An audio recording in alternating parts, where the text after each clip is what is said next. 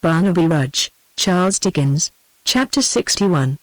On that same night events so crowd upon each other in convulsed and distracted times, that more than the stirring incidents of a whole life often become compressed into the compass of 24 hours. On that same night, Mr. Haredale, having strongly bound his prisoner, with the assistance of the sexton, and forced him to mount his horse, conducted him to Chigwell, bent upon procuring a conveyance to London from that place, and carrying him at once before a justice.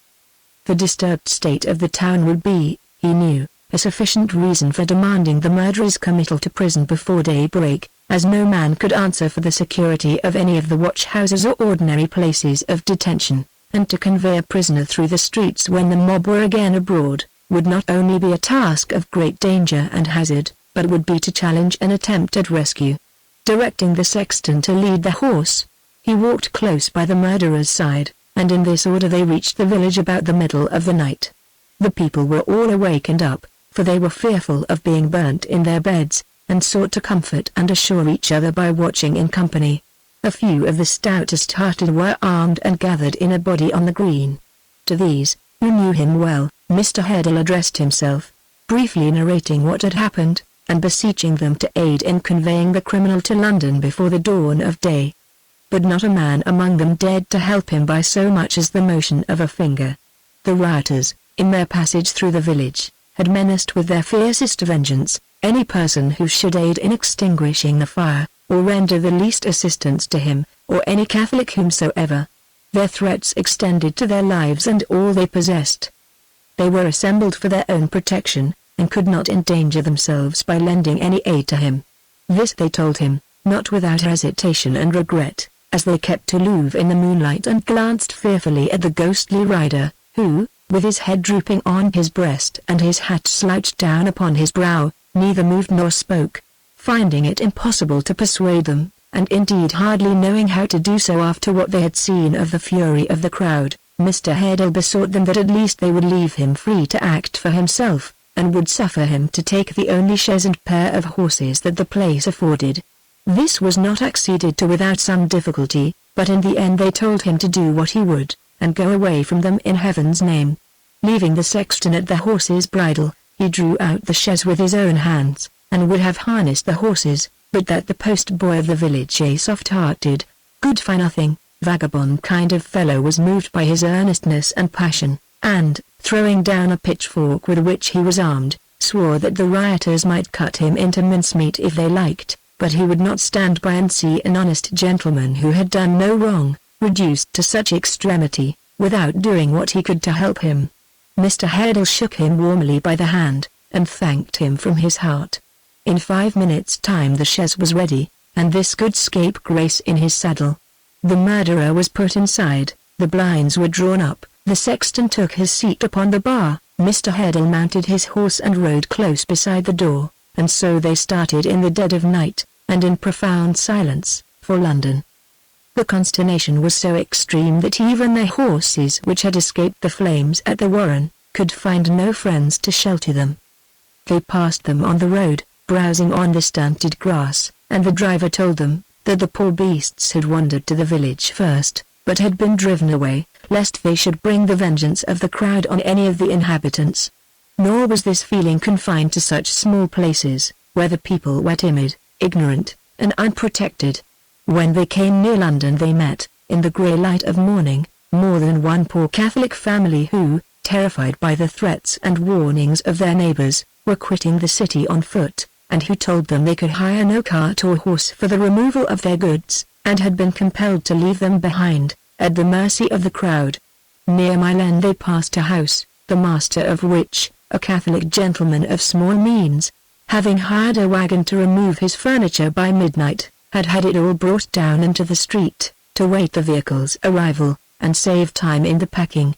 But the man with whom he made the bargain, alarmed by the fires that night, and by the sight of the rioters passing his door, had refused to keep it, and the poor gentleman, with his wife and servant and their little children, were sitting trembling among their goods in the open street, dreading the arrival of day and not knowing where to turn or what to do.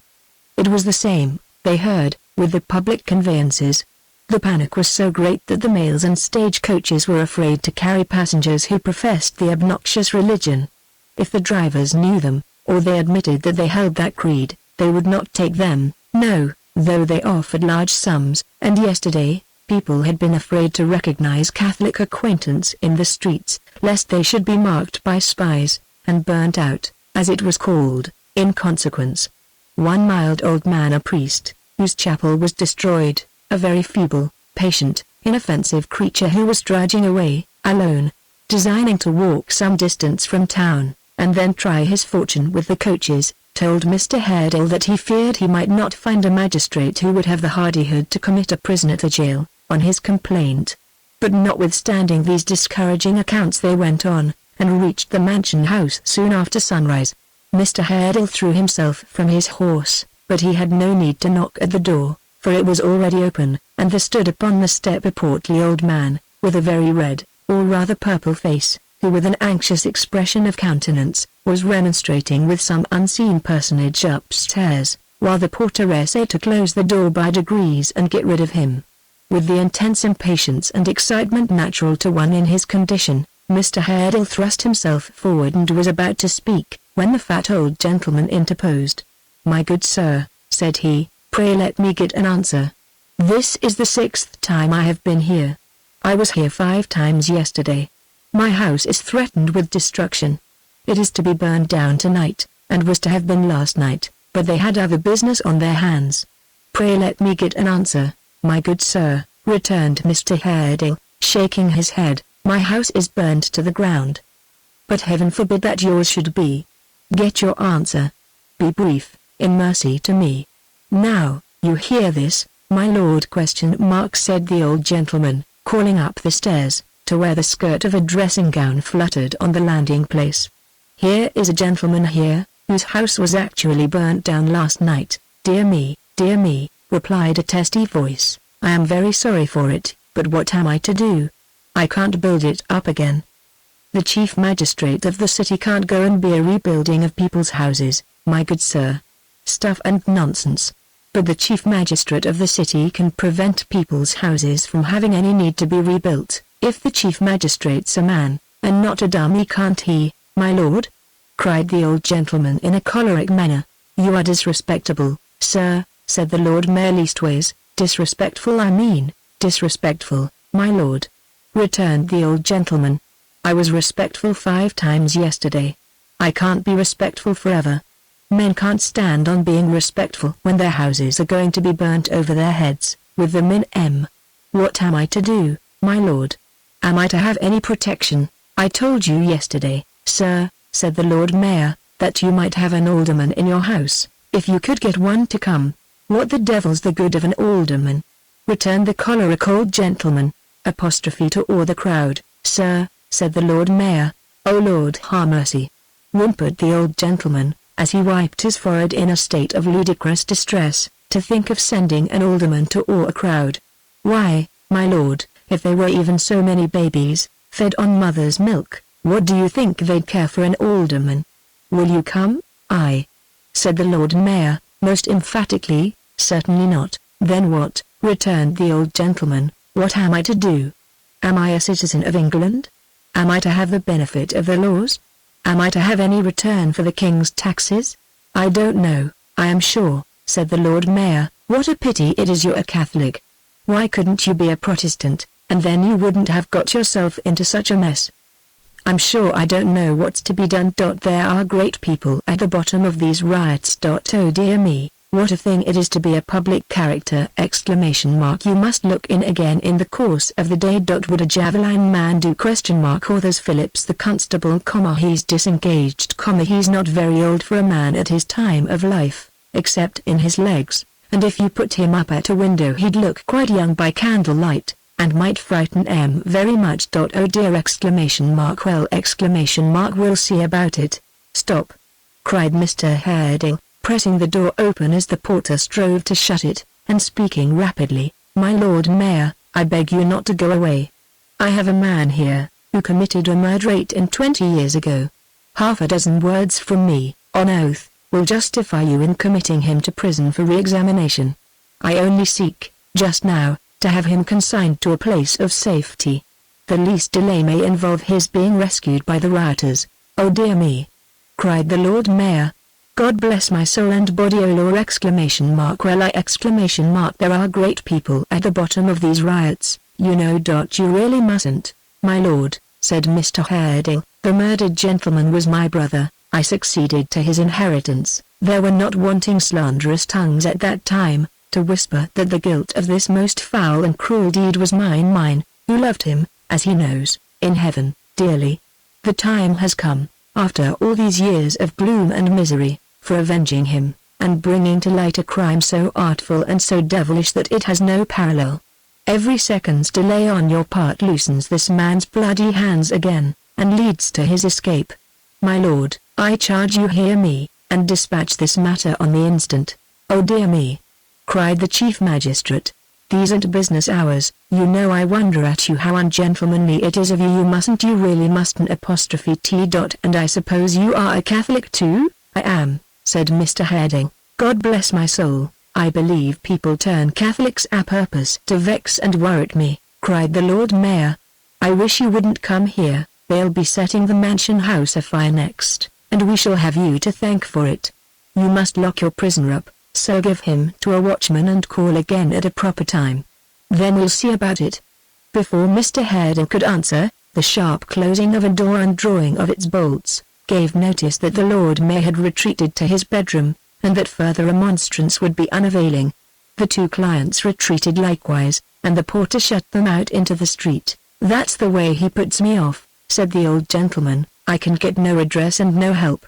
"What are you going to do, sir?" "To try elsewhere," answered Mr. Harding, who was by this time on horseback.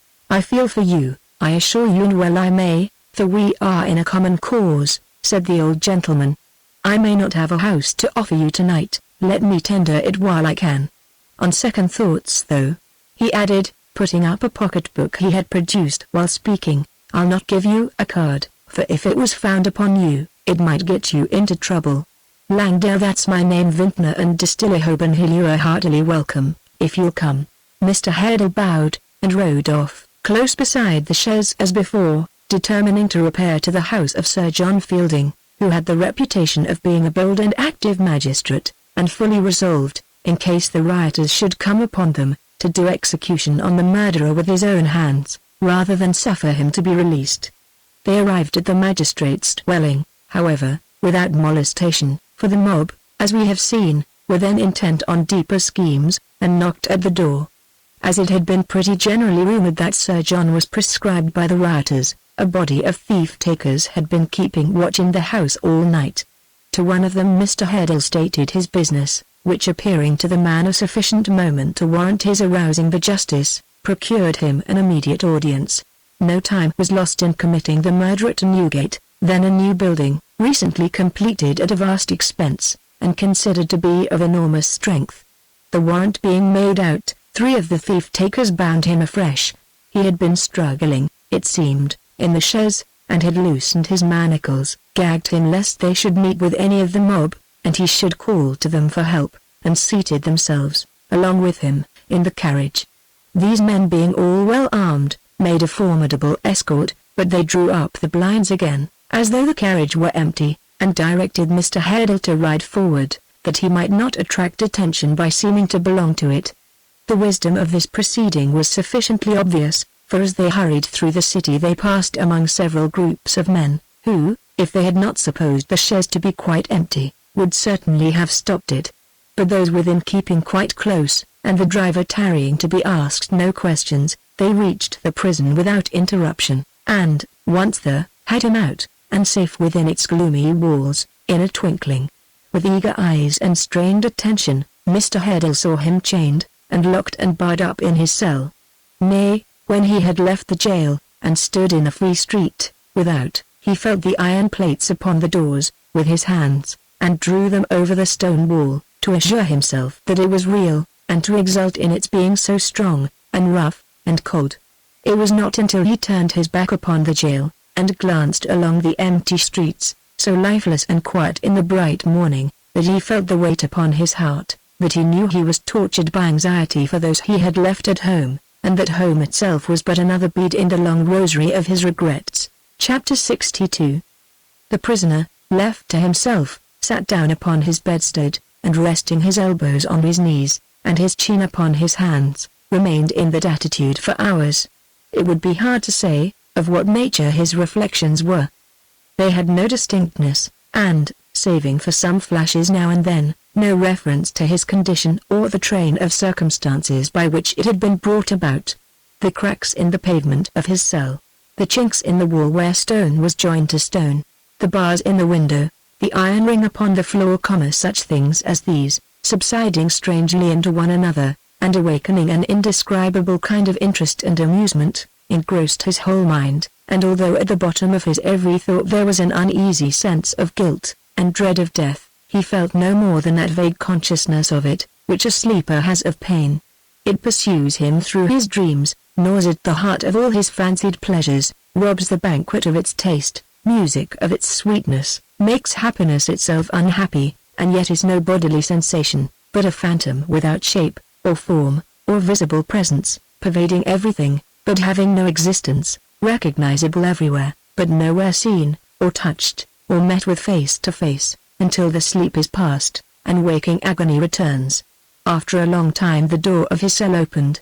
He looked up, saw the blind man enter, and relapsed into his former position. Guided by his breathing, the visitor advanced to where he sat, and stopping beside him, and stretching out his hand to assure himself that he was right, remained, for a good space, silent. "This is bad, Rudge. This is bad," he said at length.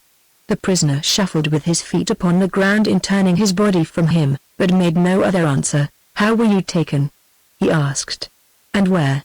You never told me more than half your secret." "No matter, I know it now. How was it, and where, eh?" he asked again, coming still nearer to him. "At Chigwell," said the other, "at Chigwell." "How came you there?" "Because I went there to avoid the man I stumbled on," he answered. "Because I was chased and driven there, by him and fate. Because I was urged to go there, by something stronger than my own will. When I found him watching in the house she used to live in, night after night, I knew I never could escape him, never. And when I heard the bell," he shivered, muttered that it was very cold, paced quickly up and down the narrow cell, and sitting down again, fell into his old posture. "You were saying," said the blind man, after another pause, "that when you heard the bell, let it be, will you?" he retorted in a hurried voice. "It hangs there yet." The blind man turned a wistful and inquisitive face towards him, but he continued to speak, without noticing him. "I went to Chigwell, in search of the mob. I have been so hunted and beset by this man, that I knew my only hope of safety lay in joining them. They had gone on before, I followed them when it left off." "When what left off?" "The bell. They had quitted the place. I hoped that some of them might be still lingering among the ruins, and was searching for them when I heard." He drew a long breath, and wiped his forehead with his sleeve, his voice, saying, "What? No matter what? I don't know. I was then at the foot of the turret, where I did there." "Eh?" said the blind man, nodding his head with perfect composure. "I understand. I climbed the stair, or so much of it as was left, meaning to hide till he had gone. But he heard me, and followed almost as soon as I set foot upon the ashes." "You might have hidden in the wall, and thrown him down, or stabbed him," said the blind man. "Might I?" "Between that man and me, was one who led him on. I saw it, though he did not, and raised above his head a bloody hand. It was in the room above that he and I stood glaring at each other on the night of the murder, and before he fell he raised his hand like that, and fixed his eyes on me. I knew the chase would end there." "You have a strong fancy," said the blind man, with a smile. "Strengthen yours with blood, and see what it will come to." He groaned, and rocked himself, and looking up for the first time, said, in a low, hollow voice, 28 years. 28 years. He has never changed in all that time, never grown older, nor altered in the least degree. He has been before me in the dark night, and the broad sunny day, in the twilight, the moonlight, the sunlight, the light of fire, and lamp, and candle, and in the deepest gloom. Always the same. In company, in solitude, on land, on shipboard, sometimes leaving me alone for months, and sometimes always with me. I have seen him, at sea, come gliding in the dead of night along the bright reflection of the moon in the calm water, and I have seen him, on quays and marketplaces, with his hand uplifted, towering, the center of a busy crowd, unconscious of the terrible form that had its silent stand among them. Fancy. Are you real? Am I? Are these iron fetters, riveted on me by the smith's hammer, or are they fancies I can shatter at a blow? The blind man listened in silence. Fancy? Do I fancy that I killed him? Do I fancy that as I left the chamber where he lay, I saw the face of a man peeping from a dark door, who plainly showed me by his fearful looks that he suspected what I had done? Do I remember that I spoke fairly to him, that I drew nearer yet with the hot knife in my sleeve? Do I fancy how he died? Did he stagger back into the angle of the wall into which I had hemmed him, and, bleeding inwardly, stand, not fail, a corpse before me? Did I see him, for an instant, as I see you now, erect and on his feet but dead? The blind man, who knew that he had risen, motioned him to sit down again upon his bedstead, but he took no notice of the gesture. It was then I thought, for the first time, of fastening the murder upon him. It was then I dressed him in my clothes, and dragged him down the back stairs to the piece of water. Do I remember listening to the bubbles that came rising up when I had rolled him in?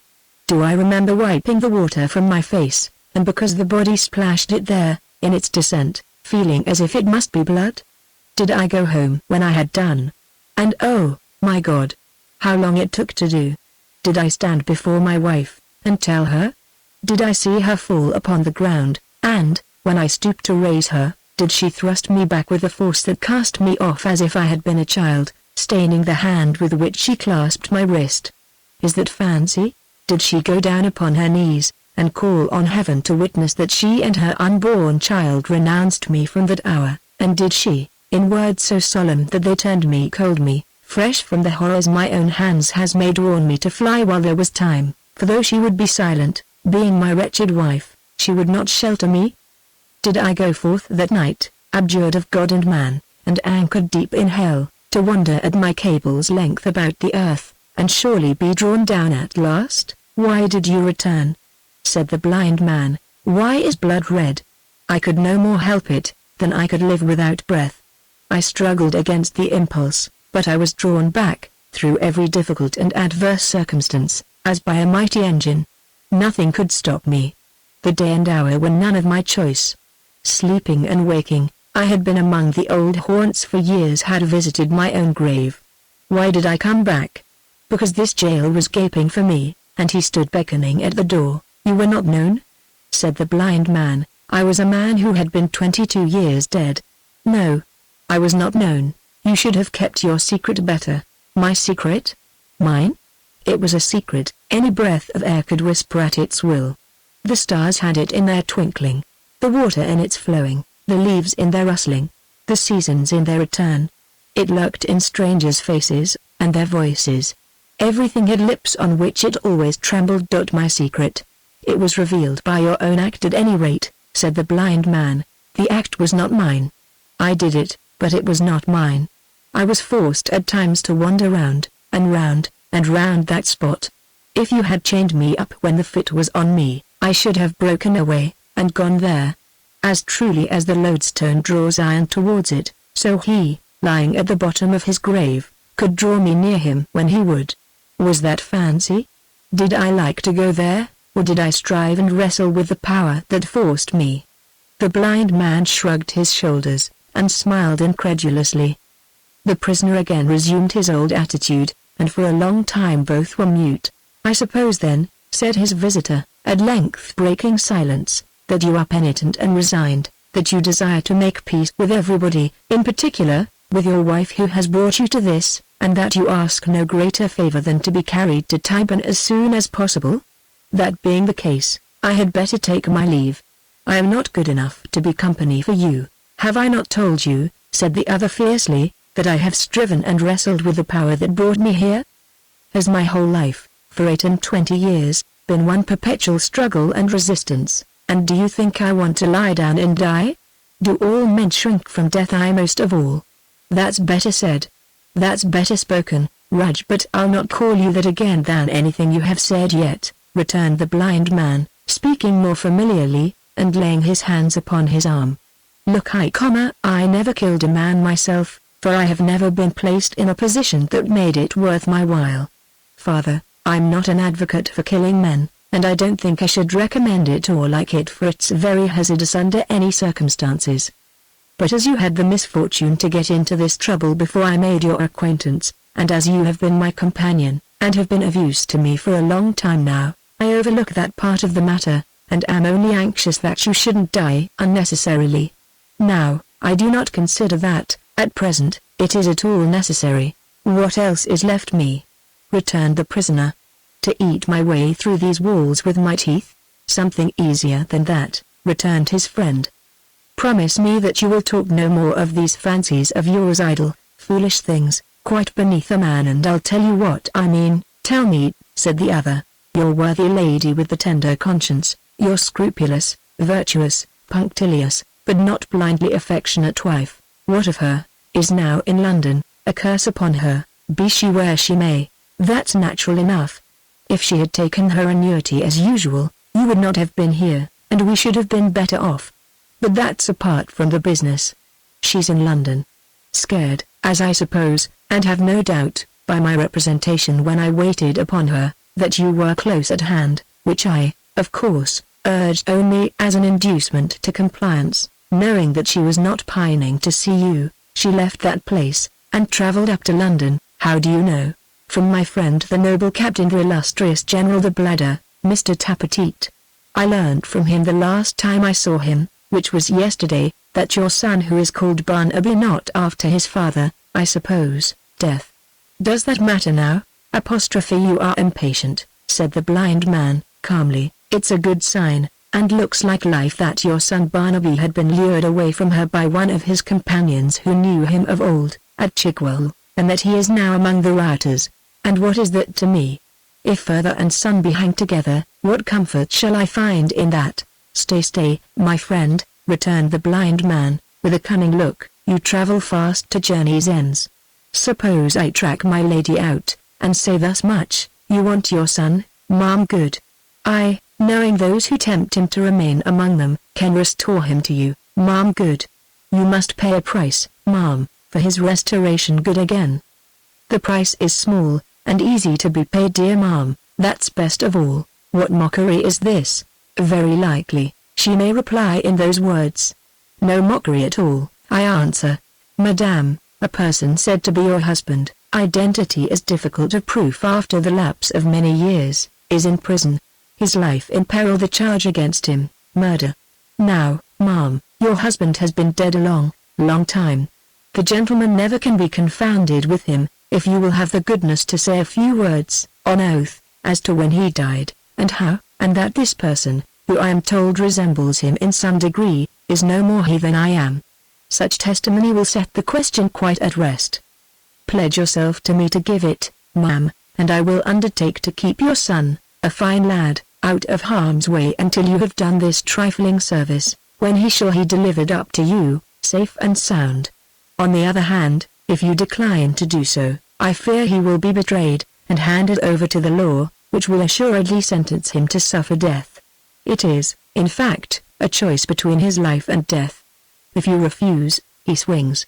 If you comply, the timber is not grown, nor the hemp sown, that shall do him any harm. There is a gleam of hope in this, cried the prisoner. A gleam, returned his friend, a noon blaze, a full and glorious daylight. Hush! I hear the tread of distant feet. Rely on me. When shall I hear more? As soon as I do. I should hope, tomorrow. They are coming to say that our time for talk is over. I hear the jingling of the keys.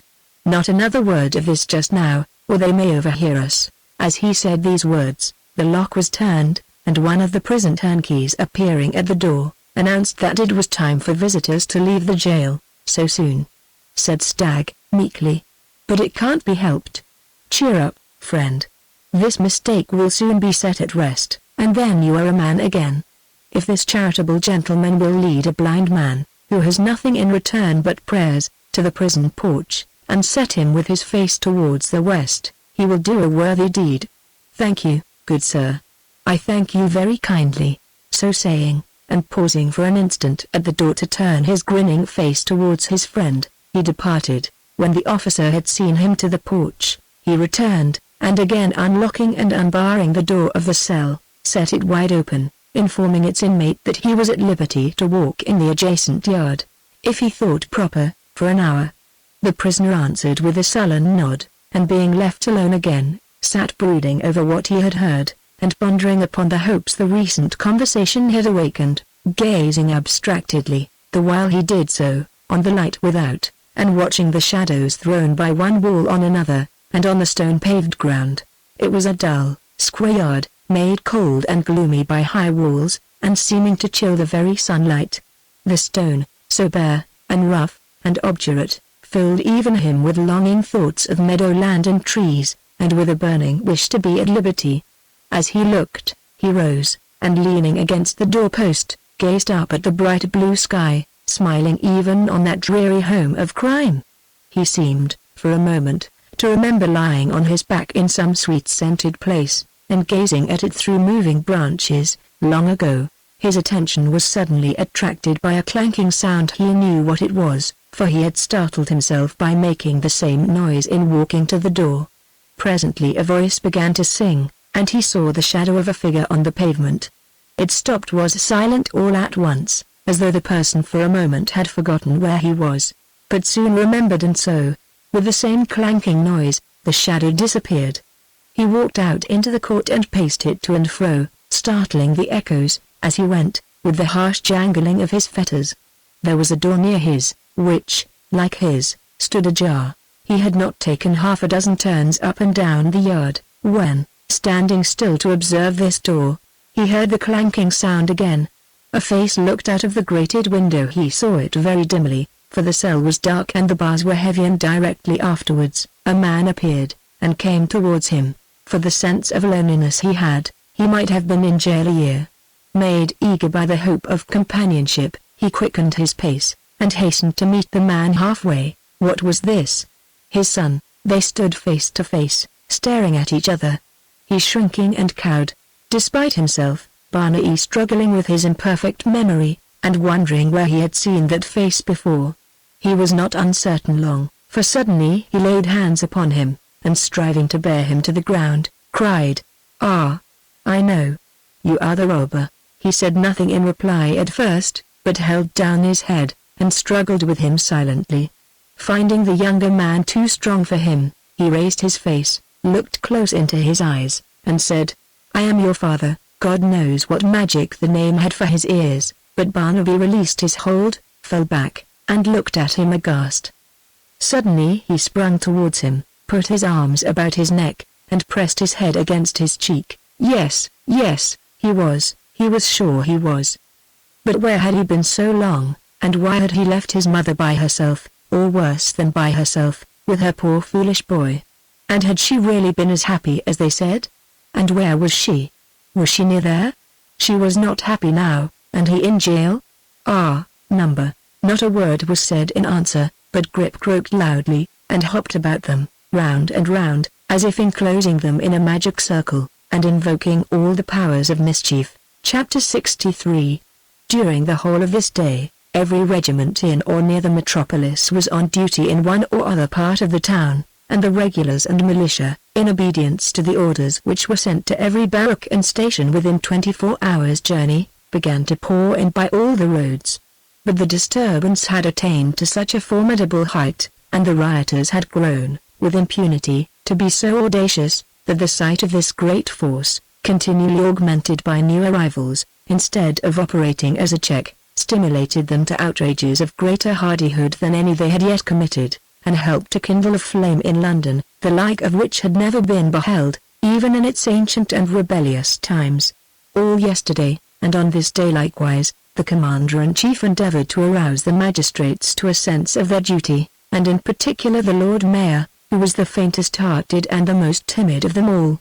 With this object, large bodies of the soldiery were several times dispatched to the Mansion House to await his orders, but as he could, by no threats or persuasions, be induced to give any, and as the men remained in the open street, fruitlessly for any good purpose, and thrivingly for a very bad one, these laudable attempts did harm rather than good.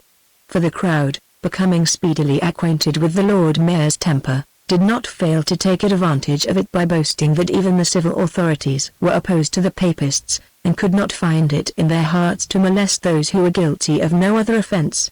These vaunts they took care to make within the hearing of the soldiers, and they, being naturally loath to quarrel with the people, received their advances kindly enough, answering, when they were asked if they desired to fire upon their countrymen, no, they would be damned if they did, and showing much honest simplicity and good nature.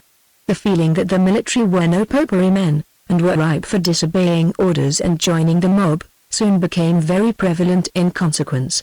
Rumors of their disaffection, and of their leaning towards the popular cause, spread from mouth to mouth with astonishing rapidity, and whenever they were drawn up idly in the streets or squares, there was sure to be a crowd about them, cheering and shaking hands, and treating them with a great show of confidence and affection. By this time, the crowd was everywhere, all concealment and disguise were laid aside, and they pervaded the whole town. If any man among them wanted money, he had but to knock at the door of a dwelling house, or walk into a shop, and demand it in the rioter's name, and his demand was instantly complied with. The peaceable citizens being afraid to lay hands upon them, singly and alone, it may be easily supposed that when gathered together in bodies, they were perfectly secure from interruption. They assembled in the streets, traversed them at their will and pleasure, and publicly concerted their plans. Business was quite suspended, the greater part of the shops were closed, most of the houses displayed the blue flag in token of their adherence to the popular side, and even the Jews in Houndsditch, Whitechapel, and those quarters, wrote upon their doors or window shutters, "This house is a true Protestant." The crowd was the law, and never was the law held in greater dread, or more implicitly obeyed. It was about 6 o'clock in the evening, when a vast mob poured into Lincoln's Inn Fields by every avenue, and divided evidently in pursuance of a previous design into several parties. It must not be understood that this arrangement was known to the whole crowd, but that it was the work of a few leaders, who, mingling with the men as they came upon the ground, and calling to them to fall into this or that parry, effected it as rapidly as if it had been determined on by a council of the whole number, and every man had known his place. It was perfectly notorious to the assemblage that the largest body, which comprehended about 2/3 of the whole, was designed for the attack on Newgate. It comprehended all the rioters who had been conspicuous in any of their former proceedings, all those whom they recommended as daring hands and fit for the work, all those whose companions had been taken in the riots, and a great number of people who were relatives or friends of felons in the jail. This last class included, not only the most desperate and utterly abandoned villains in London, but some who were comparatively innocent. There was more than one woman there, disguised in man's attire, and bent upon the rescue of a child or brother. There were the 2 sons of a man who lay under sentence of death, and who was to be executed along with 3 others, on the next day but one. There was a great party of boys whose fellow pickpockets were in the prison, and at the skirts of all, a score of miserable women, outcasts from the world, seeking to release some other fallen creature as miserable as themselves, or moved by a general sympathy, perhaps God knows, with all who were without hope, and wretched. Old swords, and pistols without ball or powder, sledgehammers, knives, axes, saws, and weapons pillaged from the butchers' shops, a forest of iron bars and wooden clubs, long ladders for scaling the walls, each carried on the shoulders of a dozen men, lighted torches, tow-smeared with pitch, and tar, and brimstone, staves roughly plucked from fence and paling, and even crutches taken from crippled beggars in the streets, composed their arms. When all was ready, Hugh and Dennis, with Simon Tappertit between them, led the way. Roaring and chafing like an angry sea, the crowd pressed after them. Instead of going straight down Holborn to the jail, as all expected, their leaders took the way to Clerkenwell, and pouring down a quiet street, halted before a locksmith's house. The Golden Key, beat at the door, cried Hugh to the men about him. "We want one of his craft tonight. Beat it in." If no one answers, the shop was shut.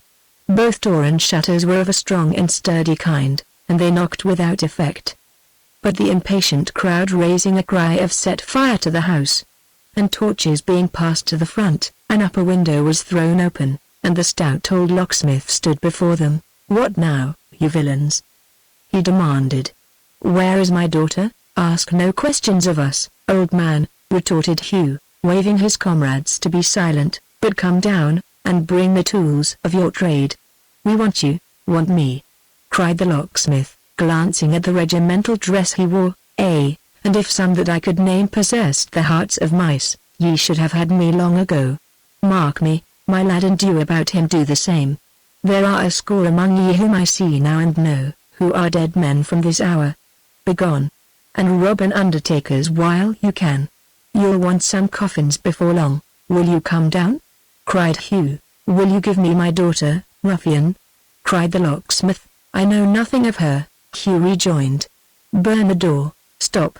cried the locksmith, in a voice that made them fall to presenting, as he spoke, a gun. "Let an old man do that. You can spare him better." The young fellow who held the light, and who was stooping down before the door, rose hastily at these words, and fell back. The locksmith ran his eye along the upturned faces, and kept the weapon leveled at the threshold of his house. It had no other rest than his shoulder, but was as steady as the house itself. "Let the man who does it, take heed to his prayers," he said firmly. "I warn him." Snatching a torch from one who stood near him, Hugh was stepping forward with an oath, when he was arrested by a shrill and piercing shriek, and, looking upward, saw a fluttering garment on the housetop. There was another shriek, and another, and then a shrill voice cried, "Is Simon below?"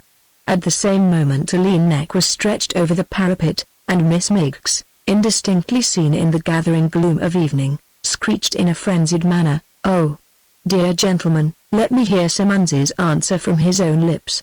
Speak to me, Simon. Speak to me."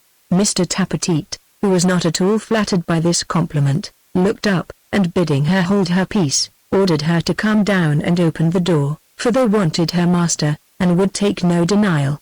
"Oh, good gentleman!" cried Miss Miggs. "Oh, my own precious, precious Simon, hold your nonsense, will you?" retorted Mr. Tappertit, "and come down and open the door. G. Varden, drop that gun, or it will be worse for you." "Don't mind his gun," screamed Miggs. "Simon and gentlemen, I poured a mug of table beer right down the barrel." The crowd gave a loud shout, which was followed by a roar of laughter. "It wouldn't go off, not if you was to load it up to the muzzle," screamed Miggs.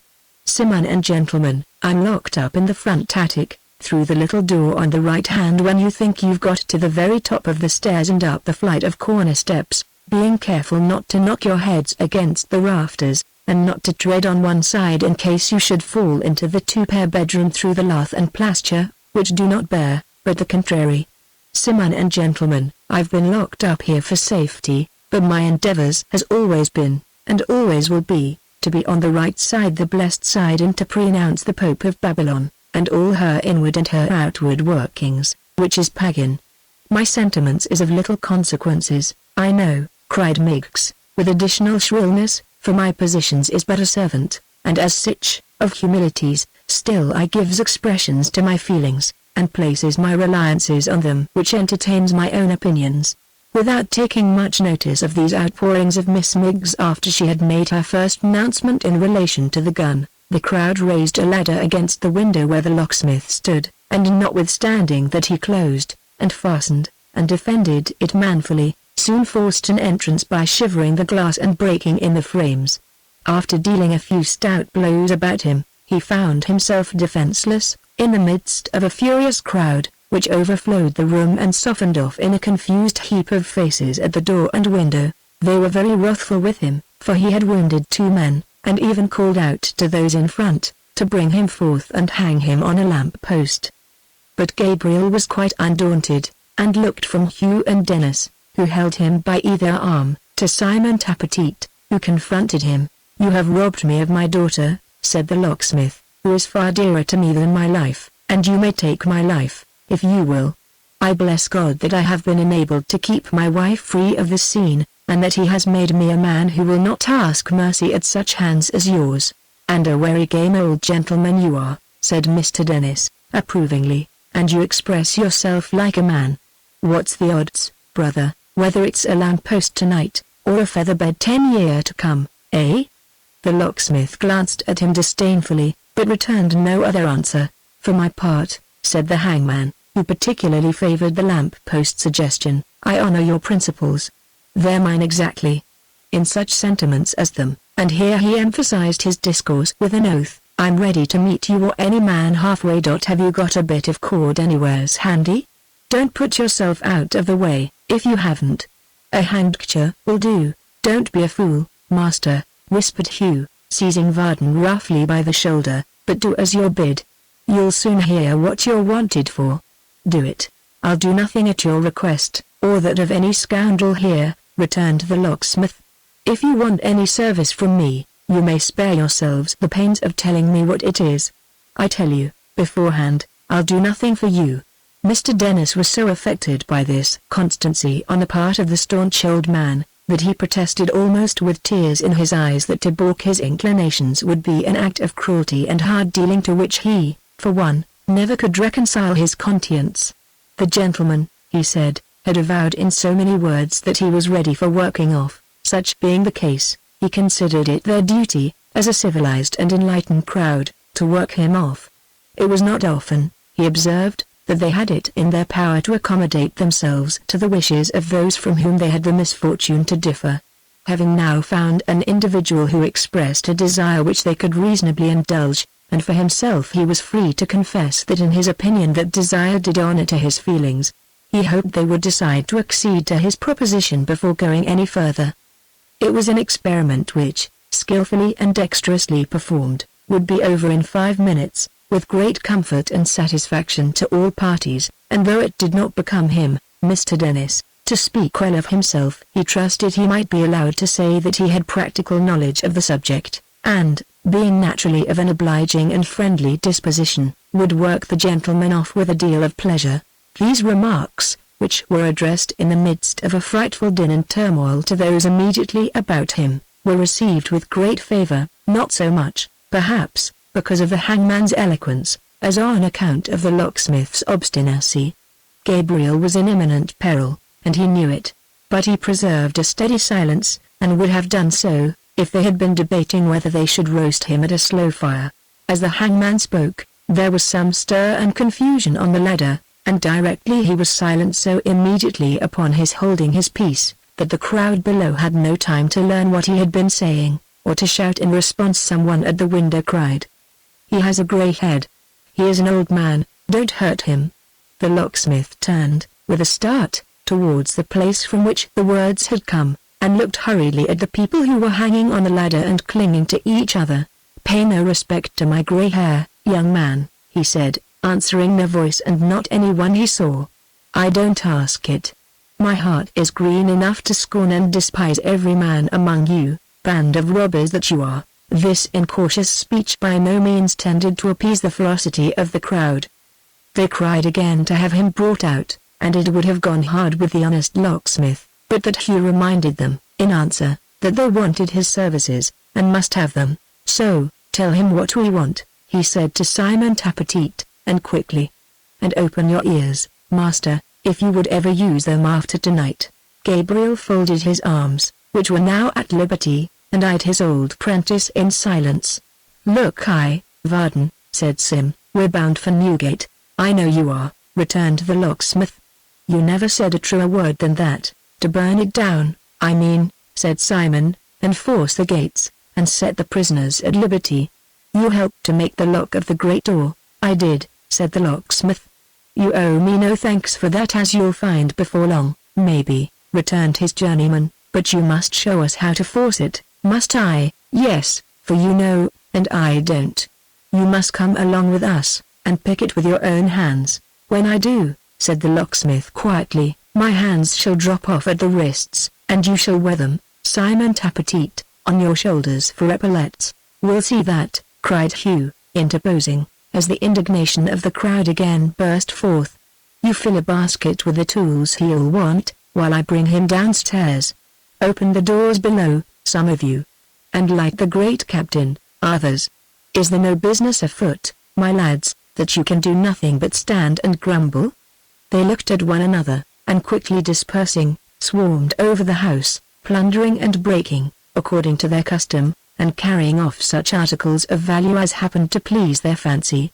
They had no great length of time for these proceedings, for the basket of tools was soon prepared and slung over a man's shoulders. The preparations being now completed, and everything ready for the attack, those who were pillaging and destroying in the other rooms were called down to the workshop. They were about to issue forth, when the man who had been last upstairs, stepped forward, and asked if the young woman in the garret, who was making a terrible noise, he said, and kept on screaming without the least cessation, was to be released. For his own part, Simon Tappetit would certainly have replied in the negative, but the mass of his companions, mindful of the good service she had done in the matter of the gun, being of a different opinion, he had nothing for it but to answer, yes. The man, accordingly, went back again to the rescue, and presently returned with Miss Miggs, limp and doubled up, and very damp from much weeping.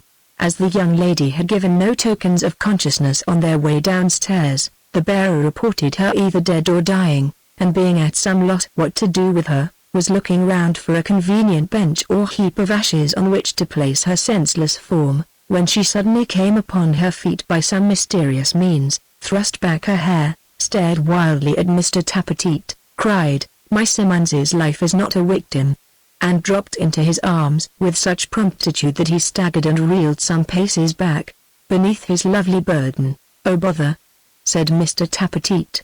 "Here. Catch hold of her, somebody. Lock her up again, she never ought to have been let out, my Simon," cried Miss Miggs, in tears, and faintly. "My forever, ever blessed Simon, hold up, will you," said Mr. Tappetit, in a very unresponsive tone, "I'll let you fall if you don't. What are you sliding your feet off the ground for, my angel Simmons?" murmured Miggs. "He promised." "Well, and I'll keep my promise," answered Simon, testily. "I mean to provide for you, don't I? Stand up. Where am I to go? What is to become of me after my actions of this night?" cried Miggs.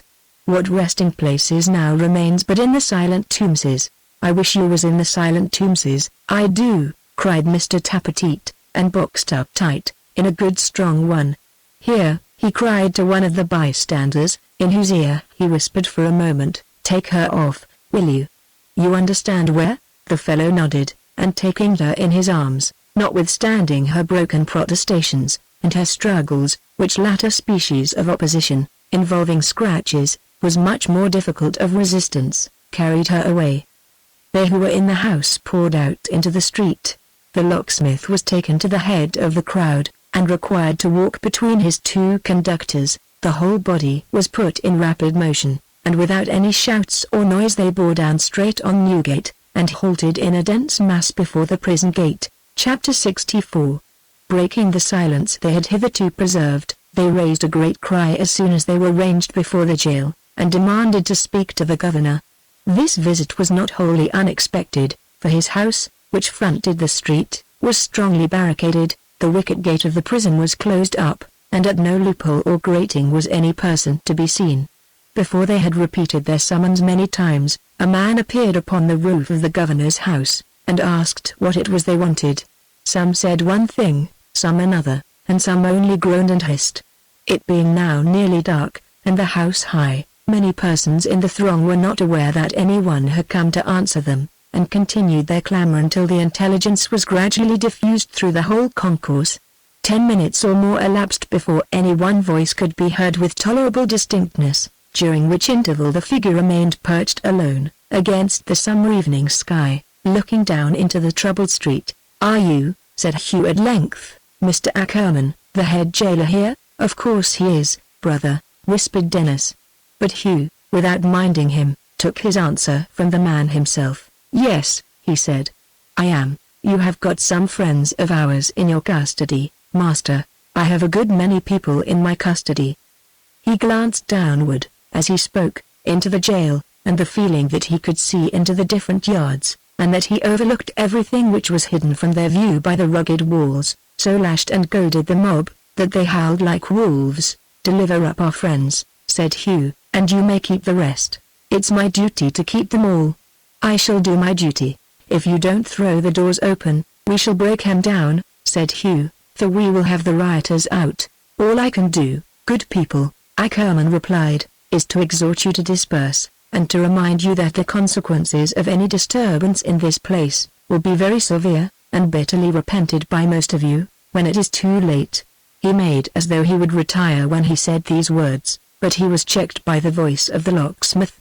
"Mr. Ackerman," cried Gabriel. "Mr. Ackerman, I will hear no more from any of you," replied the governor, turning towards the speaker, and waving his hand.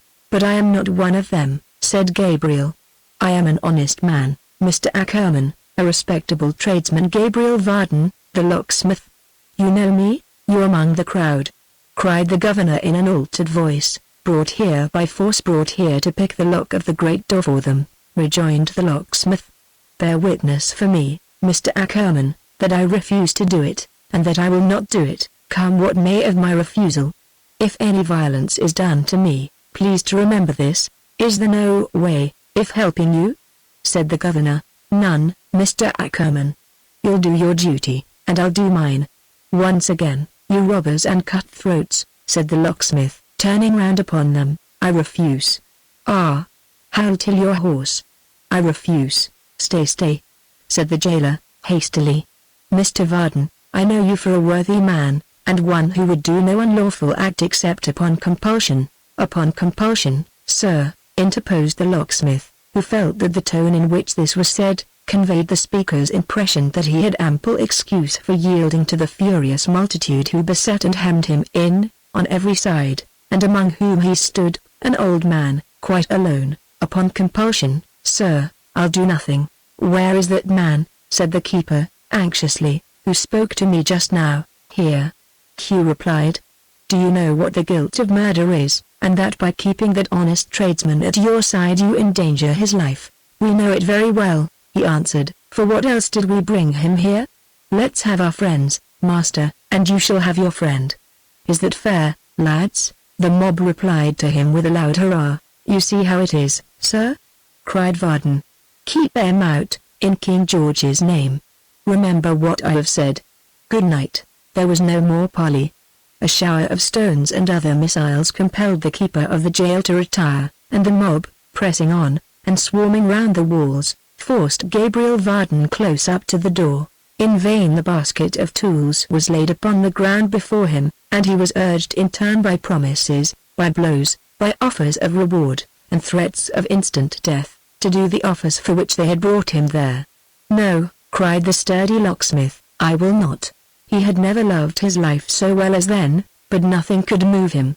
The savage faces that glared upon him, look where he would, the cries of those who thirsted, like wild animals, for his blood, the sight of men pressing forward, and trampling down their fellows, as they strove to reach him, and struck at him above the heads of other men, with axes and with iron bars, all failed to daunt him. He looked from man to man, and face to face, and still, with quickened breath and lessening color, cried firmly, "I will not." Dennis dealt him a blow upon the face which felled him to the ground. He sprung up again like a man in the prime of life, and with blood upon his forehead, caught him by the throat. "You cowardly dog," he said, "give me my daughter. Give me my daughter." They struggled together. Some cried kill him, and some, but they were not near enough, strove to trample him to death. Tug as he would at the old man's wrists, the hangman could not force him to unclench his hands. "Is this all the return you make me, you ungrateful monster?" he articulated with great difficulty, and with many oaths. "Give me my daughter," cried the locksmith, who was now as fierce as those who gathered round him. "Give me my daughter." He was down again, and up, and down once more, and buffeting with a score of them, who bandied him from hand to hand, when one tall fellow, fresh from a slaughter-house, whose dress and great thigh boots smoked hot with grease and blood, raised a poleaxe, and swearing a horrible oath, aimed it at the old man's uncovered head. At that instant, and in the very act, he fell himself, as if struck by lightning, and over his body a one-armed man came darting to the locksmith's side. Another man was with him, and both caught the locksmith roughly in their grasp. "Leave him to us," they cried to Hugh, struggling, as they spoke, to force a passage backward through the crowd. "Leave him to us. Why do you waste your whole strength on such as he, when a couple of men can finish him in as many minutes?" You lose time. Remember the prisoners. Remember Barnaby." The cry ran through the mob. Hammers began to rattle on the walls, and every man strove to reach the prison, and be among the foremost rank. Fighting their way through the press and struggle, as desperately as if they were in the midst of enemies rather than their own friends, the two men retreated with the locksmith between them, and dragged him through the very heart of the concourse. And now the strokes began to fall like hail upon the gate, and on the strong building, for those who could not reach the door, spent their fierce rage on anything, even on the great blocks of stone, which shivered their weapons into fragments, and made their hands and arms to tingle as if the walls were active in their stout resistance, and dealt them back their blows. The clash of iron ringing upon iron, mingled with the deafening tumult and sounded high above it, as the great sledgehammers rattled on the nailed and plated door. The sparks flew off in showers, men worked in gangs, and at short intervals relieved each other, that all their strength might be devoted to the work. But there stood the portal still, as grim and dark and strong as ever, and, saving for the dints upon its battered surface, quite unchanged. While some brought all their energies to bear upon this toilsome task, and some, rearing ladders against the prison, tried to clamber to the summit of the walls they were too short to scale, and some again engaged a body of police 100 strong, and beat them back and trod them underfoot by force of numbers. Others besieged the house on which the jailer had appeared, and driving in the door, brought out his furniture, and piled it up against the prison gate, to make a bonfire which should burn it down. As soon as this device was understood, all those who had labored hitherto, cast down their tools and helped to swell the heap, which reached halfway across the street, and was so high, that those who threw more fuel on the top, got up by ladders. When all the keeper's goods were flung upon this costly pile, to the last fragment, they smeared it with the pitch, and tar, and rosine they had brought, and sprinkled it with turpentine. To all the woodwork round the prison doors they did the like, leaving not a joist or beam untouched. This infernal christening performed, they fired the pile with lighted matches and with blazing tow, and then stood by, awaiting the result. The furniture being very dry, and rendered more combustible by wax and oil, besides the arts they had used, took fire at once. The flames roared high and fiercely, blackening the prison wall, and twining up its lofty front like burning serpents. At first they crowded round the blaze, and vented their exultation only in their looks, but when it grew hotter and fiercer, when it crackled, leapt, and roared, like a great furnace when it shone upon the opposite houses, and lighted up not only the pale and wondering faces at the windows, but the inmost corners of each habitation, when through the deep red heat and glow, the fire was seen sporting and toying with the door, now clinging to its obdurate surface, now gliding off with fierce inconstancy and soaring high into the sky, anon returning to fold it in its burning grasp and lure it to its ruin when it shone and gleamed so brightly that the church clock of St. Sepulchre's, so often pointing to the hour of death, was legible as in broad day, and the vane upon its steeple top glittered in the unwonted light like something richly jeweled, when blackened stone and sombre brick grew ruddy in the deep reflection, and windows shone like burnished gold, dotting the longest distance in the fiery vista with their specks of brightness, when wall and tower, and roof and chimney stack, seemed drunk, and in the flickering glare appeared to reel and stagger, when scores of objects, never seen before, burst out upon the view, and things the most familiar put on some new aspect. Then the mob began to join the whirl, and with loud yells, and shouts, and clamour, such as happily is seldom heard, bestirred themselves to feed the fire, and keep it at its height.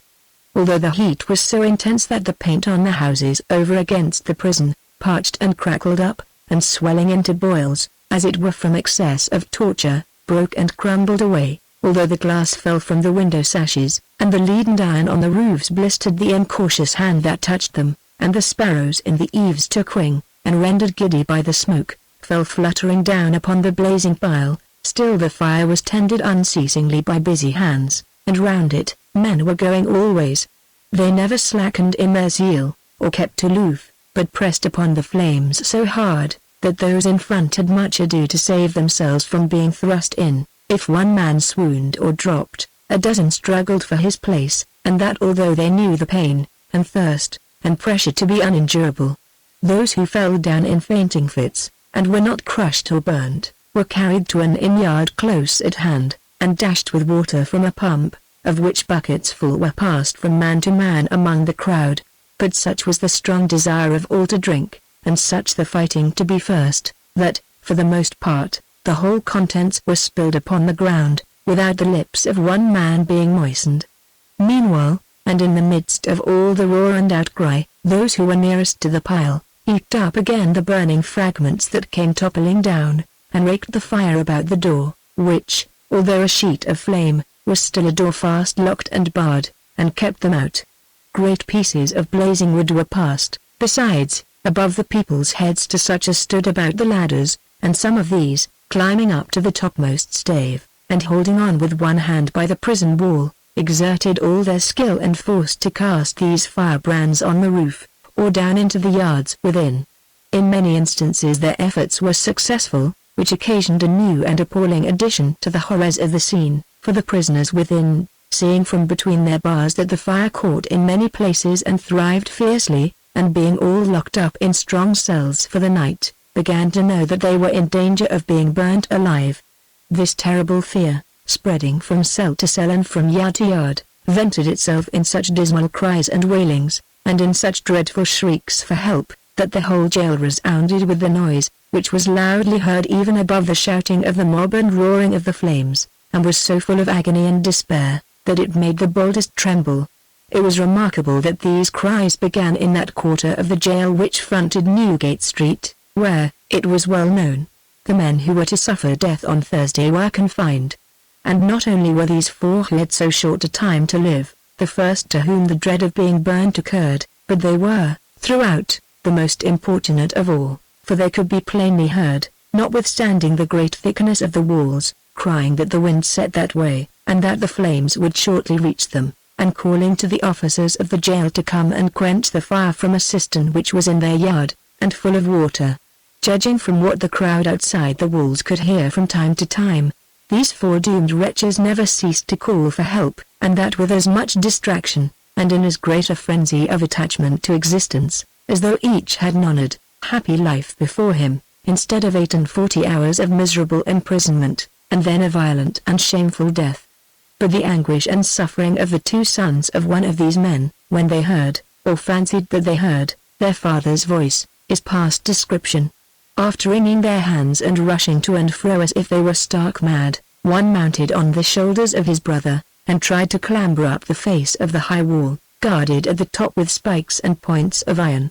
And when he fell among the crowd, he was not deterred by his bruises, but mounted up again, and fell again, and, when he found the feat impossible, began to beat the stones and tear them with his hands, as if he could that way make a breach in the strong building, and force a passage in. At last, they cleft their way among the mob about the door, though many men, a dozen times their match, had tried in vain to do so, and were seen, in the fire, striving to prise it down, with crowbars. Nor were they alone affected by the outcry from within the prison. The women who were looking on, shrieked loudly, beat their hands together, stopped their ears, and many fainted. The men who were not near the walls and active in the siege, rather than do nothing, tore up the pavement of the street, and did so with a haste and fury they could not have surpassed if that had been the jail, and they were near their object. Not one living creature in the throng was for an instant still. The whole great mass were mad. A shout. Another yet, though few knew why, or what it meant. But those around the gate had seen it slowly yield, and drop from its topmost hinge. It hung on that side by but one, but it was upright still, because of the bar, and its having sunk, of its own weight, into the heap of ashes at its foot. There was now a gap at the top of the doorway, through which could be descried a gloomy passage, cavernous and dark. Pile up the fire. It burnt fiercely. The door was red hot, and the gap wider. They vainly tried to shield their faces with their hands, and standing as if in readiness for a spring, watched the place. Dark figures, some crawling on their hands and knees, some carried in the arms of others, were seen to pass along the roof. It was plain the jail could hold out no longer. The keeper, and his officers, and their wives and children, were escaping. Pile up the fire. The door sank down again, it settled deeper in the cinders, tottered, yielded, or was down. As they shouted again, they fell back, for a moment, and left a clear space about the fire that lay between them and the jail entry. Hugh leapt upon the blazing heap, and scattering a train of sparks into the air, and making the dark lobby glitter with those that hung upon his dress, dashed into the jail. The hangman followed. And then so many rushed upon their track, that the fire got trodden down and thinly strewn about the street, but there was no need of it now, for, inside and out, the prison was in flames. Chapter 65. During the whole course of the terrible scene which was now at its height, one man in the jail suffered a degree of fear and mental torment which had no parallel in the endurance, even of those who lay under sentence of death. When the rioters first assembled before the building, the murderer was roused from sleep, if such slumbers as his may have that blessed name, by the roar of voices, and the struggling of a great crowd. He started up as these sounds met his ear, and, sitting on his bedstead, listened. After a short interval of silence the noise burst out again. Still listening attentively, he made out, in course of time, that the jail was besieged by a furious multitude. His guilty conscience instantly arraigned these men against himself, and brought the fear upon him that he would be singled out, and torn to pieces. Once impressed with the terror of this conceit, everything tended to confirm and strengthen it. His double crime, the circumstances under which it had been committed, the length of time that had elapsed, and its discovery in spite of all, made him, as it were, the visible object of the Almighty's wrath. In all the crime and vice and moral gloom of the great best house of the capital, he stood alone, marked and singled out by his great guilt, a Lucifer among the devils. The other prisoners were a host, hiding and sheltering each other, a crowd like that without the walls. He was one man against the whole united concourse, a single, solitary, lonely man, from whom the very captives in the jail fell off and shrunk appalled. It might be that the intelligence of his capture having been bruited abroad, they had come there purposely to drag him out and kill him in the street, or it might be that they were the rioters, and, in pursuance of an old design, had come to sack the prison. But in either case he had no belief or hope that they would spare him. Every shout they raised, and every sound they made, was a blow upon his heart. As the attack went on, he grew more wild and frantic in his terror, tried to pull away the bars that guarded the chimney and prevented him from climbing up, called loudly on the turnkeys to cluster round the cell and save him from the fury of the rabble, or put him in some dungeon underground, no matter of what depth, how dark it was, or loathsome, or beset with rats and creeping things, so that it hid him and was hard to find. But no one came, or answered him. Fearful, even while he cried to them, of attracting attention, he was silent. By and by, he saw, as he looked from his grated window, a strange glimmering on the stone walls and pavement of the yard. It was feeble at first, and came and went, as though some officers with torches were passing to and fro upon the roof of the prison. Soon it reddened, and lighted brands came whirling down, spattering the ground with fire, and burning sullenly in corners. One rolled beneath a wooden bench, and set it in a blaze, another caught a water-spout, and so went climbing up the wall, leaving a long straight track of fire behind it. After a time, a slow thick shower of burning fragments, from some upper portion of the prison which was blazing nigh, began to fall before his door. Remembering that it opened outwards, he knew that every spark which fell upon the heap, and in the act lost its bright life, and died an ugly speck of dust and rubbish, helped to entomb him in a living grave. Still, though the jail resounded with shrieks and cries for help, though the fire bounded up as if each separate flame had had a tiger's life, and roared as though, in every one, there were a hungry voice, though the heat began to grow intense, and the air suffocating, and the clamor without increased, and the danger of his situation even from one merciless element was every moment more extreme, still he was afraid to raise his voice again, lest the crowd should break in, and should, of their own ears or from the information given them by the other prisoners, get the clue to his place of confinement. Thus fearful alike, of those within the prison and of those without, of noise and silence, light and darkness, of being released, and being left there to die, he was so tortured and tormented, that nothing man has ever done to man in the horrible caprice of power and cruelty, exceeds his self-inflicted punishment. Now, the door was down.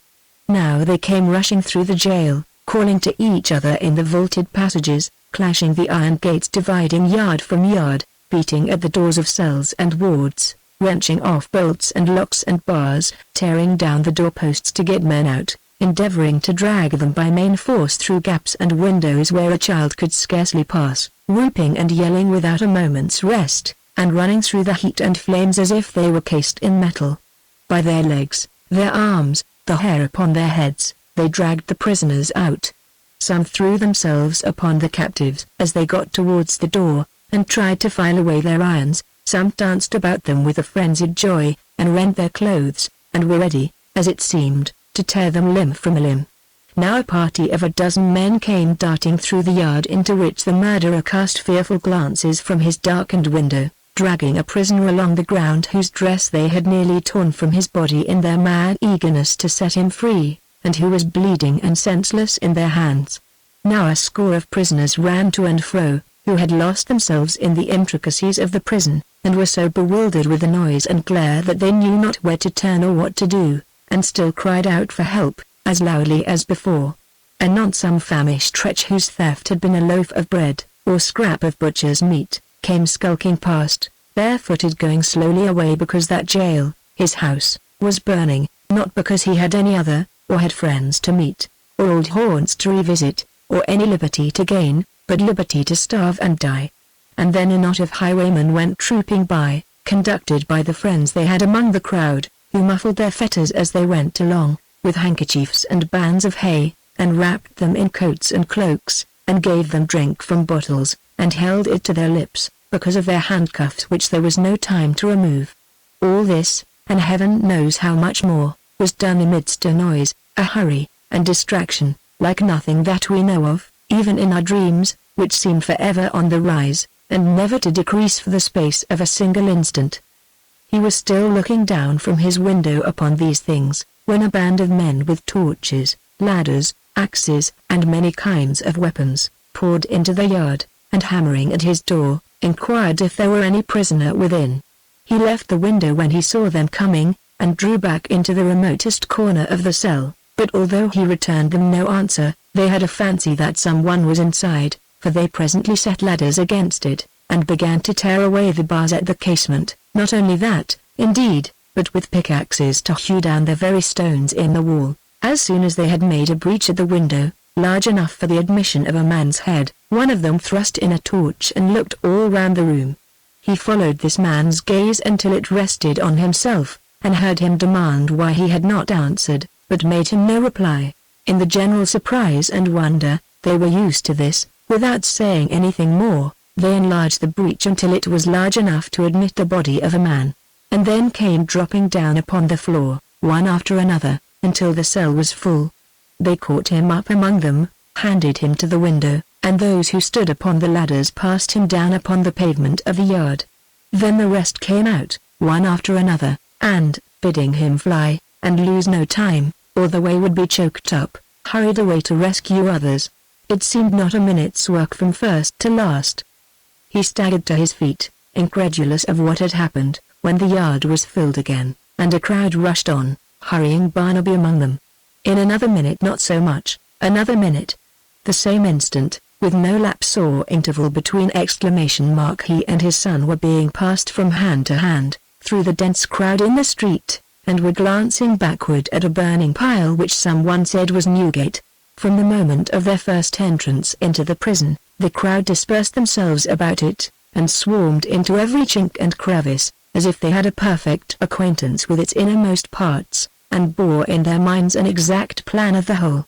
For this immediate knowledge of the place, they were, no doubt, in a great degree, indebted to the hangman, who stood in the lobby, directing some to go this way, some that, and some the other, and who materially assisted in bringing about the wonderful rapidity with which the release of the prisoners was effected.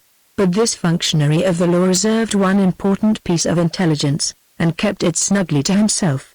When he had issued his instructions relative to every other part of the building, and the mob were dispersed from end to end, and busy at their work, he took a bundle of keys from a kind of cupboard in the wall, and going by a kind of passage near the chapel, it joined the governor's house, and was then on fire, betook himself to the condemned cells, which were a series of small, strong, dismal rooms, opening on a low gallery, guarded, at the end at which he entered, by a strong iron wicket, and at its opposite extremity by 2 doors and a thick grate.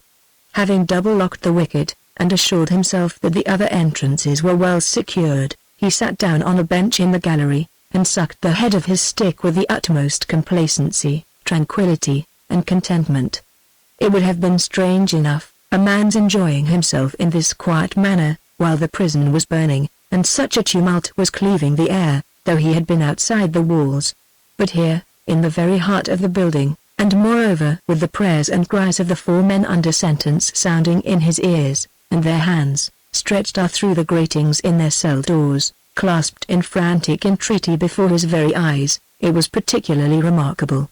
Indeed, Mr. Dennis appeared to think it an uncommon circumstance, and to banter himself upon it, for he thrust his hat on one side as some men do when they are in a waggish humour, sucked the head of his stick with a higher relish, and smiled as though he would say, "Dennis, you're a rum dog, you're a queer fellow, you're capital company, Dennis, and quite a character."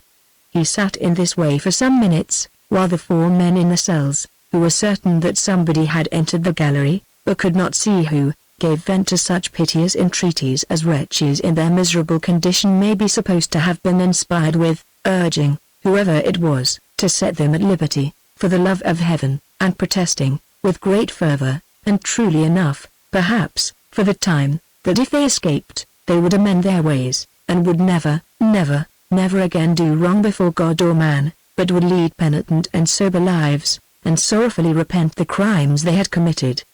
The terrible energy with which they spoke, would have moved any person, no matter how good or just, if any good or just person could have strayed into that sad place that night, to have set them at liberty, and, while he would have left any other punishment to its free course, to have saved them from this last dreadful and repulsive penalty, which never turned a man inclined to evil, and has hardened thousands who were half inclined to good. Mr. Dennis, who had been bred and nurtured in the good old school, and had administered the good old laws on the good old plan, always once and sometimes twice every 6 weeks, for a long time, bore these appeals with a deal of philosophy. Being at last, however, rather disturbed in his pleasant reflection by their repetition, he rapped at one of the doors with his stick, and cried, "Hold your noise there, will you?" At this they all cried together that they were to be hanged on the next day but one, and again implored his aid. "Aid? For what?" said Mr. Dennis, playfully rapping the knuckles of the hand nearest him. "To save us," they cried. "Oh, certainly," said Mr. Dennis, winking at the wall in the absence of any friend with whom he could humour the joke. "And so you're to be worked off, are you, brothers? Unless we are released tonight," one of them cried, "we are dead men." "I tell you what it is," said the hangman, gravely, "I'm afraid, my friend, that you're not in that state of mind that's suitable to your condition. Then, you're not going to be released. Don't think it till you leave off that indecent row. I wonder you ain't ashamed of yourselves." "I do." He followed up this reproof by rapping every set of knuckles one after the other, and having done so, resumed his seat again with a cheerful countenance.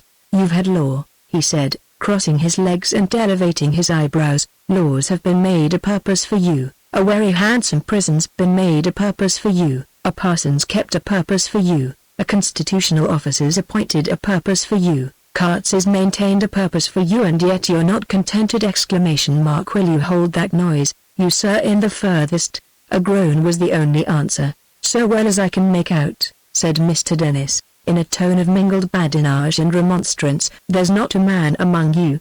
I begin to think I'm on the opposite side, and among the ladies, though for the matter of that, I've seen a many ladies face it out, in a manner that did honour to the sex. You in number too, don't grind them teeth of yours." "Worse manners," said the hangman, rapping at the door with his stick, "I never see in this place afore. I'm ashamed of you. You're a disgrace to the bailey." After pausing for a moment to hear if anything could be pleaded in justification, Mr. Dennis resumed in a sort of coaxing tone. "Now look ye here, you four. I'm come here to take care of you, and see that you aren't burnt, instead of the other thing. It's no use your making any noise, for you won't be found out by them as has broken in, and you'll only be hoarse when you come to the speeches, which is a pity. What I say in respect to the speeches always is, give it mouth. That's my maxim. Give it mouth.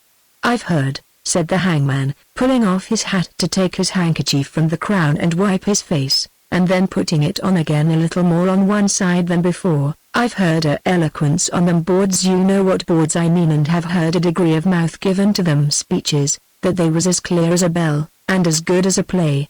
There's a pattern. And always, when a thing of this natter's to come off, what I stand up for, is, a proper frame of mind. Let's have a proper frame of mind, and we can go through with it, creditable, pleasant, sociable. Whatever you do, and I address myself in particular, to you in the furthest, never snivel. I'd sooner by half, though I lose by it, see a man tear his clothes a purpose to spy them before they come to me, than find him snivelling. It's 10 to 1 a better frame of mind, every way. While the hangman addressed them to this effect, in the tone and with the air of a pastor in familiar conversation with his flock, the noise had been in some degree subdued, for the rioters were busy in conveying the prisoners to the sessions house, which was beyond the main walls of the prison, though connected with it, and the crowd were busy too, in passing them from thence along the street. But when he had got thus far in his discourse, the sound of voices in the yard showed plainly that the mob had returned and were coming that way, and directly afterwards a violent crashing at the grate below, gave note of their attack upon the cells, as they were called, at last.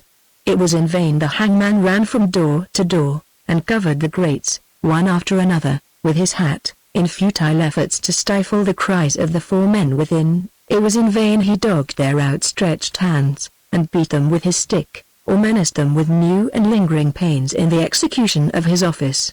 The place resounded with their cries.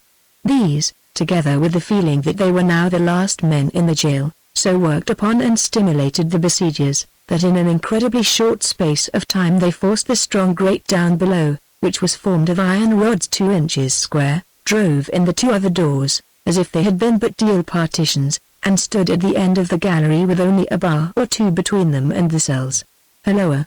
cried Hugh, who was the first to look into the dusky passage. "Dennis before us. Well done, old boy. Be quick, and open here, for we shall be suffocated in the smoke. Going out." "Go out at once, then," said Dennis. "What do you want here?" "Want?" echoed Hugh. "The 4 men, 4 devils," cried the hangman. "Don't you know they're left for death on Thursday? Don't you respect the law, the Constitution, nothing? Let the 4 men be. Is this a time for joking?" cried Hugh. "Do you hear, Em?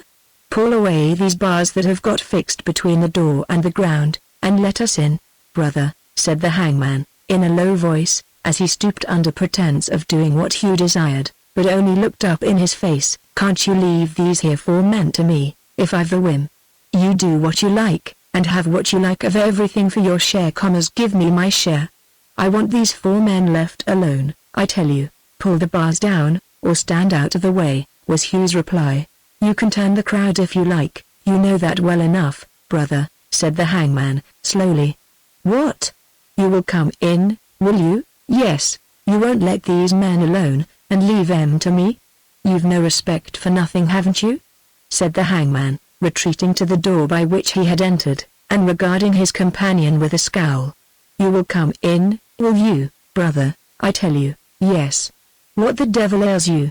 Where are you going?" "No matter where I'm going," rejoined the hangman, looking in again at the iron wicket, which he had nearly shut upon himself, and held ajar. "Remember where you're coming. That's all." With that, he shook his likeness at Hugh, and giving him a grin, compared with which his usual smile was amiable, disappeared, and shut the door. Hugh paused no longer, but goaded alike by the cries of the convicts, and by the impatience of the crowd, warned the man immediately behind him the way was only wide enough for one abreast to stand back, and wielded a sledgehammer with such strength, that after a few blows the iron bent and broke, and gave them free admittance. The 2 sons of one of these men, of whom mention has been made, were furious in their zeal before. They had now the wrath and vigor of lions. Calling to the man within each cell, to keep as far back as he could, lest the axes crashing through the door should wound him, a party went to work upon each one, to beat it in by sheer strength, and force the bolts and staples from their hold. But although these 2 lads had the weakest party, and the worst armed, and did not begin until after the others, having stopped to whisper to him through the grate. That door was the first open, and that man was the first out. As they dragged him into the gallery to knock off his irons, he fell down among them, a mere heap of chains, and was carried out in that state on men's shoulders, with no sign of life.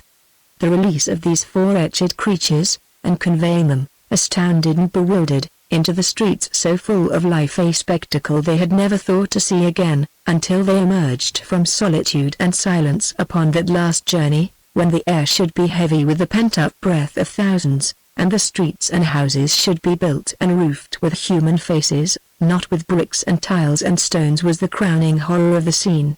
Their pale and haggard looks and hollow eyes, their staggering feet, and hands stretched out as if to save themselves from falling, their wandering and uncertain air, the way they heaved and gasped for breath, as though in water, when they were first plunged into the crowd, all marked them for the men.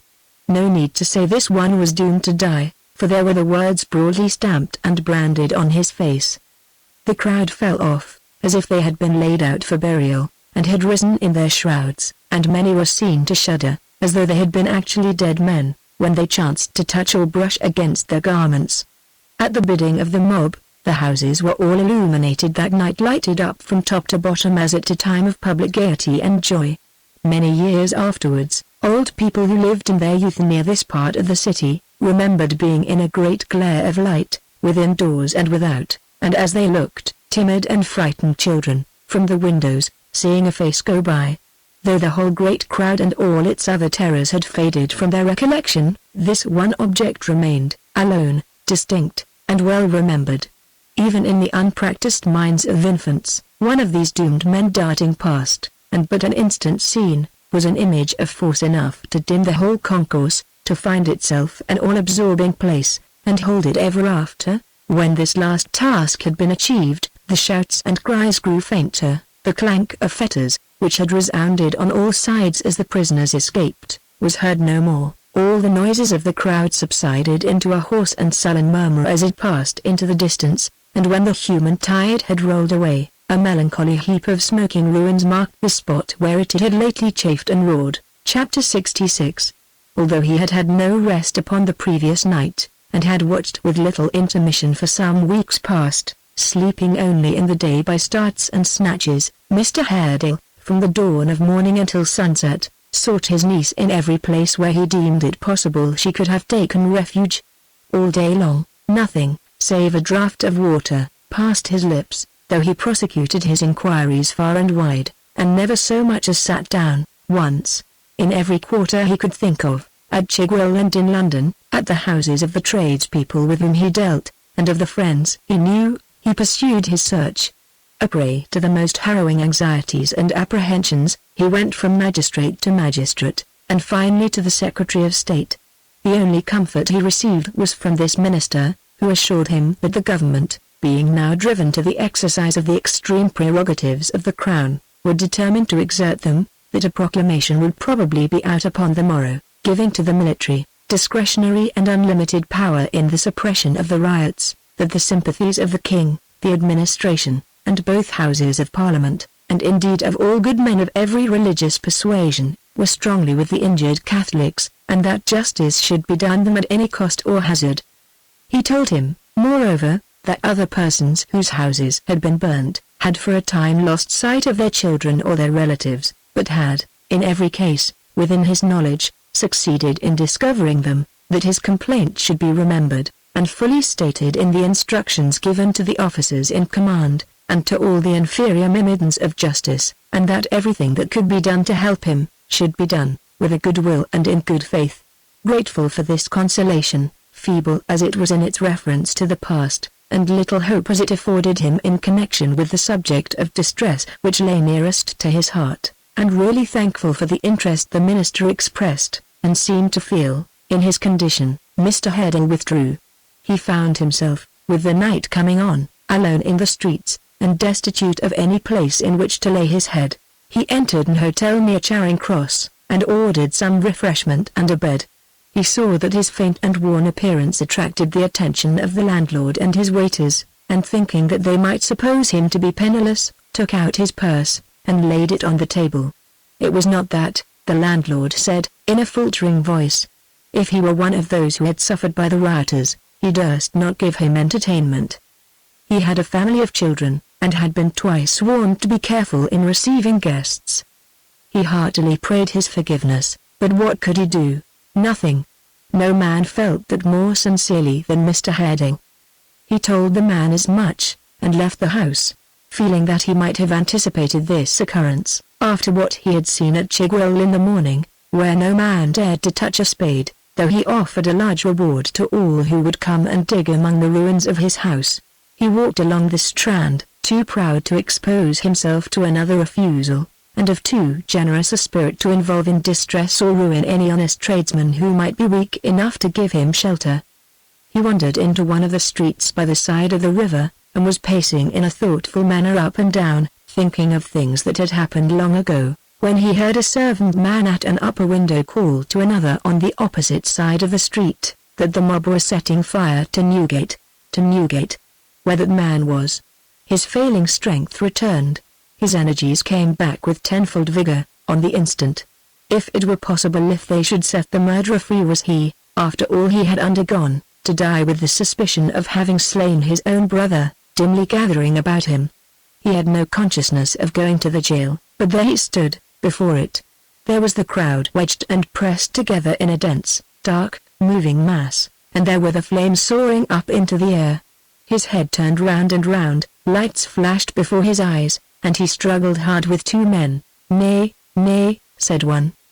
"Be more yourself, my good sir. We attract attention here. Come away.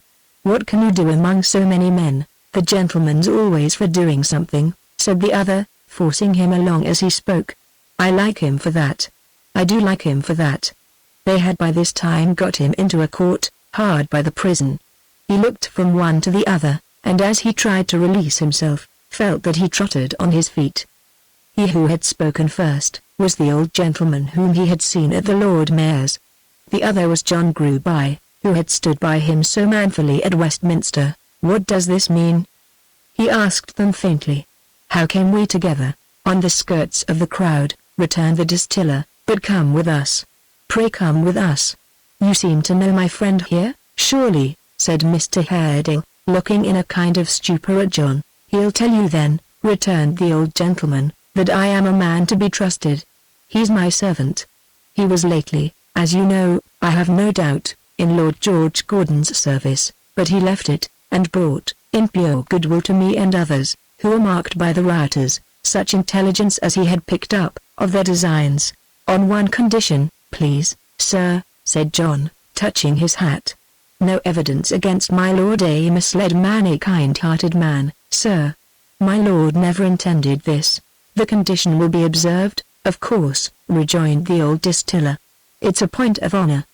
But come with us, sir, pray come with us." John Gruby added no entreaties, but he adopted a different kind of persuasion, by putting his arm through one of Mr. Harding's, while his master took the other, and leading him away with all speed, sensible, from a strange lightness in his head, and a difficulty in fixing his thoughts on anything, even to the extent of bearing his companions in his mind for a minute together without looking at them, that his brain was affected by the agitation and suffering through which he had passed, and to which he was still a prey. Mr. Harding let them lead him where they would. As they went along, he was conscious of having no command over what he said or thought, and that he had a fear of going mad. The distiller lived, as he had told him when they first met, on Holborn Hill, where he had great storehouses and drove a large trade.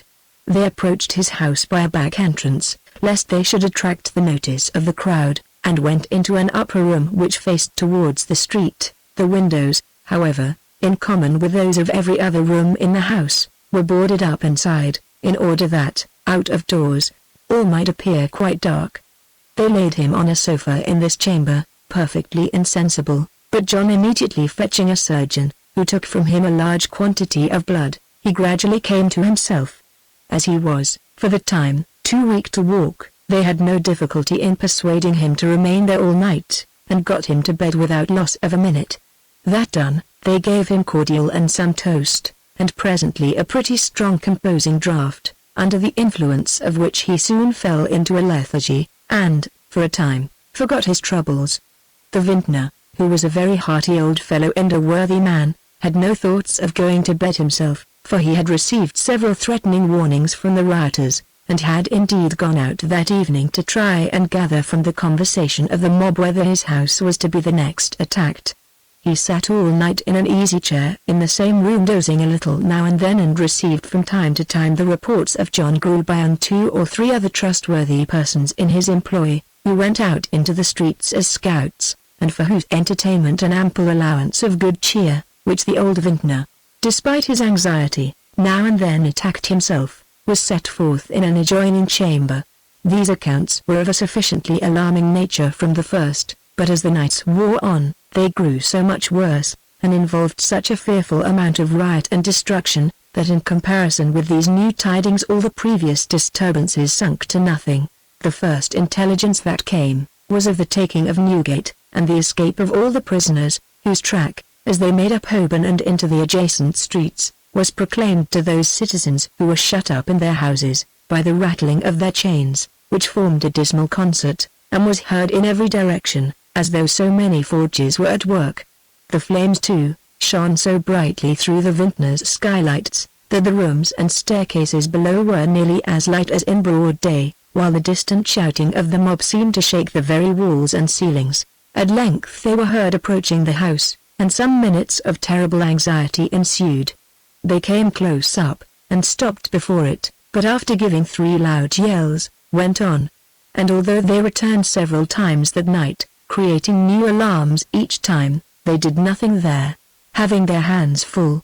Shortly after they had gone away for the first time, one of the scouts came running in with the news that they had stopped before Lord Mansfield's house in Bloomsbury Square. Soon afterwards there came another, and then the first returned again, and so, by little and little, their tale was this: that the mob gathering round Lord Mansfield's house, had called on those within to open the door, and receiving no reply, for Lord and Lady Mansfield were at that moment escaping by the back way, forced an entrance according to their usual custom. That they then began to demolish the house with great fury, and setting fire to it in several parts, involved in a common ruin a whole of the costly furniture, the plate and jewels, a beautiful gallery of pictures, the rarest collection of manuscripts ever possessed by any one private person in the world, and worse than all, because nothing could replace this loss, the great law library, on almost every page of which were notes in the judge's own hand, of inestimable value, being the results of the study and experience of his whole life. That while they were howling and exulting round the fire, a troop of soldiers, with a magistrate among them, came up, and being too late, for the mischief was by that time done, began to disperse the crowd. That the riot act being read, and the crowd still resisting, the soldiers received orders to fire, and leveling their muskets shot dead at the first discharge 6 men and a woman, and wounded many persons, and loading again directly, fired another volley, but over the people's heads it was supposed, as none were seen to fall. That thereupon, and daunted by the shrieks and tumult, the crowd began to disperse, and the soldiers went away, leaving the killed and wounded on the ground, which they had no sooner done than the rioters came back again, and taking up the dead bodies, and the wounded people, formed into a rude procession, having the bodies in the front. That in this order they paraded off with a horrible merriment, fixing weapons in the dead men's hands to make them look as if alive, and preceded by a fellow ringing Lord Mansfield's dinner bell with all his might.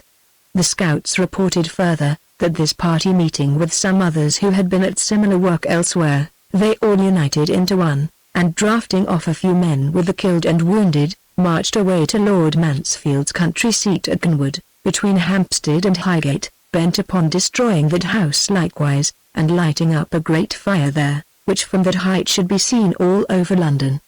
But in this, they were disappointed, for a party of horse having arrived before them, they retreated faster than they went, and came straight back to town. There being now a great many parties in the streets, each went to work according to its humour, and a dozen houses were quickly blazing, including those of Sir John Fielding and 2 other justices, and 4 in Holborn, one of the greatest thoroughfares in London, which were all burning at the same time, and burned until they went out of themselves, for the people cut the engine hose, and would not suffer the firemen to play upon the flames. At one house near Moorfields, they found in one of the rooms some canary birds in cages, and these they cast into the fire alive.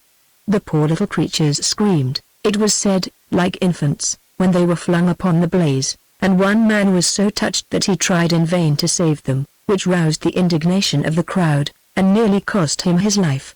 At this same house, one of the fellows who went through the rooms, breaking the furniture and helping to destroy the building, found a child's doll ape or toy which he exhibited at the window to the mob below, as the image of some unholy saint which the late occupants had worshipped. While he was doing this, another man with an equally tender conscience, they had both been foremost in throwing down the canary birds for roasting alive, took his seat on the parapet of the house, and harangued the crowd from a pamphlet circulated by the association, relative to the true principles of Christianity. Meanwhile the Lord Mayor, with his hands in his pockets, looked on as an idle man might look at any other show, and seemed mightily satisfied to have got a good place.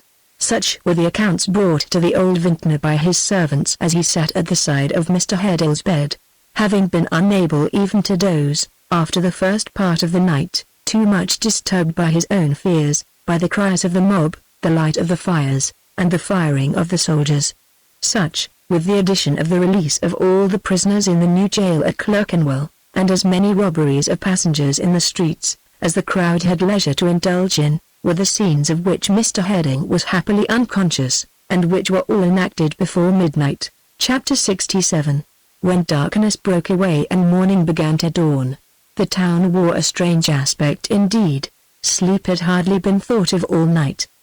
The general alarm was so apparent in the faces of the inhabitants, and its expression was so aggravated by want of rest, few persons, with any property to lose, having dared go to bed since Monday, that a stranger coming into the streets would have supposed some mortal pest or plague to have been raging. In place of the usual cheerfulness and animation of morning, everything was dead and silent.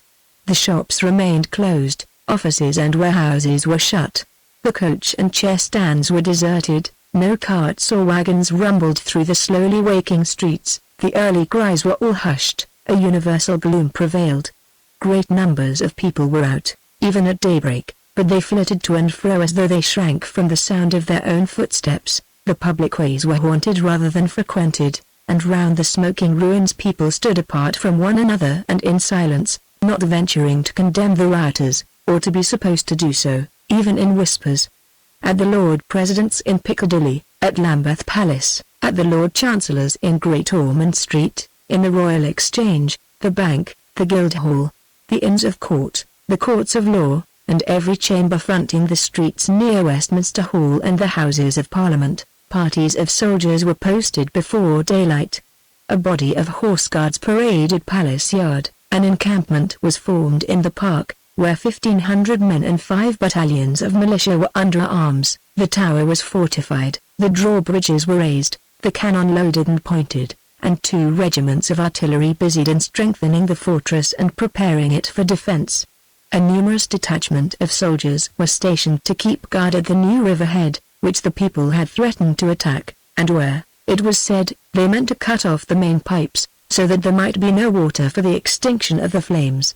In the Poultry, and on Cornhill, and at several other leading points, iron chains were drawn across the street. Parties of soldiers were distributed in some of the old city churches while it was yet dark, and in several private houses, among them, Lord Rockingham's in Grosvenor Square, which were blockaded as though to sustain a siege, and had guns pointed from the windows.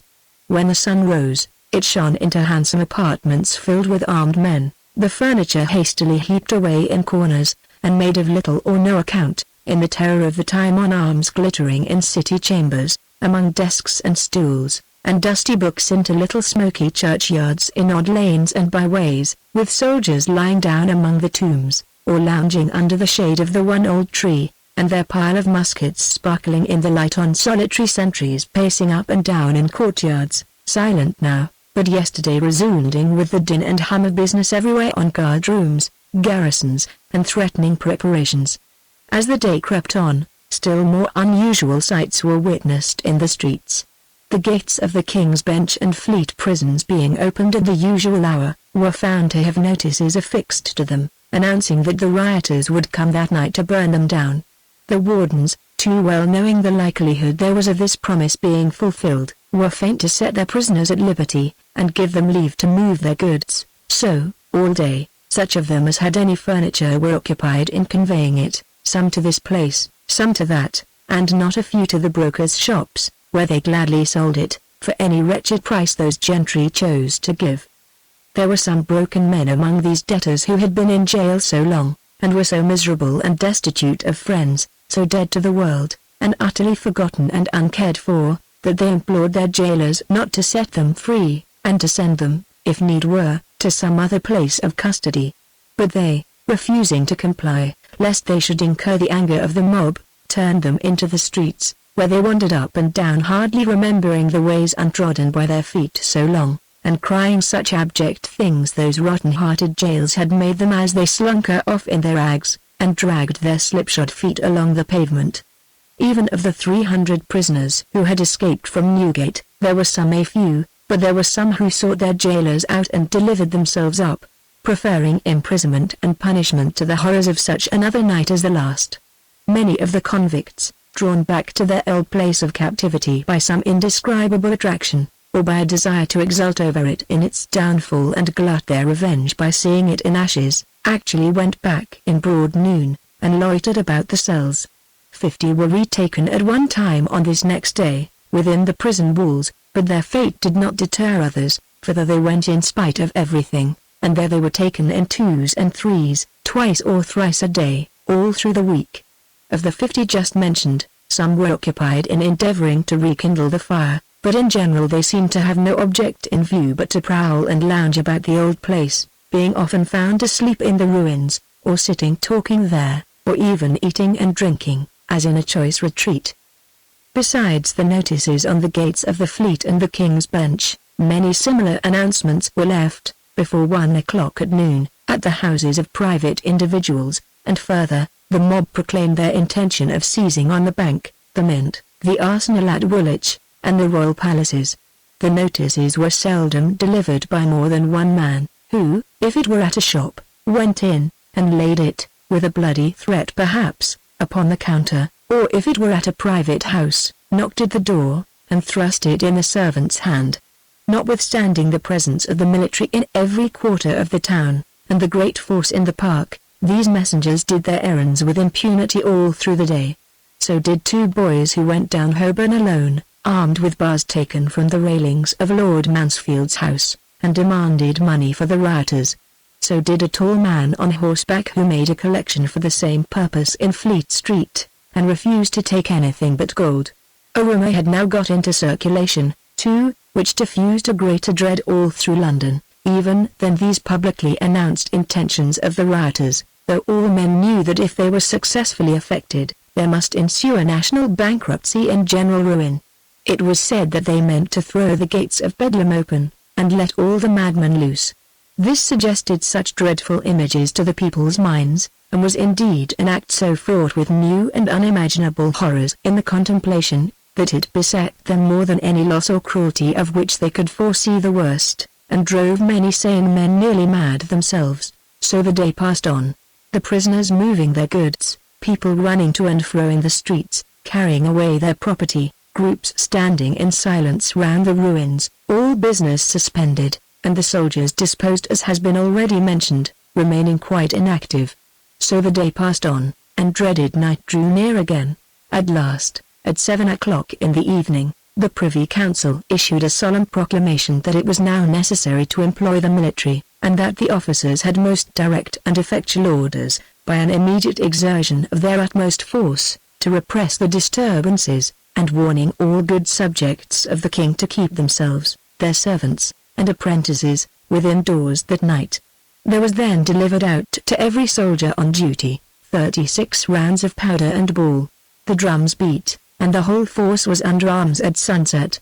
The city authorities, stimulated by these vigorous measures, held a common council, passed a vote thanking the military associations who had tendered their aid to the civil authorities, accepted it, and placed them under the direction of the 2 sheriffs.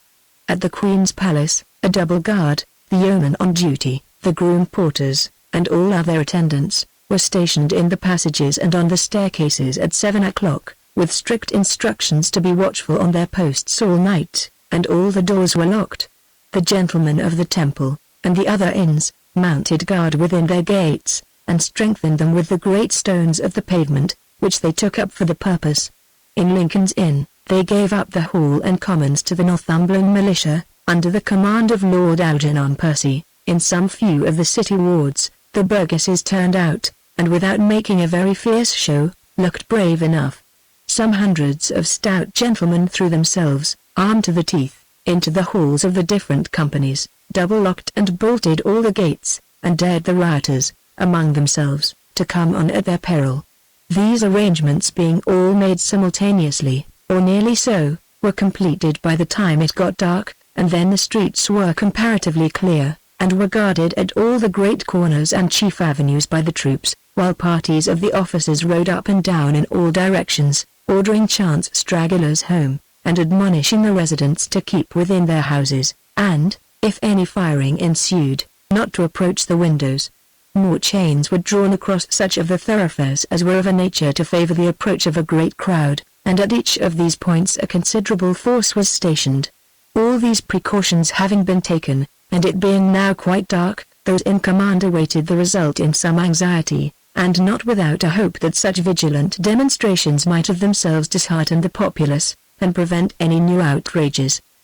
But in this reckoning they were cruelly mistaken, for in half an hour, or less, as through the setting in of night had been their preconcerted signal, the rioters having previously, in small parties, prevented the lighting of the street lamps, rose like a great sea, and that in so many places at once, and with such inconceivable fury, that those who had the direction of the troops knew not, at first, where to turn or what to do. One after another, new fires blazed up in every quarter of the town, as though it were the intention of the insurgents to wrap the city in a circle of flames, which, contracting by degrees, should burn the whole to ashes. The crowd swarmed and roared in every street, and none but rioters and soldiers being out of doors, it seemed to the latter as if all London were arrayed against them, and they stood alone against the town. In 2 hours, 36 fires were raging, 36 great conflagrations, among them the Borough Clink in Tooley Street, the King's Bench, the Fleet, and the New Bridewell. In almost every street, there was a battle, and in every quarter the muskets of the troops were heard above the shouts and tumult of the mob. The firing began in the Poultry, where the chain was drawn across the road, where nearly a score of people were killed on the first discharge. Their bodies having been hastily carried into St. Mildred's Church by the soldiers, the latter fired again, and following fast upon the crowd, who began to give way when they saw the execution that was done, formed across Cheapside, and charged them at the point of the bayonet. The streets were now a dreadful spectacle. The shouts of the rabble, the shrieks of women, the cries of the wounded, and the constant firing, formed a deafening and an awful accompaniment to the sights which every corner presented. Wherever the road was obstructed by the chains, there the fighting and the loss of life were greatest, but there was hot work and bloodshed in almost every leading thoroughfare. At Holborn Bridge, and on Holborn Hill, the confusion was greater than in any other part, for the crowd that poured out of the city in 2 great streams, one by Ludgate Hill, and one by Newgate Street, united at that spot, and formed a mass so dense, that at every volley the people seemed to fall in heaps. At this place a large detachment of soldiery were posted, who fired, now up Fleet Market, now up Holborn, now up Snow Hill, constantly raking the streets in each direction. At this place too, several large fires were burning, so that all the terrors of that terrible night seemed to be concentrated in one spot. Full 20 times, the rioters, headed by one man who wielded an axe in his right hand, and bestrode the brewer's horse of great size and strength, caparisoned with fetters taken out of Newgate, which clanked and jingled as he went, made an attempt to force a passage at this point, and fire the vintner's house. Full 20 times they were repulsed with loss of life, and still came back again, and though the fellow at their head was marked and singled out by all, and was a conspicuous object as the only rioter on horseback, not a man could hit him. So surely as the smoke cleared away, so surely there was he, calling hoarsely to his companions, brandishing his axe above his head, and dashing on as though he bore a charmed life, and was proof against ball and powder. This man was Hugh, and in every part of the riot, he was seen.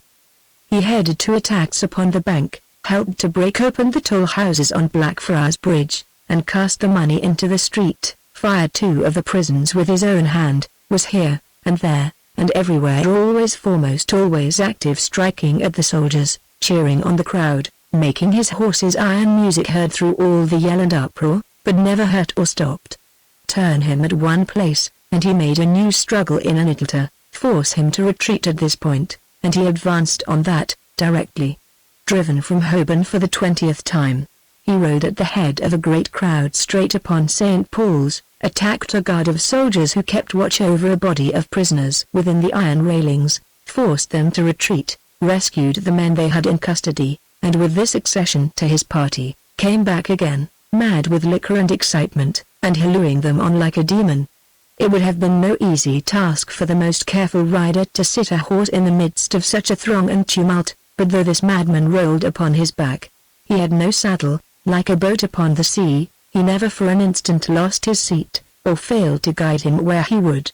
Through the very thickest of the press, over dead bodies and burning fragments, now on the pavement, now in the road, now riding up a flight of steps to make himself the more conspicuous to his party, and now forcing a passage through a mass of human beings, so closely squeezed together that it seemed as if the edge of a knife would scarcely part them. On he went, as though he could surmount all obstacles by the mere exercise of his will.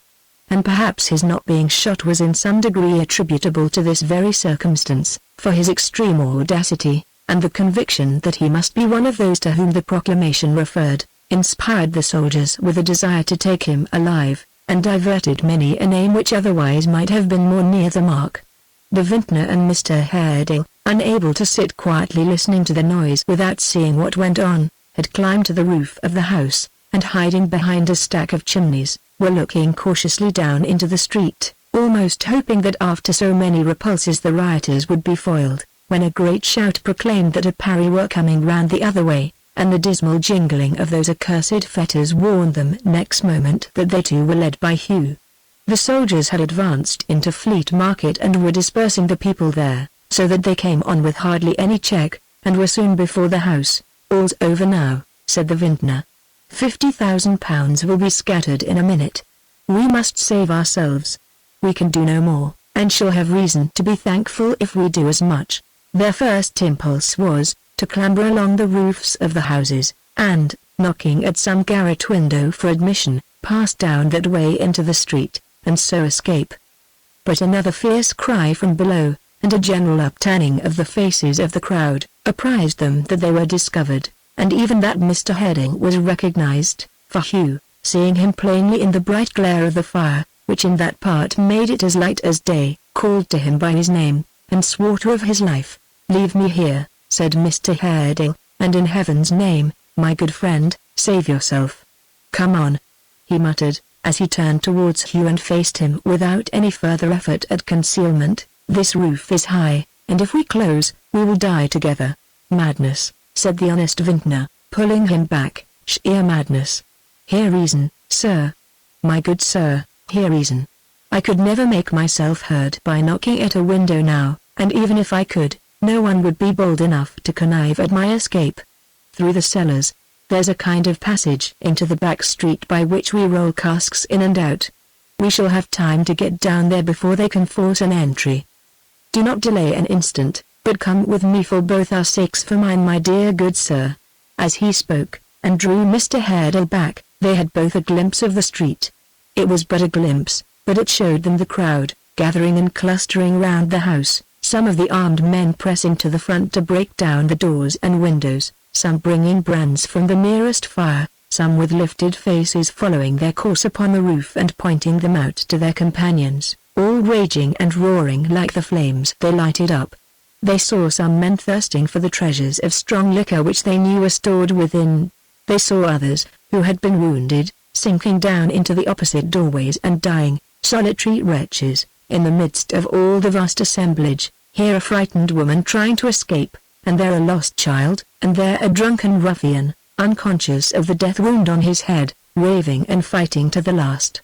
All these things, and even such trivial incidents as a man with his hat off, or turning round, or stooping down, or shaking hands with another. They marked distinctly, yet in a glance so brief, that, in the act of stepping back, they lost the whole, and saw but the pale faces of each other, and the red sky above them.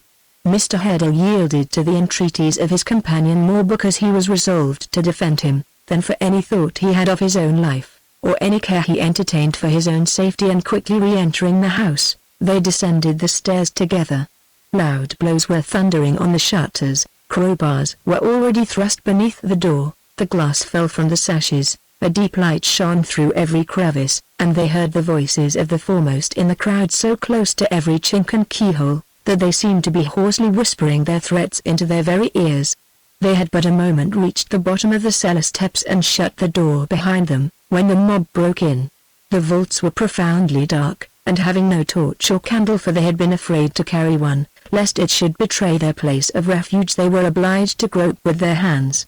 But they were not long without light, for they had not gone far when they heard the crowd forcing the door, and, looking back among the low-arched passages, could see them in the distance, hurrying to and fro with flashing links, broaching the casks, staving the great vats, turning off upon the right hand and the left, into the different cellars, and lying down to drink at the channels of strong spirits which were already flowing on the ground. They hurried on, not the less quickly for this, and had reached the only vault which lay between them and the passage out, when suddenly, from the direction in which they were going, a strong light gleamed upon their faces, and before they could slip aside, or turn back, or hide themselves, two men, one bearing a torch, came upon them, and cried in an astonished whisper, "Here they are!" At the same instant they pulled off what they wore upon their heads. Mr. Haredale saw before him Edward Chester, and then saw, when the vintner gasped his name, Joe Willett, the same Joe, though with an arm the less, who used to make the quarterly journey on the grey mare to pay the bill to the purple-faced vintner, and that very same purple-faced vintner, formerly of Thames Street, now looked him in the face, and challenged him by name. "Give me your hand," said Joe softly, taking it whether the astonished vintner would or no. "Don't fear to shake it, it's a friendly one and a hearty one, though it is no fellow. Why, how well you look and how bluff you are. And you, God bless you, sir. Take heart, take heart. We'll find them. Be of good cheer, we have not been idle." There was something so honest and frank in Joe's speech, that Mr. Haredale put his hand in his involuntarily, though their meeting was suspicious enough. But his glance at Edward Chester, and that gentleman's keeping aloof, were not lost upon Joe, who said bluntly, glancing at Edward while he spoke, "Times are changed, Mr. Haredale, and times have come when we ought to know friends from enemies, and make no confusion of names. Let me tell you that but for this gentleman, you would most likely have been dead by this time, or badly wounded at the best. What do you say?" cried Mr. Haredale. "I say," said Joe, "first, that it was a bold thing to be in the crowd at all disguised as one of them, though I won't say much about that, on second thoughts, for that's my case too. Secondly, that it was a brave and glorious action, that's what I call it, to strike that fellow off his horse before their eyes." "What fellow? Whose eyes? What fellow, sir?" cried Joe. "A fellow who has no good will to you, and who has the daring and devilry in him of 20 fellows. I know him of old. Once in the house, he would have found you, here or anywhere. The rest owe you no particular grudge, and, unless they see you, will only think of drinking themselves dead. But we lose time. Are you ready?" "Quite," said Edward. "Put out the torch, Joe, and go on. And be silent, there's a good fellow." "Silent or not silent," murmured Joe, as he dropped the flaring link upon the ground, crushed it with his foot, and gave his hand to Mr. Haredale. "It was a brave and glorious action, no man can alter that." Both Mr. Haredale and the worthy vintner were too amazed and too much hurried to ask any further questions, so followed their conductors in silence. It seemed, from a short whispering which presently ensued between them and the vintner relative to the best way of escape, that they had entered by the back door, with the connivance of John Gruby, who watched outside with the key in his pocket, and whom they had taken into their confidence. A party of the crowd coming up that way, just as they entered, John had double-locked the door again, and made off for the soldiers, so that means of retreat was cut off from under them. However, as the front door had been forced, and this minor crowd, being anxious to get at the liquor, had no fancy for losing time in breaking down another, but had gone round and got in from Holborn with the rest. The narrow lane in the rear was quite free of people. So, when they had crawled through the passage indicated by the vintner, which was a mere shelving trap for the admission of casks, and had managed with some difficulty to unchain and raise the door at the upper end, they emerged into the street without being observed or interrupted. Joe still holding Mr. Heddle tight, and Edward taking the same care of the vintner, they hurried through the streets at a rapid pace, occasionally standing aside to let some fugitives go by, or to keep out of the way of the soldiers who followed them, and whose questions, when they halted to put any, were speedily stopped by one whispered word from Joe. Chapter 68. While Newgate was burning on the previous night, Barnaby and his father, having been passed among the crowd from hand to hand, stood in Smithfield, on the outskirts of the mob, gazing at the flames like men who had been suddenly roused from sleep. Some moments elapsed before they could distinctly remember where they were, or how they got there, or recollected that while they were standing idle and listless spectators of the fire, they had tools in their hands which had been hurriedly given them that they might free themselves from their fetters. Barnaby, heavily ironed as he was, if he had obeyed his first impulse, or if he had been alone, would have made his way back to the side of Hugh, who to his clouded intellect now shone forth with the new lustre of being his preserver and truest friend. But his father's terror of remaining in the streets, communicated itself to him when he comprehended the full extent of his fears, and impressed him with the same eagerness to fly to a place of safety. In a corner of the market among the pens for cattle, Barnaby knelt down, and pausing every now and then to pass his hand over his father's face, or look up to him with a smile, knocked off his irons. When he had seen him spring, a free man, to his feet, and had given vent to the transport of delight which the sight awakened, he went to work upon his own, which soon fell rattling down upon the ground, and left his limbs unfettered. Gliding away together when this task was accomplished, and passing several groups of men, each gathered round a stooping figure to hide him from those who passed, but unable to repress the clanking sound of hammers, which told that they too were busy at the same work. The two fugitives made towards Clerkenwell, and passing thence to Islington, as the nearest point of egress, were quickly in the fields. After wandering about for a long time, they found in a pasture near Finchley a poor shed, with walls of mud, and roof of grass and brambles, built for some cowherd, but now deserted. Here, they lay down for the rest of the night. They wandered to and fro when it was day, and once Barnaby went off alone to a cluster of little cottages 2 or 3 miles away, to purchase some bread and milk. But finding no better shelter, they returned to the same place, and lay down again to wait for night. Heaven alone can tell, with what vague hopes of duty, and affection, with what strange promptings of nature, intelligible to him as to a man of radiant mind and most enlarged capacity, with what dim memories of children he had played with when a child himself, who had prattled of their fathers, and of loving them, and being loved, with how many half-remembered, dreamy associations of his mother's grief and tears and widowhood, he watched and tended this man.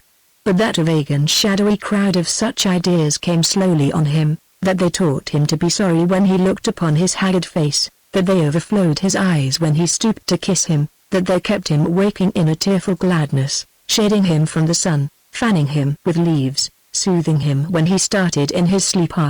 What a troubled sleep it was, and wondering when she would come to join them and be happy, is the truth. He sat beside him all that day, listening for her footsteps in every breath of air, looking for her shadow on the gently waving grass, twining the hedge flowers for her pleasure when she came, and his when he awoke, and stooping down from time to time to listen to his mutterings, and wonder why he was so restless in that quiet place.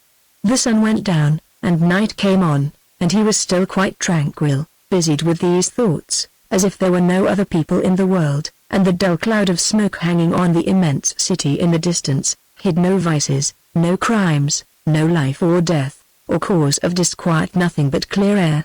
But the hour had now come when he must go alone to find out the blind man, a task that filled him with delight, and bring him to that place, taking especial care that he was not watched or followed on his way back. He listened to the directions he must observe, repeated them again and again, and after twice or thrice returning to surprise his father with a light-hearted laugh, went forth, at last, upon his errand, leaving Grip, whom he had carried from the jail in his arms, to his care. Fleet of foot, and anxious to return, he sped swiftly on towards the city, but could not reach it before the fires began, and made the night angry with their dismal luster. When he entered the town, it might be that he was changed by going there without his late companions, and on no violent errand, or by the beautiful solitude in which he had passed the day, or by the thoughts that had come upon him, but it seemed peopled by a legion of devils. This flight and pursuit, this cruel burning and destroying, these dreadful cries and stunning noises, were they the good Lord's noble cause? Though almost stupefied by the bewildering scene, still be found the blind man's house. It was shut up and tenantless. He waited for a long while, but no one came. At last he withdrew, and as he knew by this time that the soldiers were firing, and many people must have been killed, he went down into Holborn, where he heard the great crowd was, to try if he could find Hugh, and persuade him to avoid the danger, and return with him. If he had been stunned and shocked before, his horror was increased 1,000-fold when he got into this vortex of the riot, and not being an actor in the terrible spectacle, had it all before his eyes. But there, in the midst, towering above them all, close before the house they were attacking now, was Hugh on horseback, calling to the rest. Sickened by the sights surrounding him on every side, and by the heat and roar, and crash, he forced his way among the crowd, where many recognized him, and with shouts pressed back to let him pass, and in time was nearly up with Hugh, who was savagely threatening someone, but whom or what he said, he could not, in the great confusion, understand. At that moment the crowd forced their way into the house, and Hugh it was impossible to see by what means, in such a concourse fell headlong down. Barnaby was beside him when he staggered to his feet. It was well he made him hear his voice, or Hugh, with his uplifted axe, would have cleft his skull in twain. Barnaby, you. Whose hand was that struck me down? Not mine. Whose exclamation mark, I say, whose? He cried, reeling back, and looking wildly round. What are you doing? Where is he? Show me. You are hurt, said Barnaby, as indeed he was, in the head, both by the blow he had received, and by his horse's hoof. Come away with me. As he spoke, he took the horse's bridle in his hand, turned him, and dragged Hugh several paces. This brought them out of the crowd, which was pouring from the street into the vintner's cellars. Where's Dennis? Said Hugh, coming to a stop, and checking Barnaby with his strong arm. Where has he been all day? What did he mean by leaving me as he did, in the jail, last night? Tell me, Eugene here. With a flourish of his dangerous weapon, he fell down upon the ground like a log. After a minute, though already frantic with drinking and with the wound in his head, he crawled to a stream of burning spirit which was pouring down the kennel, and began to drink at it as if it were a brook of water. Barnaby drew him away, and forced him to rise. Though he could neither stand nor walk, he involuntarily staggered to his horse, climbed upon his back, and clung there.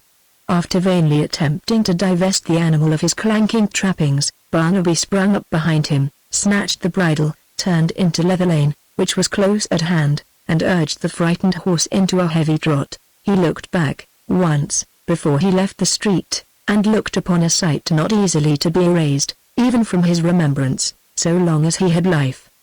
The vintner's house, with 6 others near at hand, was one great, glowing blaze. All night, no one had essayed to quench the flames, or stop their progress, but now a body of soldiers were actively engaged in pulling down 2 old wooden houses, which were every moment in danger of taking fire, and which could scarcely fail, if they were left to burn, to extend the conflagration immensely. The tumbling down of nodding walls and heavy blocks of wood, the hooting and the execrations of the crowd, the distant firing of other military detachments, the distracted looks and cries of those whose habitations were in danger, the hurrying to and fro of frightened people with their goods, the reflections in every quarter of the sky, of deep, red, soaring flames, as though the last day had come and the whole universe were burning, the dust, and smoke, and drift of fiery particles, scorching and kindling all it fell upon, the hot unwholesome vapor, the blight on everything, the stars, and moon, and very sky, obliterated made up such a sum of dreariness and ruin, that it seemed as if the face of heaven were blotted out, and night, in its rest and quiet, and softened light, never could look upon the earth again.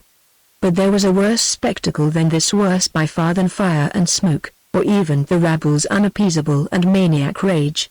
The gutters of the street, and every crack and fissure in the stones, ran with scorching spirit, which being dammed up by busy hands, overflowed the road and pavement, and formed a great pool, into which the people dropped down dead by dozens. They lay in heaps all round this fearful pond, husbands and wives, fathers and sons, mothers and daughters, women with children in their arms and babies at their breasts, and drank until they died. While some stooped with their lips to the brink and never raised their heads again, others sprang up from their fiery draught, and danced, half in a mad triumph, and half in the agony of suffocation, until they fell, and steeped their corpses in the liquor that had killed them. Nor was even this the worst or most appalling kind of death that happened on this fatal night. From the burning cellars, where they drank out of hats, pails, buckets, tubs, and shoes, some men were drawn, alive, but all alight from head to foot, who, in their unendurable anguish and suffering, making for anything that had the look of water, rolled, hissing, in this hideous lake, and splashed up liquid fire which lapped in all it met with as it ran along the surface, and neither spared the living nor the dead.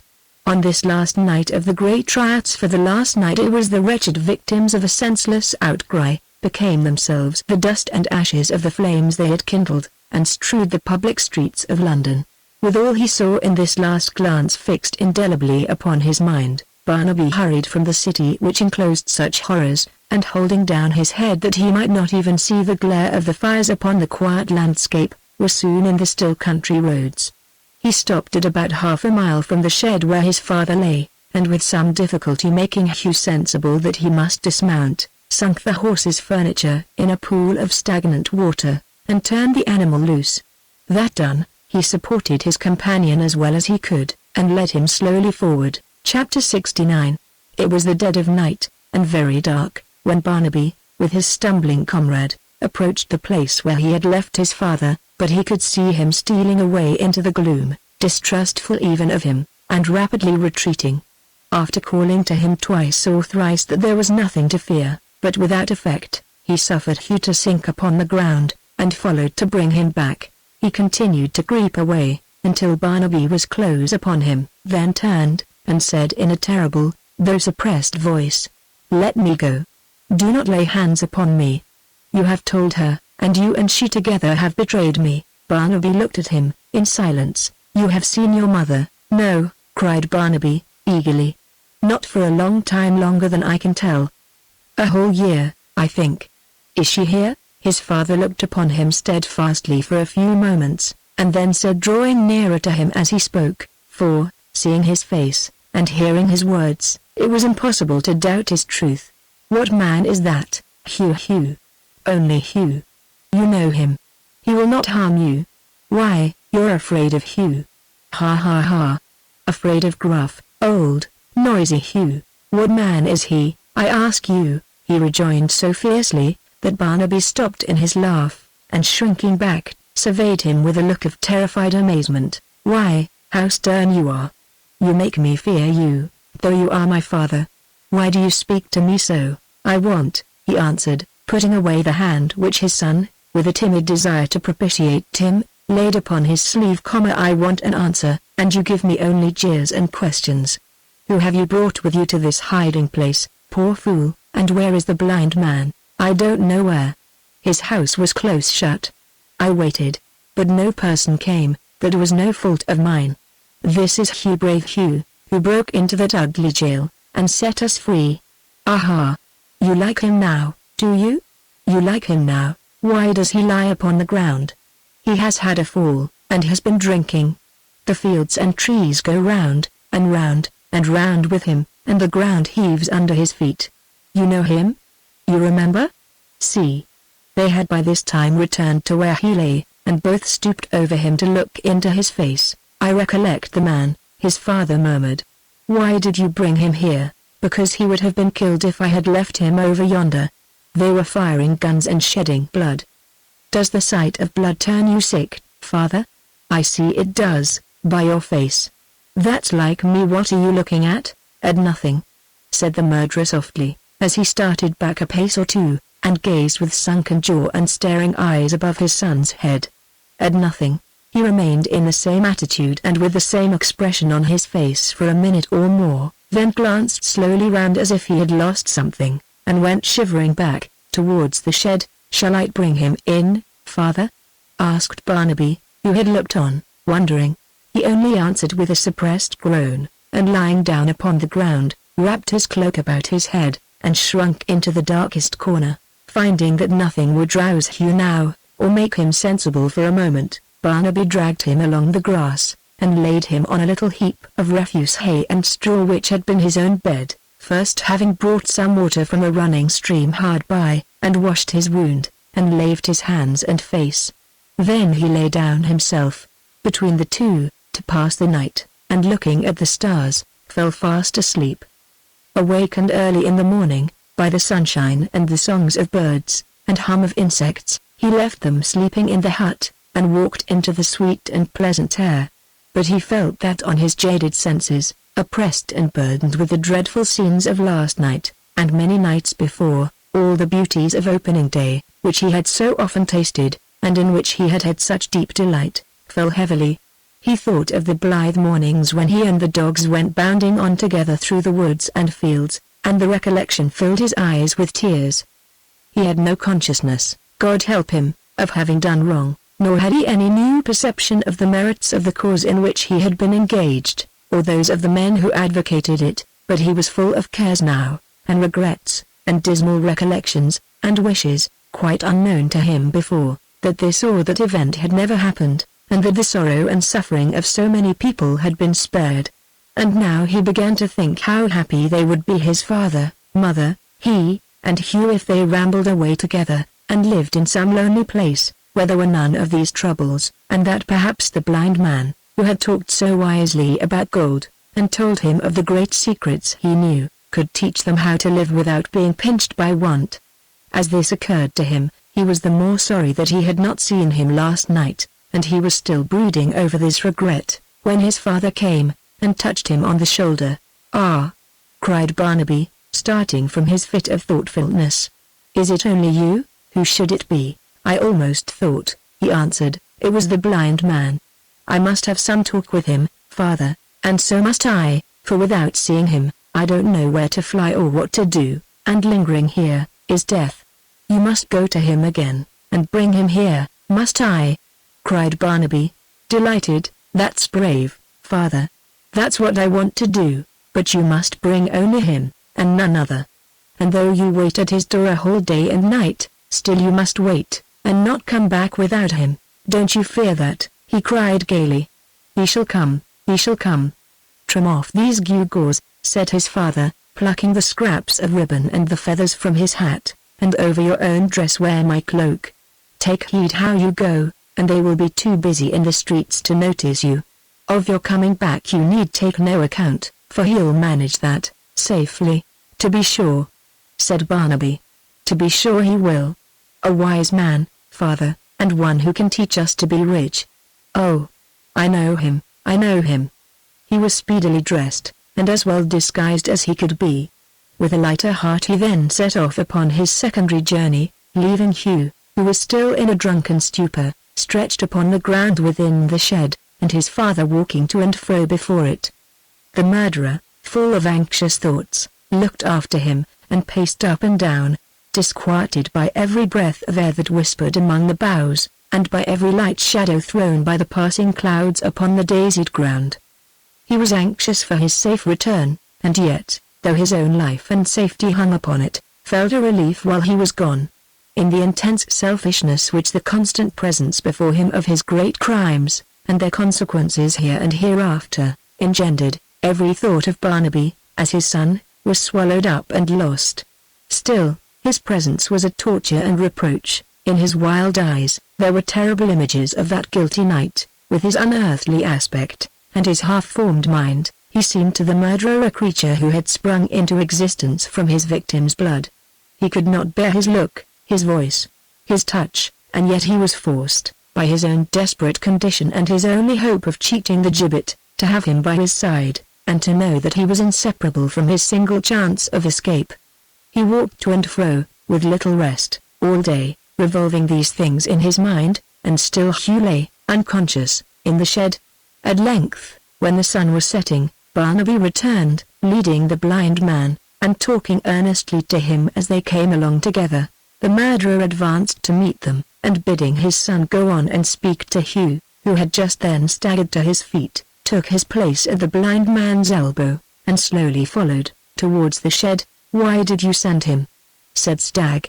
"Don't you know it was the way to have him lost, as soon as found? Would you have had me come myself?" returned the other, Humphrey. "Perhaps not. I was before the jail on Tuesday night, but missed you in the crowd. I was out last night, too. There was good work last night, gay work, profitable work," he added, rattling the money in his pockets. "Have you seen your good lady?" "Yes." "Do you mean to tell me more, or not?" "I'll tell you all," returned the blind man, with a laugh. "Excuse me, but I love to see you so impatient. There's energy in it. Does she consent to say the word that may save me?" "No," returned the blind man emphatically, as he turned his face towards him. "No. Thus it is. She has been at death's door since she lost her darling, has been insensible, and I know not what. I tracked her to a hospital, and presented myself, with your leave, at her bedside. Our talk was not a long one, for she was weak, and the being people near I was not quite easy. But I told her all that you and I agreed upon, and pointed out the young gentleman's position, in strong terms. She tried to soften me, but that, of course, as I told her, was lost time. She cried and moaned, you may be sure, all women do. Then, of a sudden, she found her voice and strength, and said that heaven would help her and her innocent son, and that to heaven she appealed against us, which she did, in really very pretty language, I assure you. I advised her, as a friend, not to count too much on assistance from any such distant quarter, recommended her to think of it, told her where I lived, said I knew she would send to me before noon next day, and left her, either in a faint or shamming. When he had concluded this narration, during which he had made several pauses, for the convenience of cracking and eating nuts, of which he seemed to have a pocket full, the blind man pulled a flask from his pocket, took a draught himself, and offered it to his companion. You won't you? He said, feeling that he pushed it from him. Well, then the gallant gentleman who's lodging with you, will. Hello, bully, death, said the other, holding him back. Will you tell me what I am to do? Do. Nothing easier. Make a moonlight flitting in 2 hours' time with the young gentleman. He's quite ready to go. I have been giving him good advice as we came along, and get as far from London as you can. Let me know where you are, and leave the rest to me. She must come round, she can't hold out long, and as to the chances of your being retaken in the meanwhile, why, it wasn't one man who got out of Newgate, but 300. Think of that, for your comfort. We must support life. How? Repeated the blind man. By eating and drinking. And how get meat and drink, but by paying for it? Money, he cried, slapping his pocket. Is money the word? Why, the streets have been running money. Devil send that the sport's not over yet, for these are jolly times, golden, rare, roaring, scrambling times. Hello, bully. Hello. Drink, bully, drink. Where are either? Hello. With such vociferations, and with a boisterous manner which bespoke his perfect abandonment to the general license and disorder, he groped his way towards the shed, where Hugh and Barnaby were sitting on the ground. Put it about, he cried, handing his flask to Hugh. The kennels run with wine and gold. Guineas and strong water flow from the very pumps. About with it, don't spare it. Exhausted, unwashed, unshorn, begrimed with smoke and dust, his hair clotted with blood, his voice quite gone, so that he spoke in whispers, his skin parched up by fever, his whole body bruised and cut, and beaten about, Hugh still took the flask, and raised it to his lips. He was in the act of drinking, when the front of the shed was suddenly darkened, and Dennis stood before them. No offence, said that personage in a conciliatory tone, as Hugh stopped in his draught, and eyed him, with no pleasant look, from head to foot. No offence, brother. Barnaby here too, eh? How are you, Barnaby? And 2 other gentlemen. Your humble servant, gentlemen. No offense to you either, I hope. Eh, brothers? Notwithstanding that he spoke in this very friendly and confident manner, he seemed to have considerable hesitation about entering, and remained outside the roof. He was rather better dressed than usual, wearing the same suit of threadbare black, it is true, but having round his neck an unwholesome-looking cravat of a yellowish white, and, on his hands, great leather gloves, such as a gardener might wear in following his trade. His shoes were newly greased, and ornamented with a pair of rusty iron buckles. The pack thread at his knees had been renewed, and where he wanted buttons, he wore pins. Altogether, he had something the look of a tipstaff, or a bailiff's follower, desperately faded, but who had a notion of keeping up the appearance of a professional character, and making the best of the worst means. "You're very snug here," said Mr. Dennis, pulling out a mouldy pocket handkerchief, which looked like a decomposed halter, and wiping his forehead in a nervous manner. "Not snug enough to prevent your finding us, it seems," Hugh answered, sulkily. "Why, I'll tell you what, brother," said Dennis, with a friendly smile, "when you don't want me to know which way you're riding, you must wear another sort of bells on your horse. Ah, I know the sound of them you wore last night, and have got quick ears for 'em, that's the truth. Well, but how are you, brother?" He had by this time approached, and now ventured to sit down by him. "How am I?" answered Hugh. "Where were you yesterday? Where did you go when you left me in the jail? Why did you leave me? And what did you mean by rolling your eyes and shaking your fist at me, eh?" "I shake my fist!" at you, brother," said Dennis, gently checking Hugh's uplifted hand, which looked threatening. "Your stick, then, it's all one. Lord love you, brother, I meant nothing. You don't understand me by half. I shouldn't wonder now," he added, in the tone of a desponding and an injured man, "but you thought, because I wanted them chaps left in the prison, that I was a-going to desert the Banners." Hugh told him, with an oath, that he had thought so. "Well," said Mr. Dennis, mournfully, "if you ain't enough to make a man mistrust his fellow creatures, I don't know what is. Desert the Banners? Me? Ned Dennis, as was so christened by his own father! Is this axe yourn, brother?" "Yes, it's mine," said Hugh, in the same sullen manner as before. "It might have hurt you, if you had come in its way once or twice last night." "Put it down, might have hurt me," said Mr. Dennis, still keeping it in his hand, and feeling the edge with an air of abstraction. "Might have hurt me. And me exerting myself all the time to the very best advantage. Here's a world. And you're not a-going to ask me to take a sup out of that air bottle, eh?" Hugh passed it towards him. As he raised it to his lips, Barnaby jumped up, and motioning them to be silent, looked eagerly out. "What's the matter, Barnaby?" said Dennis, glancing at Hugh and dropping the flask, but still holding the axe in his hand. "Hush," he answered softly. "What do I see glittering behind the hedge?" "What?" cried the hangman, raising his voice to its highest pitch, and laying hold of him and Hugh. "Not soldiers, surely?" That moment, the shed was filled with armed men, and a body of horse, galloping into the field, drew up before it. "There," said Dennis, who remained untouched among them when they had seized their prisoners, "it's them two young ones, gentlemen, that the proclamation puts a price on. This other's an escaped felon.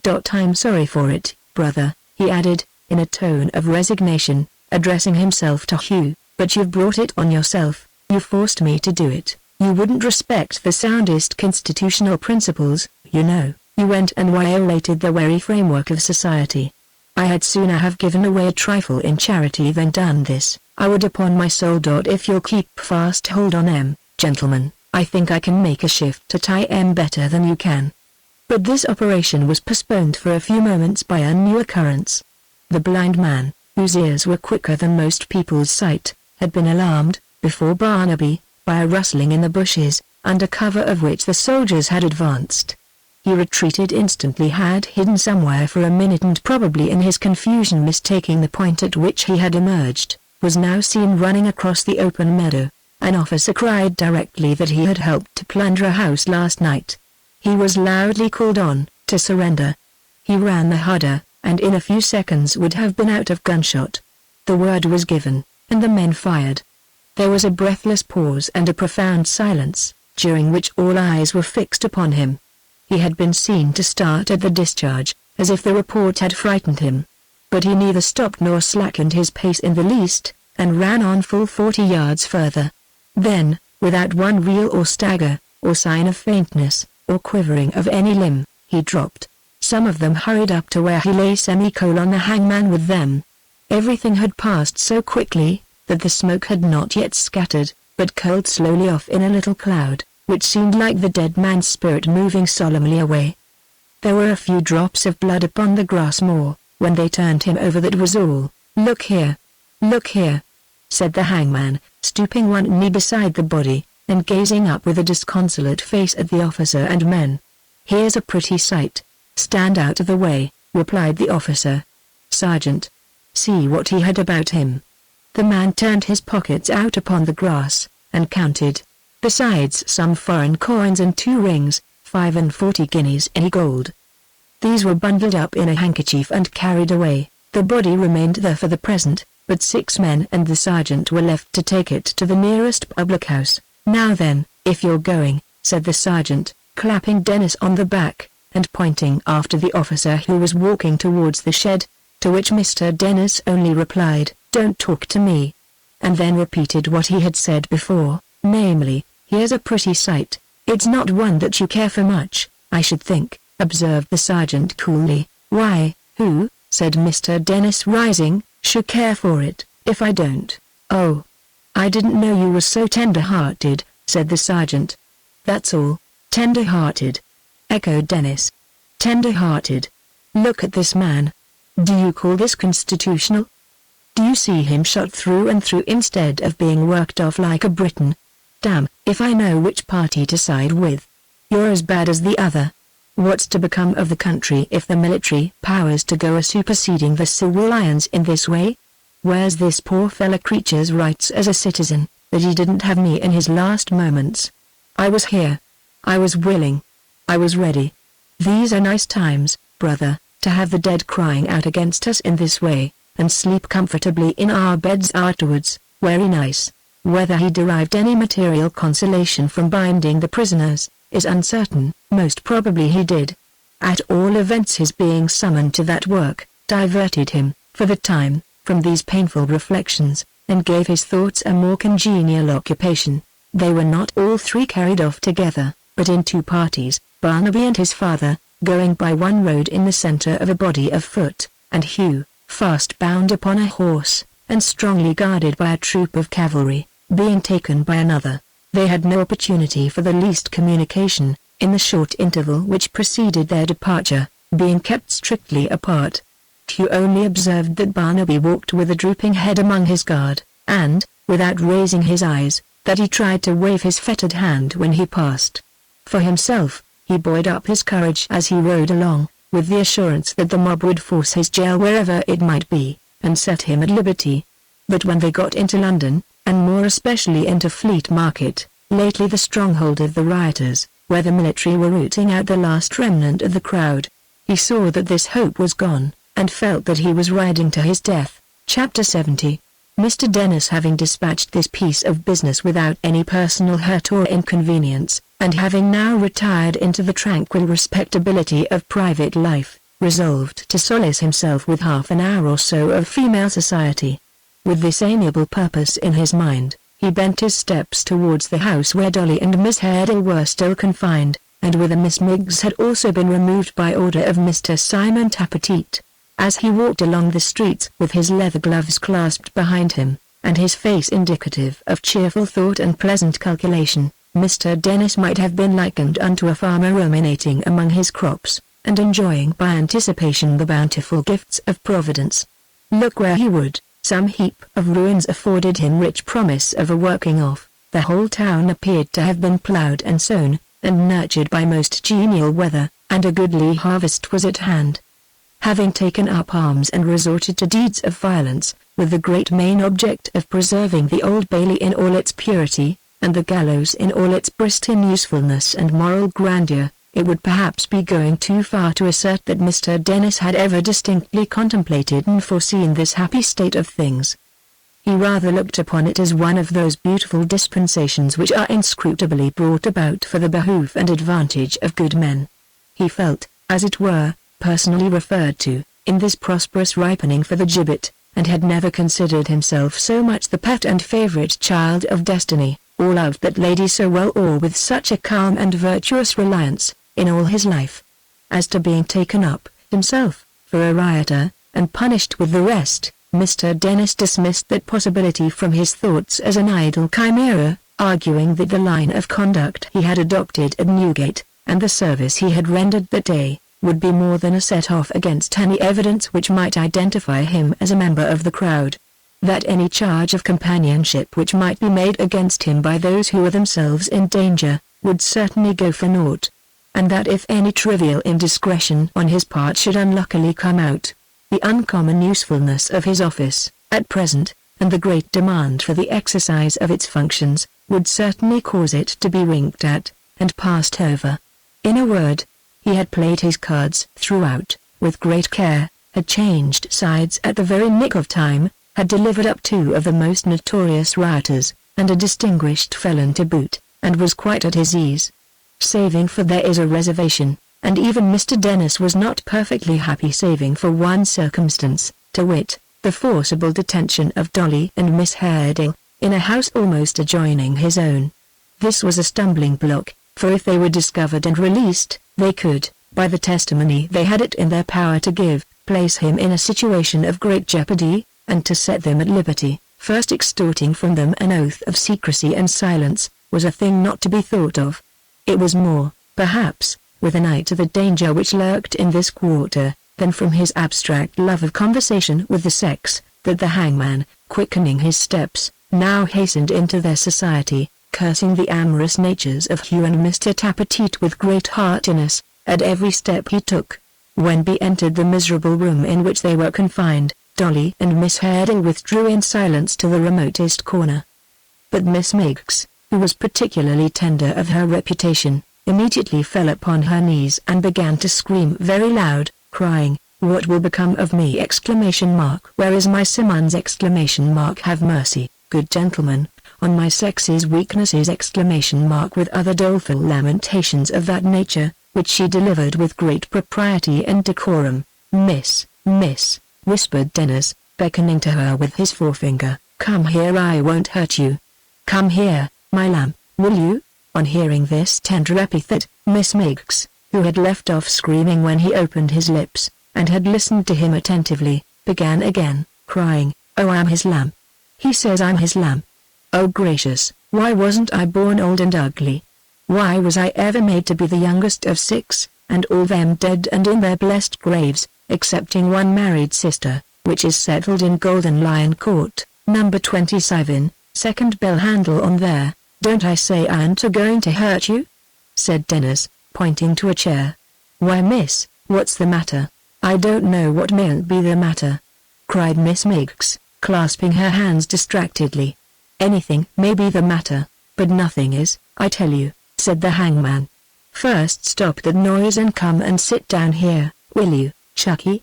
The coaxing tone in which he said these latter words might have failed in its object, if he had not accompanied them with sundry sharp jerks of his thumb over one shoulder, and with divers winks and thrustings of his tongue into his cheek, from which signals the damsel gathered that he sought to speak to her apart, concerning Miss Haredale and Dolly. Her curiosity being very powerful, and her jealousy by no means inactive, she arose, and with a great deal of shivering and starting back, and much muscular action among all the small bones in her throat, gradually approached him. "Sit down," said the hangman, suiting the action to the word. He thrust her rather suddenly and prematurely into a chair, and designing to reassure her by a little harmless jocularity, such as is adapted to please and fascinate the sex, converted his right forefinger into an ideal brad or law gimlet, and made as though he would screw the same into her side, whereat Miss Miggs shrieked again, and evinced symptoms of faintness. "Lovey, my dear," whispered Dennis, drawing his chair close to hers. "When was your young man here last?" "Eh, my young man, good gentleman," answered Miggs in a tone of exquisite distress. "Ah, Simmons, you know him?" said Dennis. "Mine indeed," cried Miggs, with a burst of bitterness, and as she said it, she glanced towards Dolly. "Mine, good gentleman," this was just what Mr. Dennis wanted, and expected. "Ah," he said, looking so soothingly, not to say amorously on Miggs, that she sat, as she afterwards remarked, on pins and needles of the sharpest Whitechapel kind, not knowing what intentions might be suggesting that expression to his features. "I was afraid of that. I saw as much myself. It's her fault. She will entice Em." "I wouldn't," cried Miggs, folding her hands and looking upwards with a kind of devout blankness. "I wouldn't lay myself out as she does. I wouldn't be as bold as her. I wouldn't seem to say to all male creatures, 'Come and kiss me,' and hear a shudder quite convulsed her frame for any earthly crowns as might be offered. Worlds," Miggs added solemnly, "should not reduce me.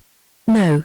Not if I was Wenus." "Well, but you are wee news, you know," said Mr. Dennis, confidentially. "No, I am not, good gentleman," answered Miggs, shaking her head with an air of self-denial which seemed to imply that she might be if she chose, but she hoped she knew better. "No, I am not, good gentleman. Don't charge me with it."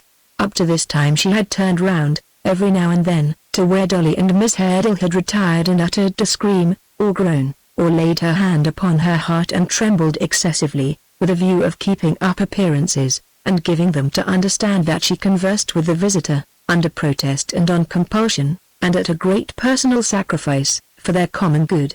But at this point, Mr. Dennis looked so very full of meaning, and gave such a singularly expressive twitch to his face as a request to her to come still nearer to him, that she abandoned these little arts, and gave him her whole and undivided attention. "When was Simmons here, I say?" quoth Dennis, in her ear. "Not since yesterday morning, and then only for a few minutes." "Not all day, the day before. You know he meant all along to carry off that one," said Dennis, indicating Dolly by the slightest possible jerk of his head and to hand you over to somebody else. Miss Miggs, who had fallen into a terrible state of grief when the first part of this sentence was spoken, recovered a little at the second, and seemed by the sudden check she put upon her tears, to intimate that possibly this arrangement might meet her views, and that it might, perhaps, remain an open question. "But unfortunately," pursued Dennis, who observed this, "somebody else was fond of her too, you see, and even if he wasn't, somebody else is took for a rioter, and it's all over with him." Miss Miggs relapsed. "Now I want," said Dennis, "to clear this house, and to see righted.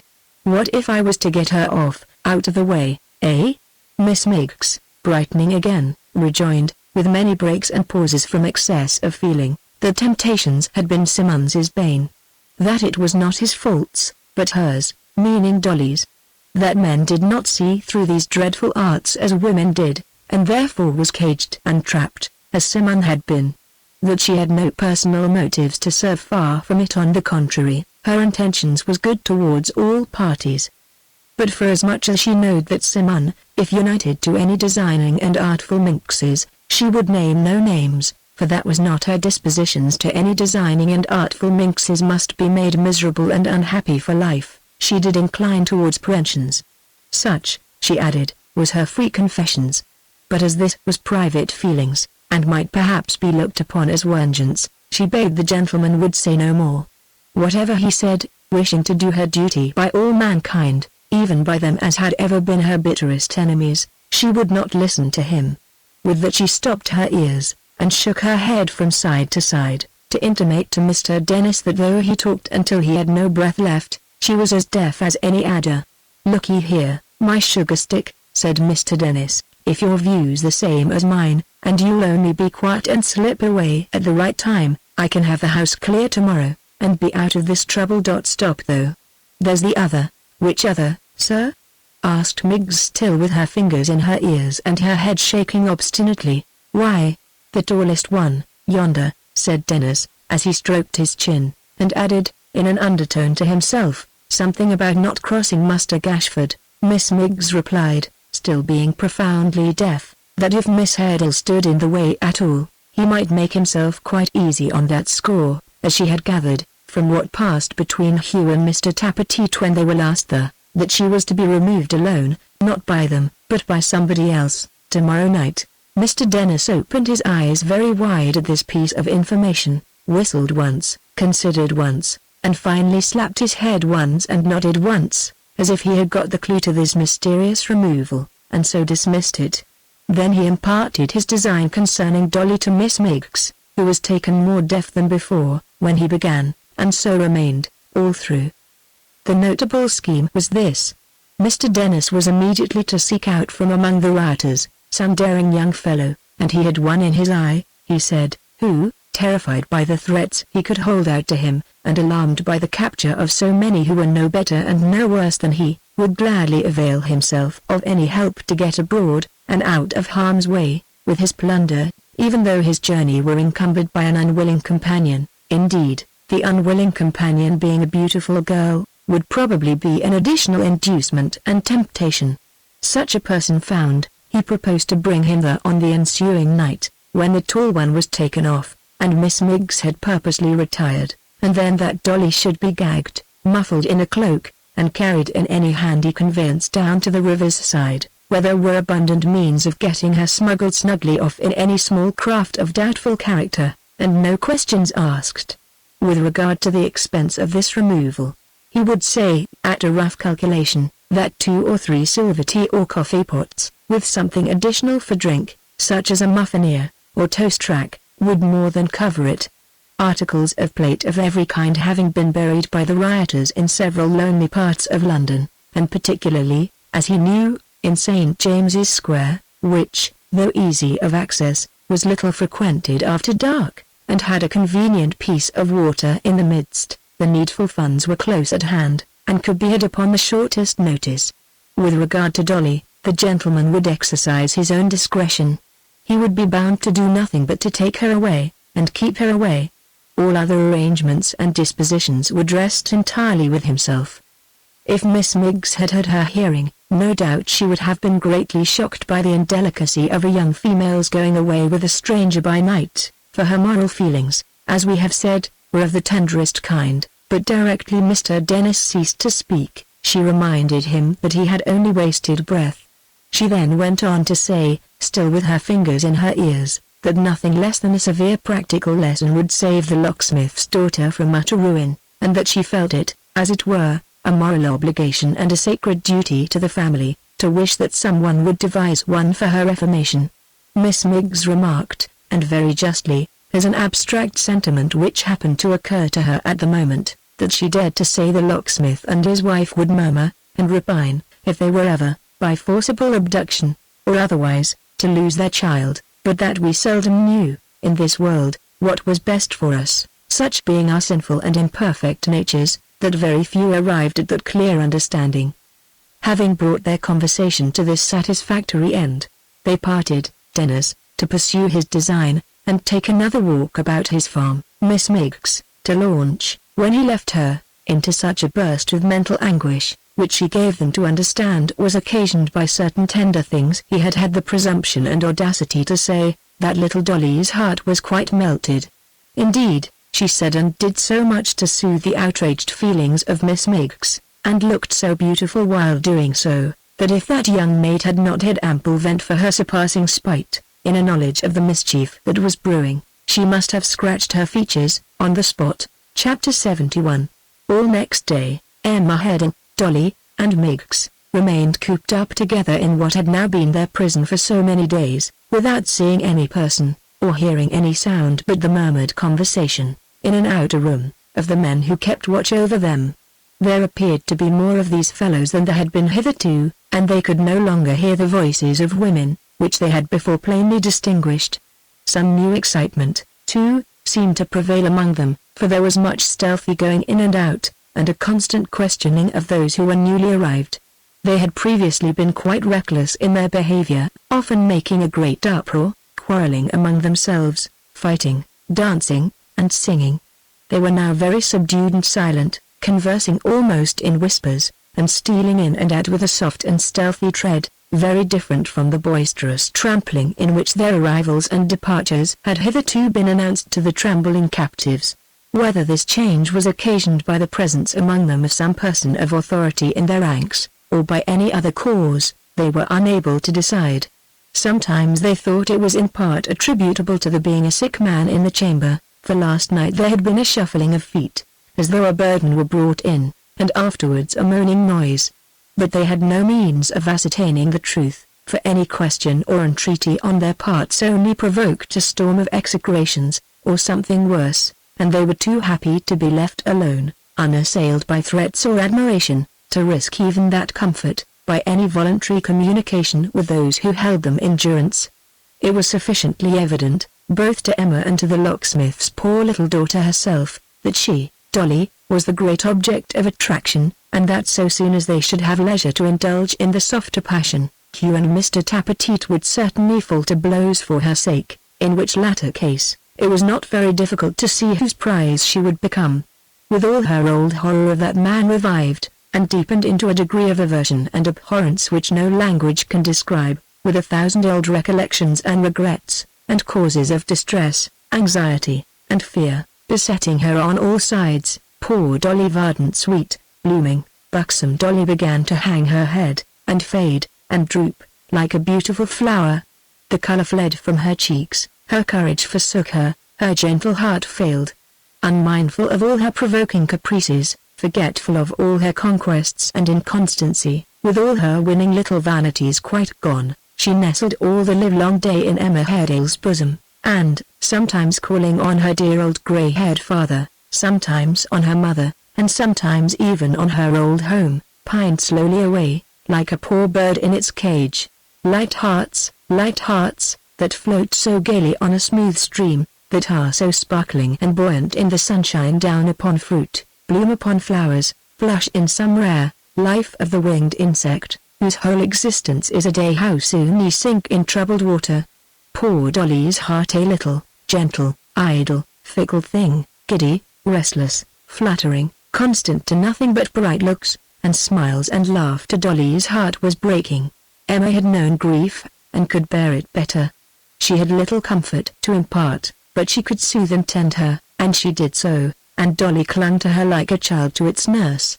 In endeavoring to inspire her with some fortitude, she increased her own, and though the nights were long, and the days dismal, and she felt the wasting influence of watching and fatigue, and had perhaps a more defined and clear perception of their destitute condition and its worst dangers, she uttered no complaint. Before the ruffians, in whose power they were, she bore herself so calmly, and with such an appearance, in the midst of all her terror, of a secret conviction that they dared not harm her, that there was not a man among them but held her in some degree of dread, and more than one believed she had a weapon hidden in her dress, and was prepared to use it.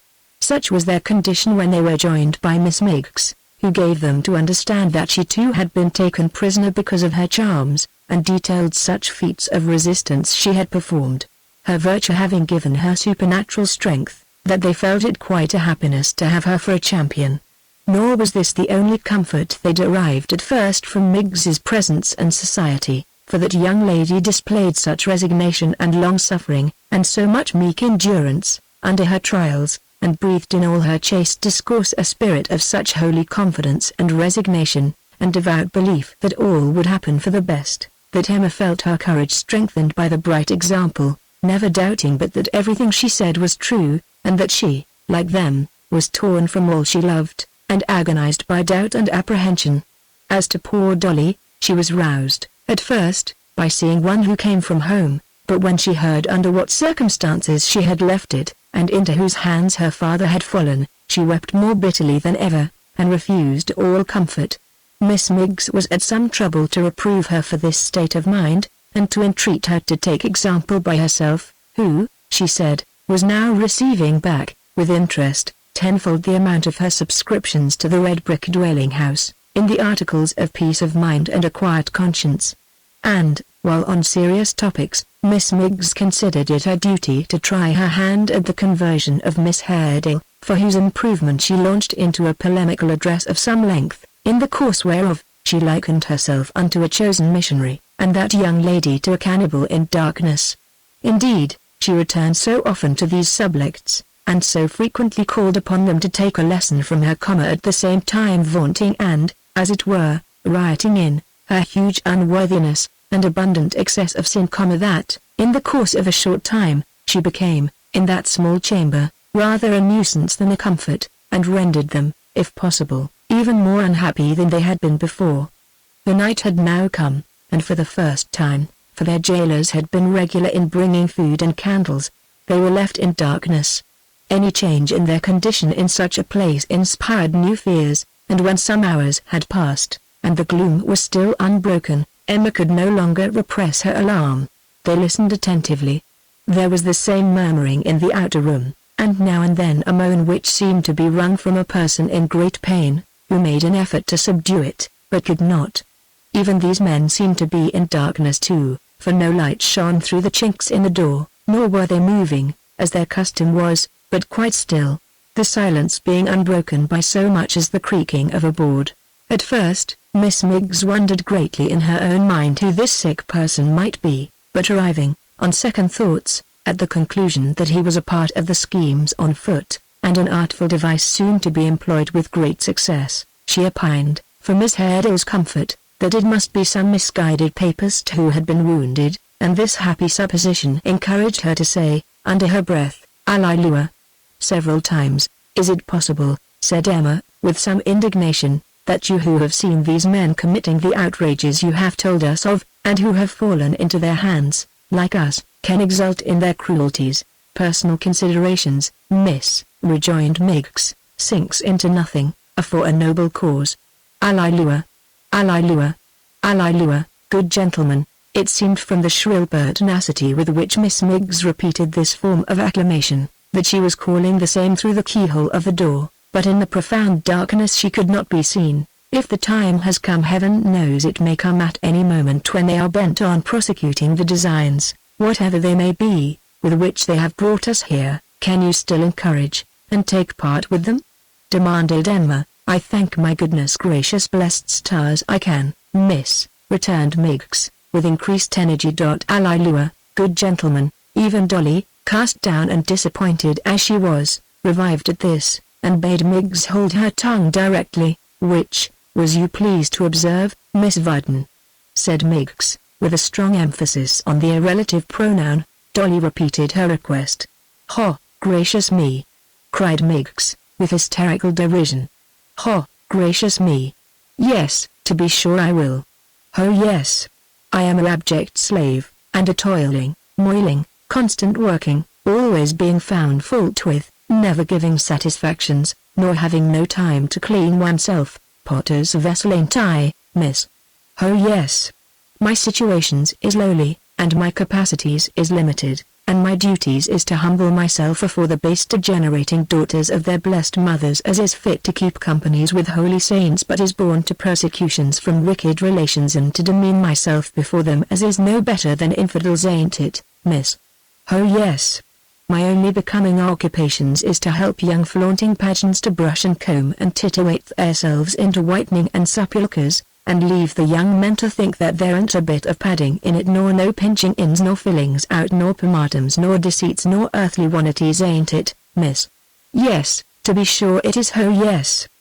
Having delivered these ironical passages with a most wonderful volubility, and with a shrillness perfectly deafening, especially when she jerked out the interjections, Miss Miggs, from mere habit, and not because weeping was at all appropriate to the occasion, which was one of triumph, concluded by bursting into a flood of tears, and calling in an impassioned manner on the name of Simmons. What Emma Haredale and Dolly would have done, or how long Miss Miggs, now that she had hoisted her true colours, would have gone on waving them before their astonished senses, it is impossible to tell. Nor is it necessary to speculate on these matters, for a startling interruption occurred at that moment, which took their whole attention by storm. This was a violent knocking at the door of the house, and then its sudden bursting open, which was immediately succeeded by a scuffle in the room without, and the clash of weapons. Transported with the hope that rescue had at length arrived, Emma and Dolly shrieked loud for help, nor were their shrieks unanswered, for after a hurried interval, a man, bearing in one hand a drawn sword, and in the other a taper, rushed into the chamber where they were confined. It was some check upon their transport to find in this person an entire stranger, but they appealed to him, nevertheless, and besought him, in impassioned language, to restore them to their friends. "For what other purpose am I here?"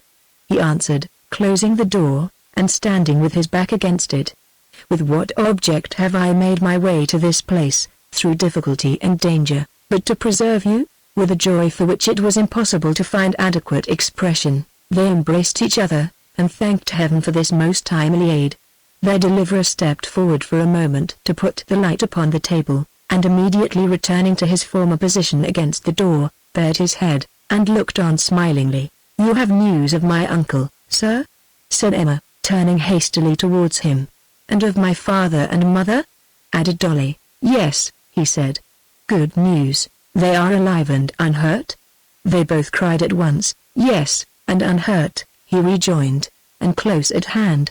"I did not say close at hand," he answered smoothly. "They are at no great distance. Your friends, sweet one," he added, addressing Dolly, "are within a few hours' journey. You will be restored to them, I hope, tonight." "My uncle, sir," faltered Emma. "Your uncle, dear Miss Harding, happily, I say happily, because he has succeeded where many of our creed have failed, and is safe, has crossed the sea, and is out of Britain." "I thank God for it," said Emma, faintly. "You say well. You have reason to be thankful, greater reason than it is possible for you. You have seen but one night of these cruel outrages, to imagine." "Does he desire," said Emma, "that I should follow him?" "Do you ask if he desires it?" cried the stranger in surprise. "If he desires it. But you do not know the danger of remaining in England, the difficulty of escape, or the price hundreds would pay to secure means, when you make that inquiry." "Pardon me. I had forgotten that you could not, being prisoner here." "I gather, sir," said Emma, after a moment's pause, "from what you hint at, but fear to tell me, that I have witnessed but the beginning, and the least, of the violence to which we are exposed, and that it has not yet slackened in its fury?" He shrugged his shoulders, shook his head, lifted up his hands, and with the same smooth smile, which was not a pleasant one to see, cast his eyes upon the ground, and remained silent. "You may venture, sir, to speak plain," said Emma, "and to tell me the worst. We have undergone some preparation for it." But here Dolly interposed, and entreated her not to hear the worst, but the best, and besought the gentleman to tell them the best, and to keep the remainder of his news until they were safe among their friends again. "It is told in 3 words," he said, glancing at the locksmith's daughter with a look of some displeasure. "The people have risen, to a man, against us. The streets are filled with soldiers, who support them and do their bidding. We have no protection but from above, and no safety but in flight, and that is a poor resource, for we are watched on every hand, and detained here, both by force and fraud.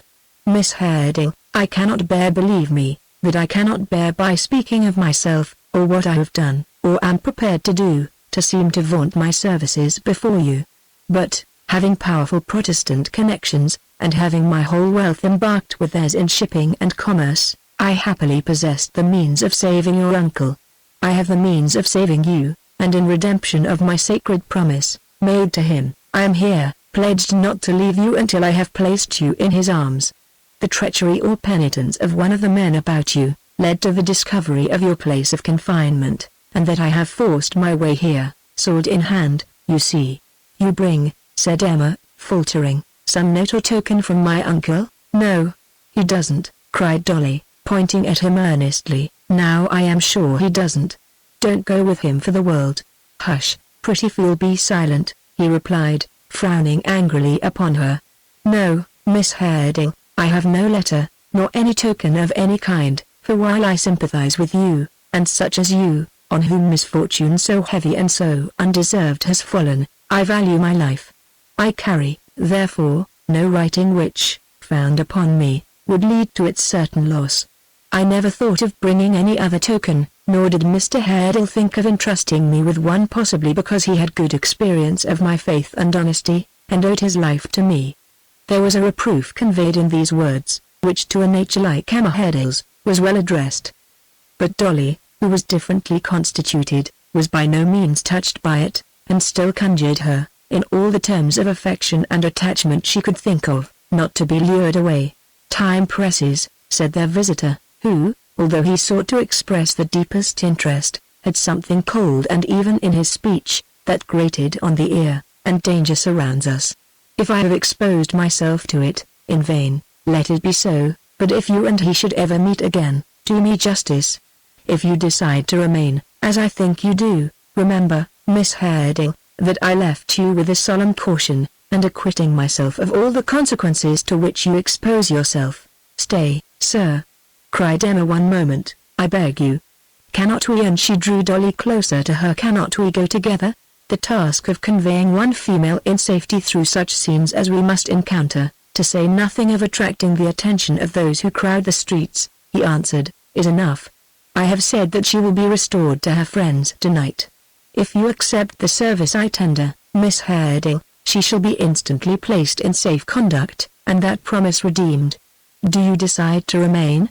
People of all ranks and creeds are flying from the town, which is sacked from end to end. Let me be of use in some quarter. Do you stay, or go?" "Dolly," said Emma, in a hurried manner, "my dear girl, this is our last hope. If we part now, it is only that we may meet again in happiness and honor.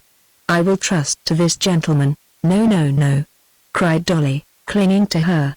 Pray, do not." "You hear," said Emma, "that tonight, only tonight, within a few hours, think of that exclamation mark, you will be among those who would die of grief to lose you, and who are now plunged in the deepest misery for your sake. Pray for me, dear girl, as I will for you, and never forget the many quiet hours we have passed together. Say one God bless you. Say that at parting." But Dolly could say nothing, no, not when Emma kissed her cheek 100 times, and covered it with tears, could she do more than hang upon her neck, and sob, and clasp, and hold her tight. "We have time for no more of this," cried the man, unclenching her hands, and pushing her roughly off, as he drew Emma Haredale towards the door. "Now! Quick, outside there! Are you ready, eh?" cried a loud voice, which made him start. "Quite ready. Stand back here, for your lives." And in an instant he was felled like an ox in the butcher's shambles, struck down as though a block of marble had fallen from the roof and crushed him. And cheerful light, and beaming faces came pouring in, and Emma was clasped in her uncle's embrace, and Dolly, with a shriek that pierced the air, fell into the arms of her father and mother. What fainting there was, what laughing, what crying, what sobbing, what smiling, how much questioning, no answering, all talking together, all beside themselves with joy, what kissing, congratulating, embracing, shaking of hands, and falling into all these raptures, over and over and over again, no language can describe. At length, and after a long time, the old locksmith went up and fairly hugged two strangers, who had stood apart and left them to themselves, and then they saw whom. "Yes, Edward Chester and Joseph Willett. See here!" cried the locksmith. "See here! Where would any of us have been without these two? Oh, Mr. Edward, oh, Joe, how light, and yet how full, you have made my old heart tonight." "It was Mr. Edward that knocked him down, sir," said Joe. "I longed to do it, but I gave it up to him. Come, you brave and honest gentleman. Get your senses together, for you haven't long to lie here." He had his foot upon the breast of their sham deliverer, in the absence of a spare arm, and gave him a gentle roll as he spoke. Gashford, for it was no other, crouching yet malignant, raised his scowling face, like sin subdued, and pleaded to be gently used. "I have access to all my lord's papers, Mr. Haredale," he said, in a submissive voice, Mr. Haredale keeping his back towards him, and not once looking round. "There are very important documents among them. There are a great many in secret drawers, and distributed in various places, known only to my lord and me. I can give some very valuable information, and render important assistance to any inquiry.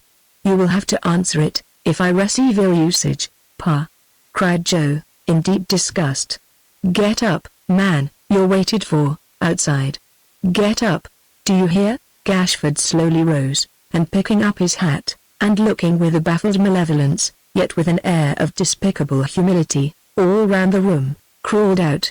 "And now, gentlemen," said Joe, who seemed to be the spokesman of the party, for all the rest were silent, "the sooner we get back to the Black Lion, the better, perhaps." Mr. Haredale nodded assent, and drawing his niece's arm through his, and taking one of her hands between his own, passed out straightway, followed by the locksmith, Mrs. Varden, and Dolly, who would scarcely have presented a sufficient surface for all the hugs and caresses they bestowed upon her, though she had been a dozen Dollys. Edward Chester and Joe followed. And did Dolly never once look behind? Not once? Was there not one little fleeting glimpse of the dark eyelash, almost resting on her flushed cheek, and of the downcast sparkling eye it shaded? Joe thought there was, and he is not likely to have been mistaken, for there were not many eyes like Dolly's, that's the truth. The outer room through which they had to pass, was full of men, among them, Mr. Dennis in safekeeping, and there, had been since yesterday, lying in hiding behind a wooden screen which was now thrown down, Simon Tappetit, the recreant prentice, burnt and bruised, and with a gunshot wound in his body, and his legs, his perfect legs, the pride and glory of his life, the comfort of his existence, crushed into shapeless ugliness. Wondering no longer at the moans they had heard, Dolly kept closer to her father, and shuddered at the sight, but neither bruises, burns, nor gunshot wound, nor all the torture of his shattered limbs, sent half so keen a pang to Simon's breast, as Dolly passing out, with Joe for her preserver. A coach was ready at the door, and Dolly found herself safe and whole inside, between her father and mother, with Emma Heddle and her uncle, quite real, sitting opposite. But there was no Joe, no Edward, and they had said nothing. They had only bowed once, and kept at a distance. Dear heart! What a long way it was to the Black Lion. Chapter 72. The Black Lion was so far off, and occupied such a length of time in the getting at, that notwithstanding the strong presumptive evidence she had about her of the late events being real and of actual occurrence, Dolly could not divest herself of the belief that she must be in a dream which was lasting all night. Nor was she quite certain that she saw and heard with her own proper senses, even when the coach, in the fullness of time, stopped at the Black Lion, and the host of that tavern approached in a gush of cheerful light to help them to dismount, and give them hearty welcome. They too, at the coach door, one on one side, one upon the other, were already Edward Chester and Joe Willett, who must have followed in another coach, and this was such a strange and unaccountable proceeding, that Dolly was the more inclined to favor the idea of her being fast asleep. But when Mr. Willett appeared, old John himself, so heavy-headed and obstinate, and with such a double chin as the liveliest imagination could never in its boldest flights have conjured up in all its vast proportions, then she stood corrected, and unwillingly admitted to herself that she was broad awake, and Joe had lost an arm, he that well-made, handsome, gallant fellow. As Dolly glanced towards him, and thought of the pain he must have suffered, and the far-off places in which he had been wandering, and wondered who had been his nurse, and hoped that whoever it was, she had been as kind and gentle and considerate as she would have been, the tears came rising to her bright eyes, one by one, little by little, until she could keep them back no longer, and so before them all, wept bitterly. "We are all safe now, Dolly," said her father, kindly. "We shall not be separated any more. Cheer up, my love, cheer up." The locksmith's wife knew better perhaps, than he, what ailed her daughter. But Mrs. Varden, being quite an altered woman, for the riots had done that good, added her word to his, and comforted her with similar representations. "Mayhap," said Mr. Willett, senior, looking round upon the company, "she's hungry. That's what it is, depend upon it. I am, myself." The Black Lion, who, like old John, had been waiting supper past all reasonable and conscionable hours, hailed this as a philosophical discovery of the profoundest and the most penetrating kind, and the table being already spread, they sat down to supper straightway. The conversation was not of the liveliest nature, nor were the appetites or some among them very keen. But, in both these respects, old John more than atoned for any deficiency on the part of the rest, and very much distinguished himself. It was not in point of actual conversation that Mr. Willett shone so brilliantly, for he had none of his old cronies to tackle, and was rather timorous of venturing on Joe, having certain vague misgivings within him, that he was ready on the shortest notice, and on receipt of the slightest offence, to fell the Black Lion to the floor of his own parlour, and immediately to withdraw to China or some other remote and unknown region, there to dwell forevermore, or at least until he had got rid of his remaining arm and both legs, and perhaps an eye or so, into the bargain. It was with a peculiar kind of pantomime that Mr. Willett filled up every pause, and in this he was considered by the Black Lion, who had been his familiar for some years, quite to surpass and go beyond himself, and outrun the expectations of his most admiring friends. The subject that worked in Mr. Willett's mind, and occasioned these demonstrations, was no other than his son's bodily disfigurement, which he had never yet got himself thoroughly to believe, or comprehend. Shortly after their first meeting, he had been observed to wander, in a state of great perplexity, to the kitchen, and to direct his gaze towards the fire, as if in search of his usual adviser in all matters of doubt and difficulty.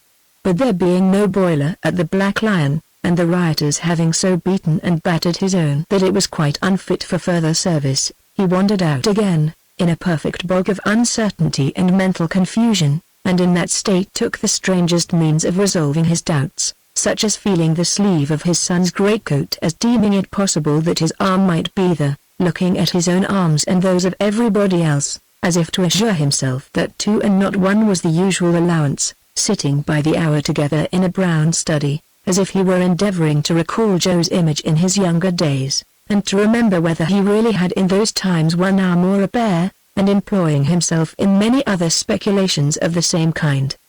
Finding himself at this supper, surrounded by faces with which he had been so well acquainted in old times, Mr. Willett recurred to the subject with uncommon vigor, apparently resolved to understand it now or never.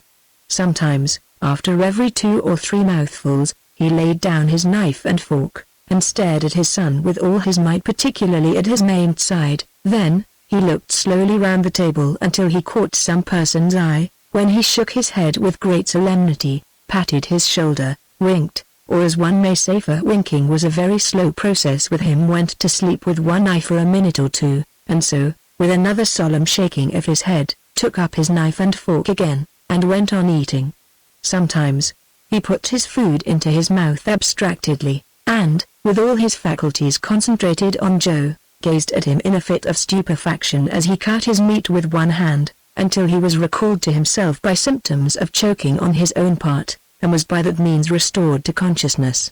At other times he resorted to such small devices as asking him for the salt, the pepper, the vinegar, the mustard, anything that was on his maimed side, and watching him as he handed it.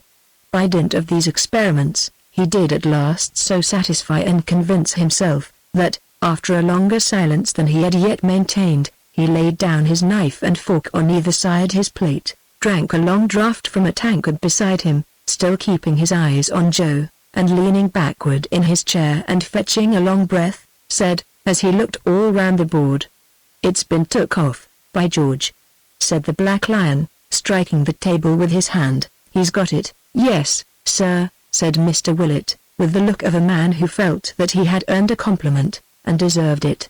"That's where it is. It's been took off." "Tell him where it was done," said the Black Lion to Joe. "At the defense of the Savannah, father." "At the defense of the Savannahs," repeated Mr. Willett, softly, again looking round the table. "In America, where the war is," said Joe. "In America, where the war is," repeated Mr. Willett. "It was took off in the defense of the Savannahs in America where the war is." Continuing to repeat these words to himself in a low tone of voice, the same information had been conveyed to him in the same terms, at least 50 times before. Mr. Willett arose from table, walked round to Joe, felt his empty sleeve all the way up, from the cuff, to where the stump of his arm remained, shook his hand, lighted his pipe at the fire, took a long whiff, walked to the door, turned round once when he had reached it, wiped his left eye with the back of his forefinger, and said, in a faltering voice, "My son's arm was took off at the defense of the Savannahs in America where the war is," with which words he withdrew, and returned no more that night. Indeed, on various pretenses, they all withdrew one after another, save Dolly, who was left sitting there alone. It was a great relief to be alone, and she was crying to her heart's content, when she heard Joe's voice at the end of the passage, bidding somebody good night, good night. Then he was going elsewhere to some distance, perhaps. To what kind of home could he be going, now that it was so late? She heard him walk along the passage, and pass the door. But there was a hesitation in his footsteps. He turned back. Dolly's heart beat high. He looked in. "Good night!" He didn't say Dolly, but there was comfort in his not saying Miss Varden. "Good night," sobbed Dolly. "I am sorry you take on so much, for what is past and gone," said Joe kindly. "Don't. I can't bear to see you do it. Think of it no longer. You are safe and happy now, Dolly cried the more. You must have suffered very much within these few days, and yet you're not changed, unless it's for the better. They said you were, but I don't see it. You were always very beautiful, said Joe, but you are more beautiful than ever, now. You are indeed.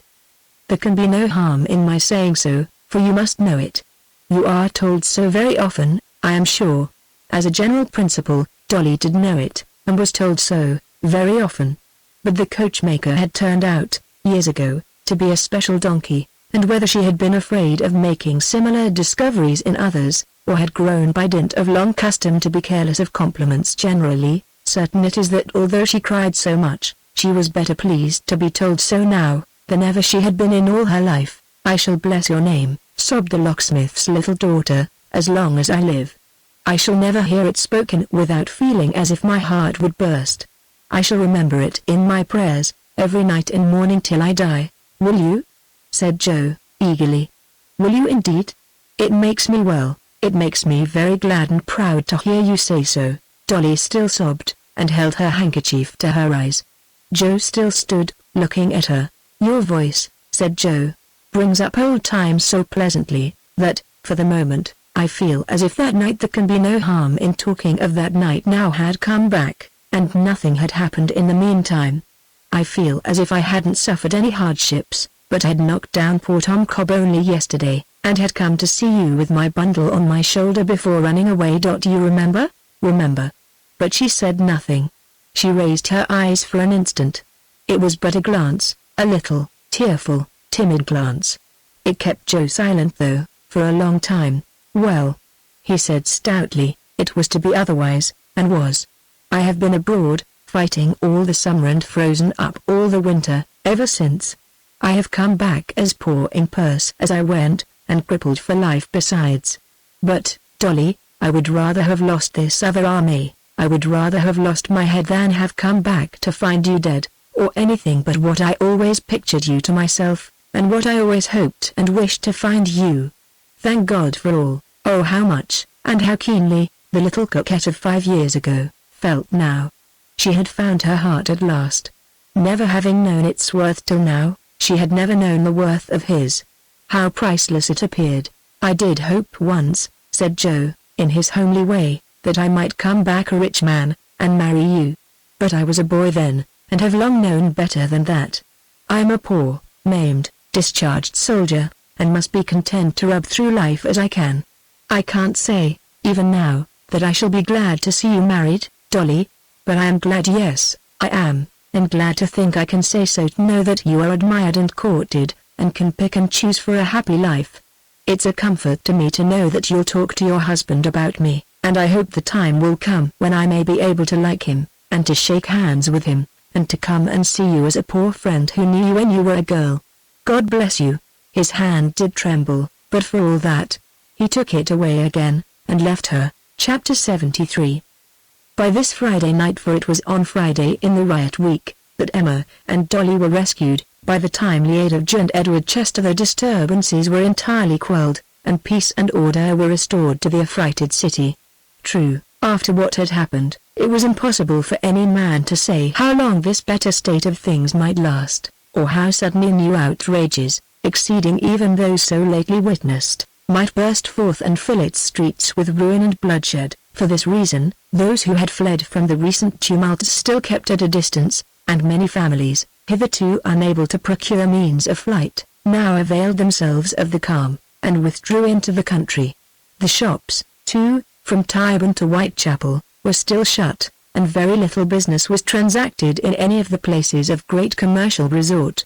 But, notwithstanding, and in spite of the melancholy forebodings of that numerous class of society who see with the greatest clearness into the darkest perspectives, the town remained profoundly quiet.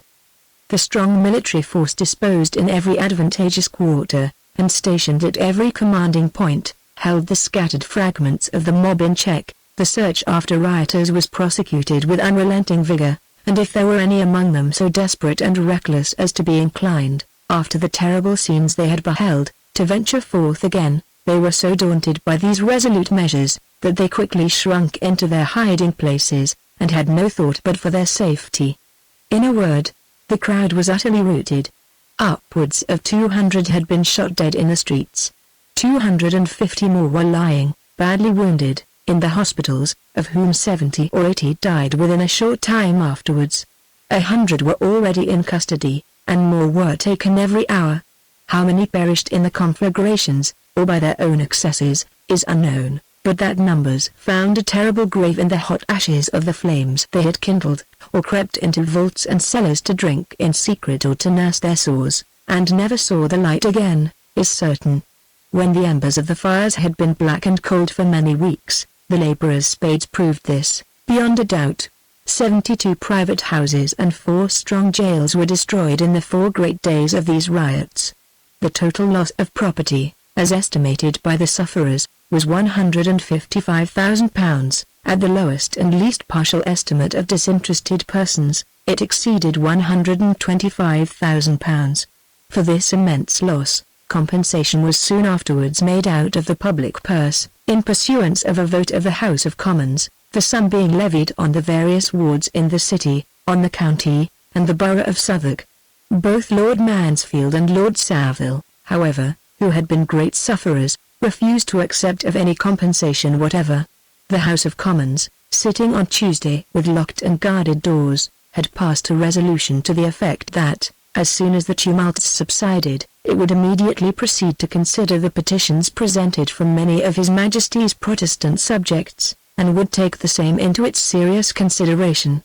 While this question was under debate, Mr. Herbert, one of the members present, indignantly rose and called upon the House to observe that Lord George Gordon was then sitting under the gallery with the blue cockade, the signal of rebellion, in his hat. He was not only obliged, by those who sat near, to take it out, but offering to go into the street to pacify the mob with the somewhat indefinite assurance that the House was prepared to give them the satisfaction they sought, was actually held down in his seat by the combined force of several members. In short, the disorder and violence which reigned triumphant out of doors, penetrated into the Senate, and there, as elsewhere, terror and alarm prevailed, and ordinary forms were for the time forgotten. On the Thursday, both houses had adjourned until the following Monday se'nnight, declaring it impossible to pursue their deliberations with the necessary gravity and freedom, while they were surrounded by armed troops. And now that the rioters were dispersed, the citizens were beset with a new fear, for, finding the public thoroughfares and all their usual places of resort filled with soldiers entrusted with the free use of fire and sword, they began to lend a greedy ear to the rumors which were afloat of martial law being declared, and to dismal stories of prisoners having been seen hanging on lamp-posts in Cheapside and Fleet Street. These terrors being promptly dispelled by a proclamation declaring that all the rioters in custody would be tried by a special commission in due course of law, a fresh alarm was engendered by its being whispered abroad that French money had been found on some of the rioters, and that the disturbances had been fomented by foreign powers who sought to compass the overthrow and ruin of England. This report, which was strengthened by the diffusion of anonymous handbills, but which, if it had any foundation at all, probably owed its origin to the circumstance or some few coins which were not English money having been swept into the pockets of the insurgents with other miscellaneous booty, and afterwards discovered on the prisoners or the dead bodies, caused a great sensation, and men's minds being in that excited state when they are most apartment to catch at any shadow of apprehension, was bruited about with much industry. All remaining quiet, however, during the whole of this Friday, and on this Friday night, and no new discoveries being made, confidence began to be restored, and the most timid and desponding breathed again. In Southwark, no fewer than 3,000 of the inhabitants formed themselves into a watch, and patrolled the streets every hour. Nor were the citizens slow to follow so good an example, and it being the manner of peaceful men to be very bold when the danger is over, they were abundantly fierce and daring, not scrupling to question the stoutest passenger with great severity, and carrying it with a very high hand over all errand boys, servant girls, and prentices. As day deepened into evening, and darkness crept into the nooks and corners of the town as if it were mustering in secret and gathering strength to venture into the open ways, Barnaby sat in his dungeon, wondering at the silence, and listening in vain for the noise and outcry which had ushered in the night of late. Beside him, with his hand in hers, sat one in whose companionship he felt at peace. She was worn, and altered, full of grief, and heavy-hearted, but the same to him. "Mother," he said, after a long silence, how long, how many days and nights, shall I be kept here?" "Not many, dear." "I hope not many." "You hope? But your hoping will not undo these chains." "I hope, but they don't mind that." "Grip hopes, but who cares for Grip?" The raven gave a short, dull, melancholy croak. It said nobody, as plainly as a croak could speak. "Who cares for Grip, except you and me?" said Barnaby, smoothing the bird's rumpled feathers with his hand. "He never speaks in this place, he never says a word in jail, he sits and mopes all day in his dark corner, dozing sometimes, and sometimes looking at the light that creeps in through the bars, and shines in his bright eye as if a spark from those great fires had fallen into the room and was burning yet. But who cares for Grip?" The raven croaked again. "Nobody. And by the way," said Barnaby, withdrawing his hand from the bird, and laying it upon his mother's arm, as he looked eagerly in her face, "if they kill me they may. I heard it said they would. What will become of Grip when I am dead?" The sound of the word, or the current of his own thoughts, suggested to Grip his old phrase, "Never say die." But he stopped short in the middle of it, drew a dismal cork, and subsided into a faint croak, as if he lacked the heart to get through the shortest sentence. "Will they take his life as well as mine?" said Barnaby. "I wish they would. If you and I and he could die together, there would be none to feel sorry, or to grieve for us. But do what they will, I don't fear them, mother." "They will not harm you," she said, her tears choking her utterance. "They never will harm you, when they know all." "I am sure they never will." "Oh, don't be too sure of that," cried Barnaby, with a strange pleasure in the belief that she was self-deceived, and in his own sagacity. "They have marked me from the first. I heard them say so to each other when they brought me to this place last night, and I believe them. Don't you cry for me. They said that I was bold, and so I am, and so I will be.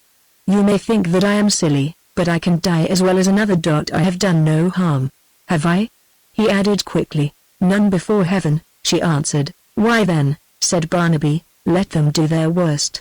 You told me once, when I asked you what death meant, that it was nothing to be feared, if we did no harm." "Aha! Mother, you thought I had forgotten that." His merry laugh and playful manner smote her to the heart. She drew him closer to her, and besought him to talk to her in whispers and to be very quiet, for it was getting dark, and their time was short, and she would soon have to leave him for the night. "You will come tomorrow?" said Barnaby. "Yes. And every day. And they would never part again." He joyfully replied that this was well, and what he wished, and what he had felt quite certain she would tell him, and then he asked her where she had been so long, and why she had not come to see him when he had been a great soldier, and ran through the wild schemes he had had for their being rich and living prosperously, and with some faint notion in his mind that she was sad and he had made her so, tried to console and comfort her, and talked of their former life and his old sports and freedom, little dreaming that every word he uttered only increased her sorrow, and that her tears fell faster at the freshened recollection of their lost tranquillity. "Mother," said Barnaby, as they heard the man approaching to close the cells for the night, "when I spoke to you just now about my father you cried hush, and turned away your head. Why did you do so? Tell me why, in a word. You thought he was dead. You are not sorry that he is alive and has come back to us. Where is he? Here? Do not ask anyone where he is, or speak about him," she made answer. "Why not?" said Barnaby. "Because he is a stern man, and talks roughly? Well, I don't like him, or want to be with him by myself, but why not speak about him? Because I am sorry that he is alive, sorry that he has come back, and sorry that he and you have ever met. Because, dear Barnaby, the endeavor of my life has been to keep you two asunder, father and son asunder. Why? He has," she whispered in his ear, "he has shed blood. The time has come when you must know it. He has shed the blood of one who loved him well, and trusted him, and never did him wrong in word or deed." Barnaby recoiled in horror, and glancing at his stained wrist for an instant, wrapped it, shuddering, in his dress. "But," she added hastily as the key turned in the lock, although we shun him, he is your father, dearest, and I am his wretched wife. They seek his life, and he will lose it. It must not be by our means. Nay, if we could win him back to penitence, we should be bound to love him yet. Do not seem to know him, except as one who fled with you from the jail, and if they question you about him, do not answer them. God be with you through the night, dear boy. God be with you." She tore herself away, and in a few seconds Barnaby was alone. He stood for a long time rooted to the spot, with his face hidden in his hands, then flung himself, sobbing, on his miserable bed. But the moon came slowly up in all her gentle glory, and the stars looked out, and through the small compass of the grated window, as through the narrow crevice of one good deed in a murky life of guilt, the face of heaven shone bright and merciful. He raised his head, gazed upward at the quiet sky, which seemed to smile upon the earth in sadness, as if the night, more thoughtful than the day, looked down in sorrow on the sufferings and evil deeds of men, and felt its peace sink deep into his heart. He, a poor idiot, caged in his narrow cell, was as much lifted up to God, while gazing on the mild light, as the freest and the most favored man in all the spacious city, and in his ill-remembered prayer, and in the fragment of the childish hymn, with which he sung and crooned himself asleep, the breathed as true a spirit as ever studied homily expressed, or old cathedral arches echoed. As his mother crossed the yard on her way out, she saw, through a grated door which separated it from another court, her husband, walking round and round, with his hands folded on his breast, and his head hung down. She asked the man who conducted her, if she might speak a word with this prisoner. Yes, but she must be quick, for he was locking up for the night, and there was but a minute or so to spare. Saying this, he unlocked the door, and bade her go in. It grated harshly as it turned upon its hinges, but he was deaf to the noise, and still walked round and round the little court, without raising his head or changing his attitude in the least. She spoke to him, but her voice was weak, and failed her. At length she put herself in his track, and when he came near, stretched out her hand and touched him.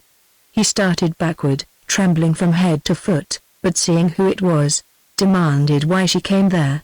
Before she could reply, he spoke again. "Am I to live or die? Do you murder too, or spare?" "My son, our son," she answered, "is in this prison. What is that to me?" He cried, stamping impatiently on the stone pavement. "I know it. He can no more aid me than I can aid him. If you are come to talk of him, begone." As he spoke he resumed his walk, and hurried round the court as before. When he came again to where she stood, he stopped, and said, "Am I to live or die? Do you repent? Oh! Do you?" She answered, "Will you, while time remains? Do not believe that I could save you, if I dared. Say if you would," he answered with an oath, as he tried to disengage himself and pass on. "Say if you would. Listen to me for one moment," she returned, "for but a moment. I am but newly risen from a sick bed, from which I never hope to rise again. The best among us think, at such a time, of good intentions half performed and duties left undone. If I have ever, since that fatal night, omitted to pray for your repentance before death, if I omitted, even then, anything which might tend to urge it on you when the horror of your crime was fresh, if, in our later meeting, I yielded to the dread that was upon me, and forgot to fall upon my knees and solemnly adjure you, in the name of him you sent to his account with heaven, to prepare for the retribution which must come, and which is stealing on you now, I humbly before you, and in the agony of supplication in which you see me, beseech that you will let me make atonement. What is the meaning of your canting words?" He answered roughly. "Speak so that I may understand you." "I will," she answered, "I desire to. Bear with me for a moment more. The hand of him who set his curse on murder, is heavy on us now. You cannot doubt it. Our son, our innocent boy, on whom his anger fell before his birth, is in this place in peril of his life, brought here by your guilt. Yes, by that alone, as heaven sees and knows, for he has been led astray in the darkness of his intellect, and that is the terrible consequence of your crime. If you come, woman-like, to load me with reproaches," he muttered, again endeavoring to break away, "I do not. I have a different purpose. You must hear it. If not tonight, tomorrow, if not tomorrow, at another time. You must hear it. Husband, escape is hopeless, impossible. You tell me so, do you?" he said, raising his manacled hand, and shaking it. You, yes, she said, with indescribable earnestness. But why? To make me easy in this jail. To make the time twixt this and death, pass pleasantly. For my good, yes, for my good, of course, he said, grinding his teeth, and smiling at her with a livid face. Not to load you with reproaches, she replied, not to aggravate the tortures and the miseries of your condition, not to give you one hard word, but to restore you to peace and hope. Husband, dear husband, if you will but confess this dreadful crime, if you will but implore forgiveness of heaven and of those whom you have wronged on earth, if you will dismiss these vain uneasy thoughts, which never can be realized, and will rely on penitence and on the truth, I promise you, in the great name of the Creator, whose image you have defaced, that he will comfort and console you. And for myself, she cried, clasping her hands, and looking upward, I swear before him, as he knows my heart and reads it now, that from that hour I will love and cherish you as I did of old, and watch you night and day in the short interval that will remain to us, and soothe you with my truest love and duty, and pray with you, that one threatening judgment may be arrested, and that our boy may be spared to bless God, in his poor way, in the free air and light. He fell back and gazed at her while she poured out these words, as though he were for a moment awed by her manner, and knew not what to do. But anger and fear soon got the mastery of him, and he spurned her from him. Begone! He cried. Leave me. You plot, do you? You plot to get speech with me, and let them know I am the man they say I am. A curse on you and on your boy. On him the curse has already fallen, she replied, wringing her hands. Let it fall heavier. Let it fall on one and all. I hate you both. The worst has come to me. The only comfort that I seek or I can have, will be the knowledge that it comes to you. Now go, she would have urged him gently, even then, but he menaced her with his chain. I say go, I say it for the last time. The gallows has me in its grasp, and it is a black phantom that may urge me on to something more. Begone. I curse the hour that I was born, the man I slew, and all the living world. In a paroxysm of wrath, and terror, and the fear of death, he broke from her, and rushed into the darkness of his cell, where he cast himself jangling down upon the stone floor, and smote it with his ironed hands. The man returned to lock the dungeon door, and having done so, carried her away.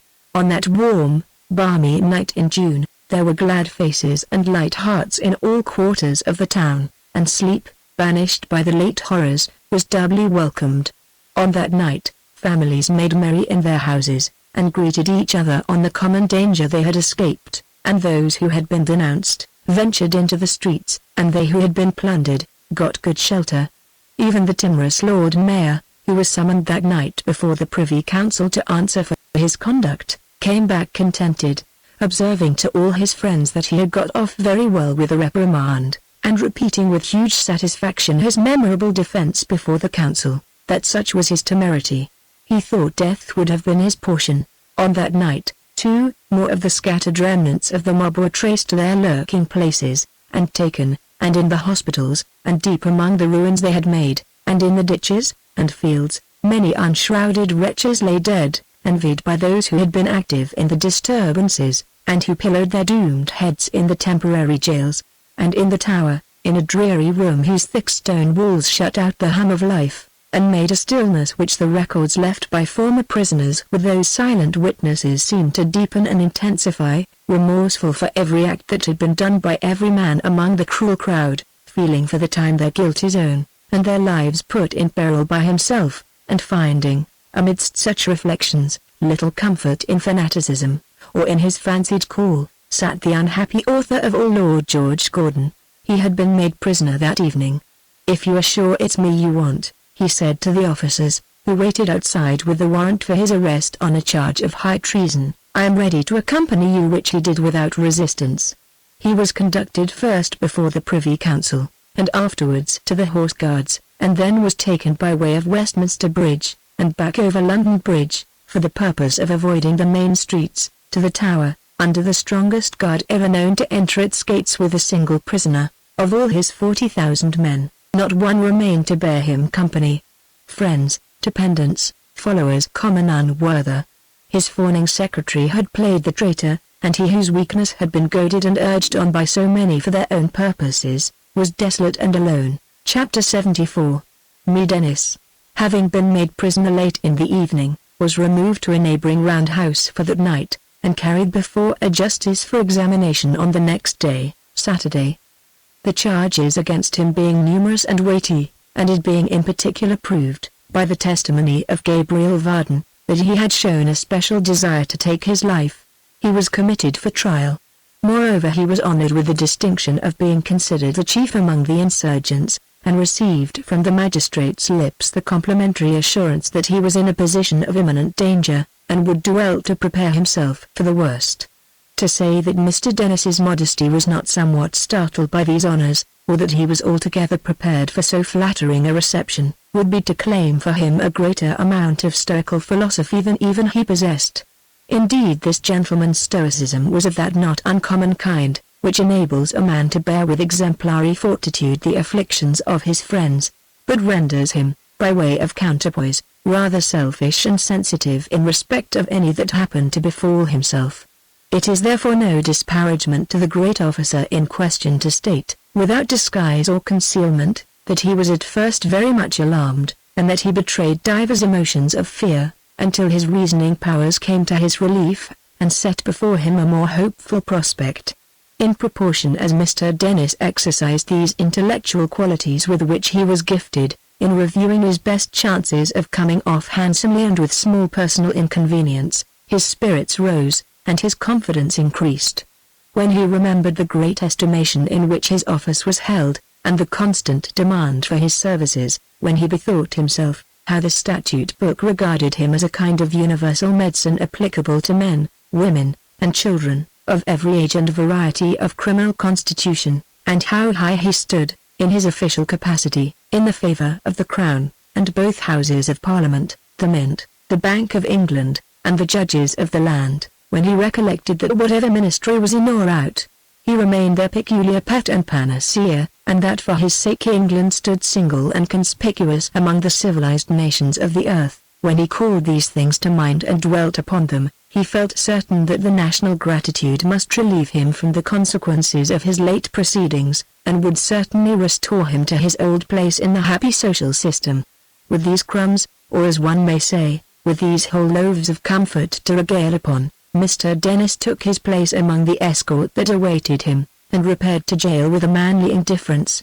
Arriving at Newgate, where some of the ruined cells had been hastily fitted up for the safe-keeping of rioters, he was warmly received by the turnkeys, as an unusual and interesting case, which agreeably relieved their monotonous duties. In this spirit, he was fettered with great care, and conveyed into the interior of the prison. "Brother," cried the hangman, as, following an officer, he traversed under these novel circumstances the remains of passages with which he was well acquainted, "am I going to be along with anybody?" "If you'd have left more walls standing, you'd have been alone," was the reply. "As it is, we're cramped for room, and you'll have company." "Well," returned Dennis, "I don't object to company, brother. I rather like company. I was formed for society, I was." "That's rather a pity, ain't it?" said the man. "No," answered Dennis, "I'm not aware that it is." "Why should it be a pity, brother?" "Oh, I don't know," said the man carelessly. "I thought that was what you meant. Being formed for society, and being cut off in your flower, you know." "I say," interposed the other quickly, "what are you talking of?" "Don't. Who's going to be cut off in their flowers?" "Oh, nobody particular." "I thought you was, perhaps," said the man. Mr. Dennis wiped his face, which had suddenly grown very hot, and remarking in a tremulous voice to his conductor that he had always been fond of his joke, followed him in silence until he stopped at a door. "This is my quarters, is it?" he asked facetiously. "This is the shop, sir," replied his friend. He was walking in, but not with the best possible grace, when he suddenly stopped, and started back. "Halloa," said the officer. "You're nervous." "Nervous?" whispered Dennis in great alarm. "Well, I may be." "Shut the door." "I will, when you're in," returned the man. "But I can't go in there," whispered Dennis. "I can't be shut up with that man." "Do you want me to be throttled, brother?" The The officer seemed to entertain no particular desire on the subject one way or other, but briefly remarking that he had his orders, and intended to obey them, pushed him in, turned the key, and retired.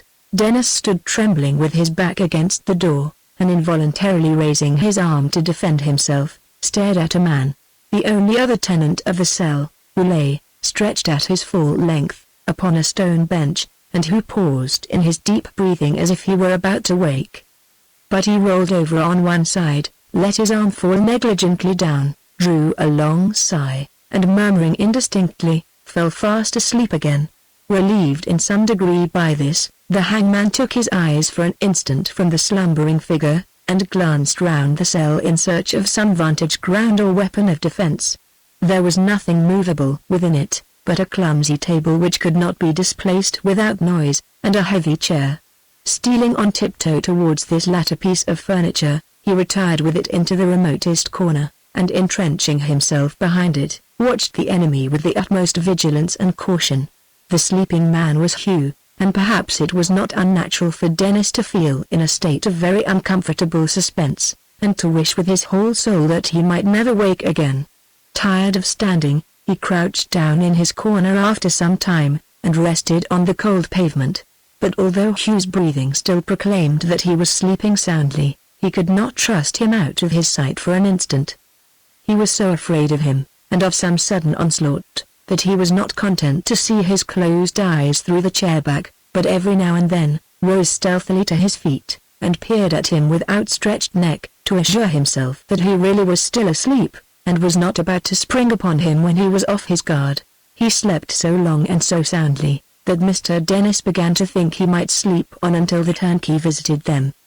He was congratulating himself upon these promising appearances, and blessing his stars with much fervor, when one or two unpleasant symptoms manifested themselves, such as another motion of the arm, another sigh, a restless tossing of the head.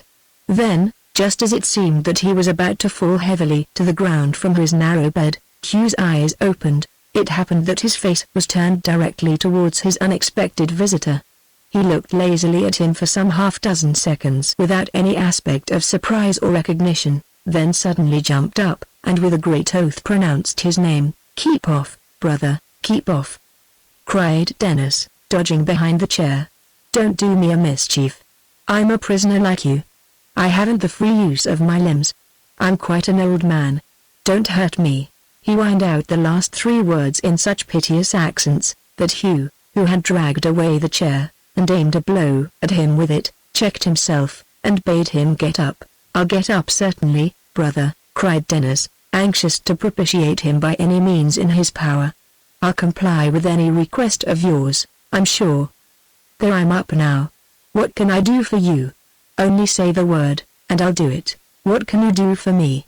cried Hugh, clutching him by the collar with both hands, and shaking him as though he were bent on stopping his breath by that means.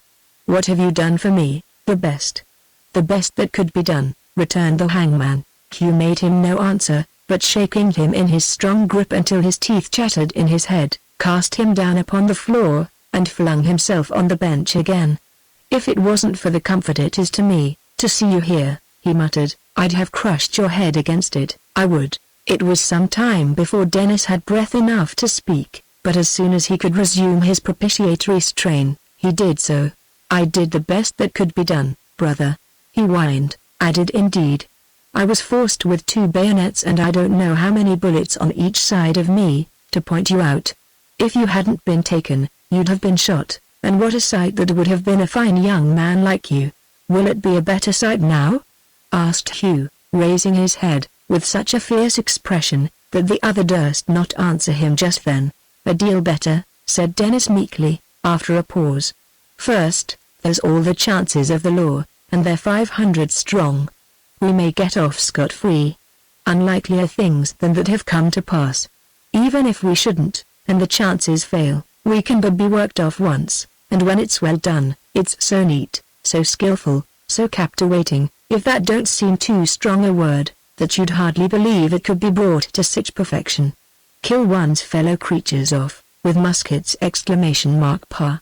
And his nature so revolted at the bare idea, that he spat upon the dungeon pavement. His warming on this topic, which to one unacquainted with his pursuits and tastes appeared like courage, together with his artful suppression of his own secret hopes, and mention of himself as being in the same condition with Hugh, did more to soothe that ruffian than the most elaborate arguments could have done, or the most abject submission. He rested his arms upon his knees, and stooping forward, looked from beneath his shaggy hair at Dennis, with something of a smile upon his face. "The fact is, brother," said the hangman, in a tone of greater confidence, "that you got into bad company. The man that was with you was looked after more than you, and it was him I wanted. As to me, what have I got by it? Here we are, in one and the same plight."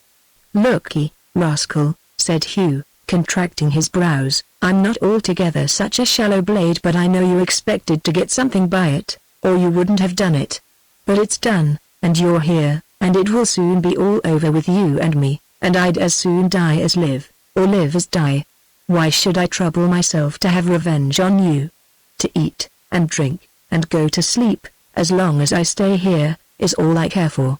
If there was but a little more sun to bask in, than can find its way into this cursed place, I'd lie in it all day, and not trouble myself to sit or stand up once. That's all the care I have for myself. Why should I care for you?" Finishing this speech with a growl like the yawn of a wild beast, he stretched himself upon the bench again, and closed his eyes once more. After looking at him in silence for some moments, Dennis, who was greatly relieved to find him in this mood, drew the chair towards his rough couch and sat down near him, taking the precaution, however, to keep out of the range of his brawny arm. "Well said, brother, nothing could be better said," he ventured to observe. "We'll eat and drink of the best, and sleep our best, and make the best of it every way. Anything can be got for money. Let's spend it merrily, eh?" said Hugh, coiling himself into a new position. "Where is it?" "Why, they took mine from me at the lodge," said Mr. Dennis, "but mine's a peculiar case." "Is it? They took mine too." "Why then, I tell you what, brother," Dennis began. "You must look up your friends." "My friends?" cried Hugh, starting up and resting on his hands. "Where are my friends?" "Your relations then," said Dennis. "Ha ha ha!" laughed Hugh, waving one arm above his head. "He talks of friends to me, talks of relations to a man whose mother died the death in store for her son, and left him, a hungry brat, without a face he knew in all the world. He talks of this to me, brother," cried the hangman, whose features underwent a sudden change. "You don't mean to say—" "I mean to say," Hugh interposed, "that they hung her up at Tyburn. What was good enough for her, is good enough for me. Let them do the like by me as soon as they please, the sooner the better. Say no more to me. I'm going to sleep, but I want to speak to you, I want to hear more about that," said Dennis, changing color. "If you're a wise man," growled Hugh, raising his head to look at him with a frown, "you'll hold your tongue. I tell you I'm going to sleep." Dennis venturing to say something more in spite of this caution, the desperate fellow struck at him with all his force, and missing him, lay down again with many muttered oaths and imprecations, and turned his face towards the wall.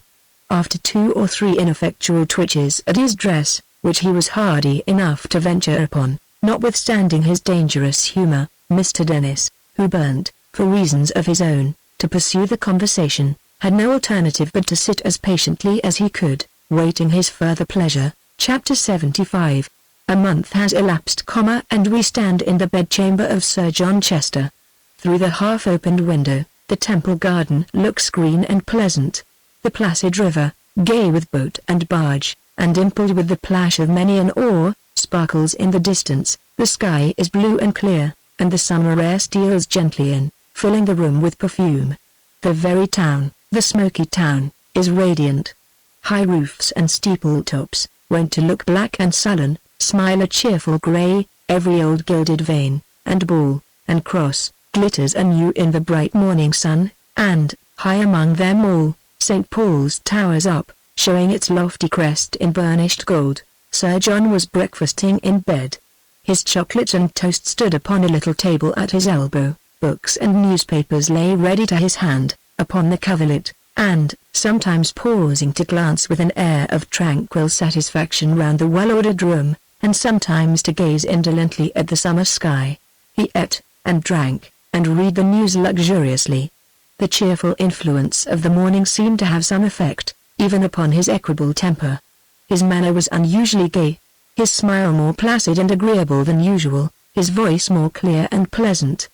He laid down the newspaper he had been reading, leaned back upon his pillow with the air of one who resigned himself to a train of charming recollections, and after a pause, soliloquized as follows. "And my friend the centaur, goes the way of his mamma. I am not surprised. And his mysterious friend Mr. Dennis, likewise. I am not surprised. And my old postman, the exceedingly free and easy young madman of Chigwell. I am quite rejoiced. It's the very best thing that could possibly happen to him." After delivering himself of these remarks, he fell again into his smiling train of reflection, from which he roused himself at length to finish his chocolate, which was getting cold, and ring the bell for more. The new supply arriving, he took the cup from his servant's hand, and saying, with a charming affability, "I am obliged to you, Peake," dismissed him. "It is a remarkable circumstance," he mused, dallying lazily with the teaspoon, "that my friend the madman should have been within an ace of escaping, on his trial, and it was a good stroke of chance, or, as the world would say, a providential occurrence, that the brother of my Lord Mayor should have been in court, with other country justices, into whose very dense heads curiosity had penetrated. For though the brother of my Lord Mayor was decidedly wrong, and established his near relationship to that amusing person beyond all doubt, in stating that my friend was sane, and had, to his knowledge, wandered about the country with a vagabond parent, avowing revolutionary and rebellious sentiments, I am not the less obliged to him for volunteering that evidence. These insane creatures make such very odd and embarrassing remarks, that they really ought to be hanged for the comfort of society." The country justice had indeed turned the wavering scale against poor Barnaby, and solved the doubt that trembled in his favor. Grip little thought how much he had to answer for. "They will be a singular party," said Sir John, leaning his head upon his hand, and sipping his chocolate, "a very curious party. The hangman himself, the centaur, and the madman. The centaur would make a very handsome preparation in Surgeons' Hall, and would benefit science extremely. I hope they have taken care to bespeak him. Peake, I am not at home, of course, to anybody but the hairdresser." This reminder to his servant was called forth by a knock at the door, which the man hastened to open. After a prolonged murmur of question and answer, he returned, and as he cautiously closed the room door behind him, a man was heard to cough in the passage. "Now, it is of no use, Peake," said Sir John, raising his hand in deprecation of his delivering any message, "I am not at home. I cannot possibly hear you. I told you I was not at home, and my word is sacred. Will you never do as you are desired?" Having nothing to oppose to this reproof, the man was about to withdraw, when the visitor who had given occasion to it, probably rendered impatient by delay, knocked with his knuckles at the chamber door, and called out that he had urgent business with Sir John Chester, which admitted of no delay. "Let him in," said Sir John. "My good fellow," he added, when the door was opened, "how come you to intrude yourself in this extraordinary manner upon the privacy of a gentleman? How can you be so wholly destitute of self-respect as to be guilty of such remarkable ill-breeding?" "My business, Sir John, is not of a common kind, I do assure you," returned the person he addressed.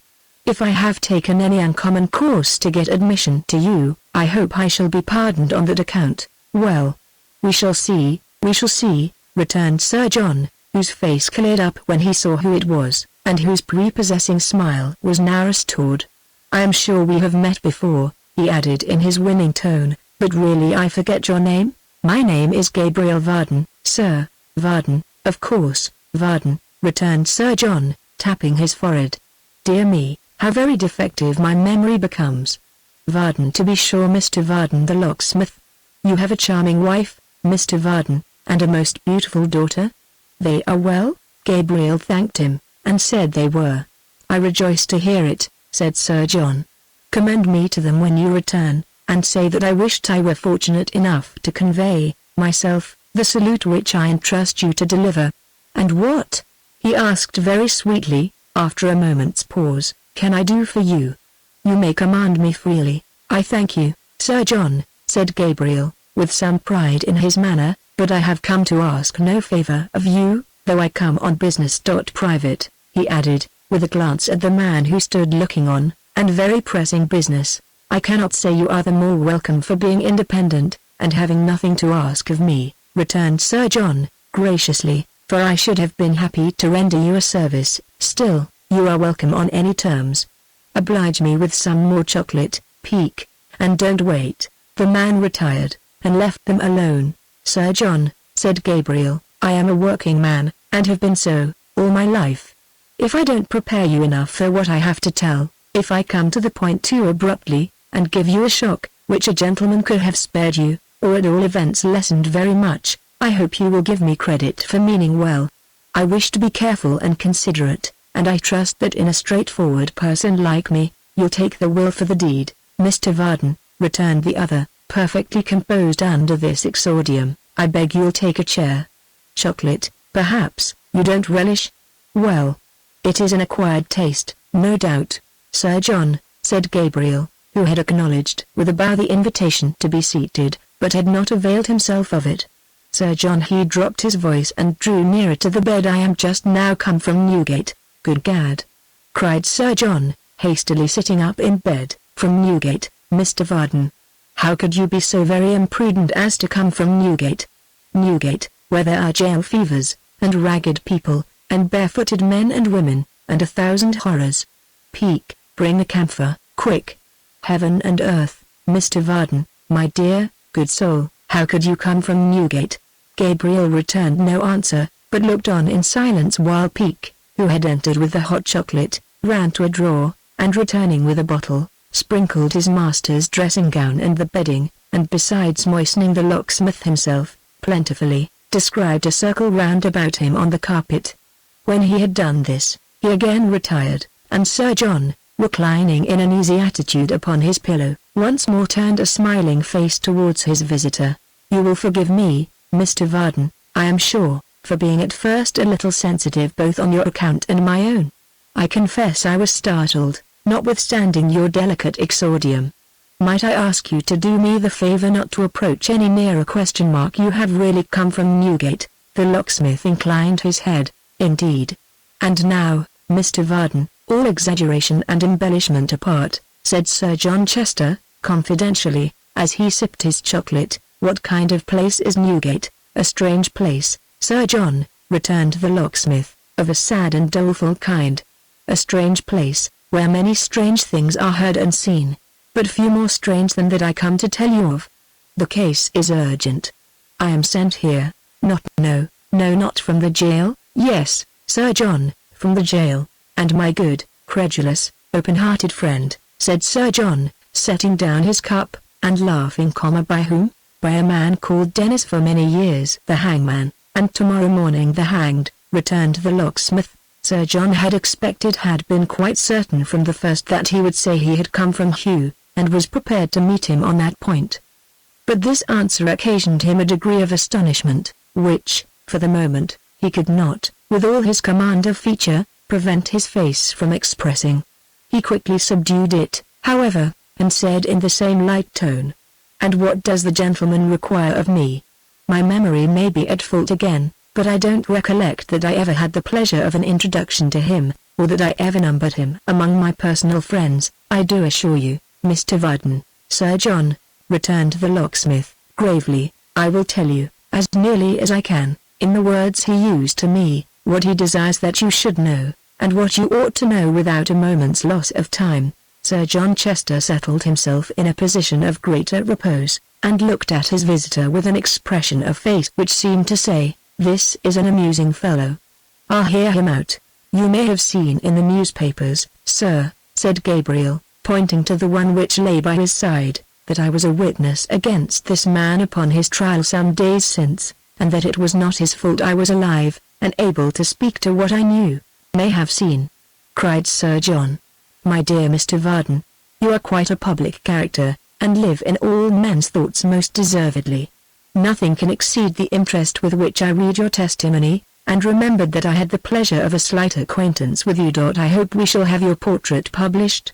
"This morning, sir," said the locksmith, taking no notice of these compliments. "Early this morning, a message was brought to me from Newgate, at this man's request, desiring that I would go and see him, for he had something particular to communicate. I needn't tell you that he is no friend of mine, and that I had never seen him, until the rioters beset my house. Sir John fanned himself gently with the newspaper, and nodded. I knew, however, from the general report, resumed Gabriel, that the order for his execution tomorrow went down to the prison last night, and looking upon him as a dying man, I complied with his request. You are quite a Christian, Mr. Varden, said Sir John, and in that amiable capacity, you increase my desire that you should take a chair. He said, continued Gabriel, looking steadily at the knight, that he had sent to me, because he had no friend or companion in the whole world, being the common hangman, and because he believed, from the way in which I had given my evidence, that I was an honest man, and would act truly by him. He said that, being shunned by everyone who knew his calling, even by people of the lowest and the most wretched grade, and finding, when he joined the rioters, that the men he acted with had no suspicion of it, which I believe is true enough, for a poor fool of an old prentice of mine was one of them, he had kept his own counsel, up to the time of his being taken and put in jail. Very discreet of Mr. Dennis, observed Sir John with a slight yawn, though still with the utmost affability, but except for your admirable and lucid manner of telling it, which is perfect, not very interesting to me. When, pursued the locksmith, quite unabashed and wholly regardless of these interruptions, when he was taken to the jail, he found that his fellow prisoner, in the same room, was a young man, Hugh by name, a leader in the riots, who had been betrayed and given up by himself.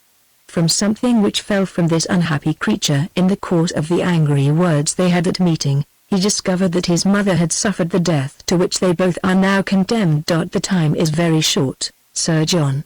The knight laid down his paper fan, replaced his cup upon the table at his side, and, saving for the smile that lurked about his mouth, looked at the locksmith with as much steadiness as the locksmith looked at him.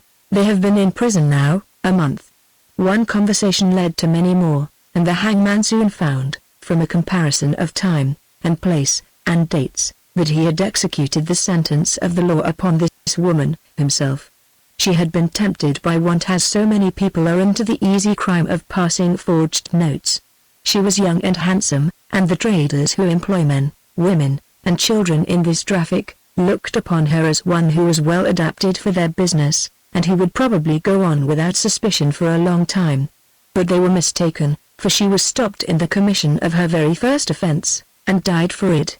She was of gypsy blood, Sir John. It might have been the effect of a passing cloud which obscured the sun, and cast a shadow on his face, but the knight turned deadly pale. Still he met the locksmith's eye, as before. She was of gypsy blood, Sir John, repeated Gabriel, and had a high, free spirit.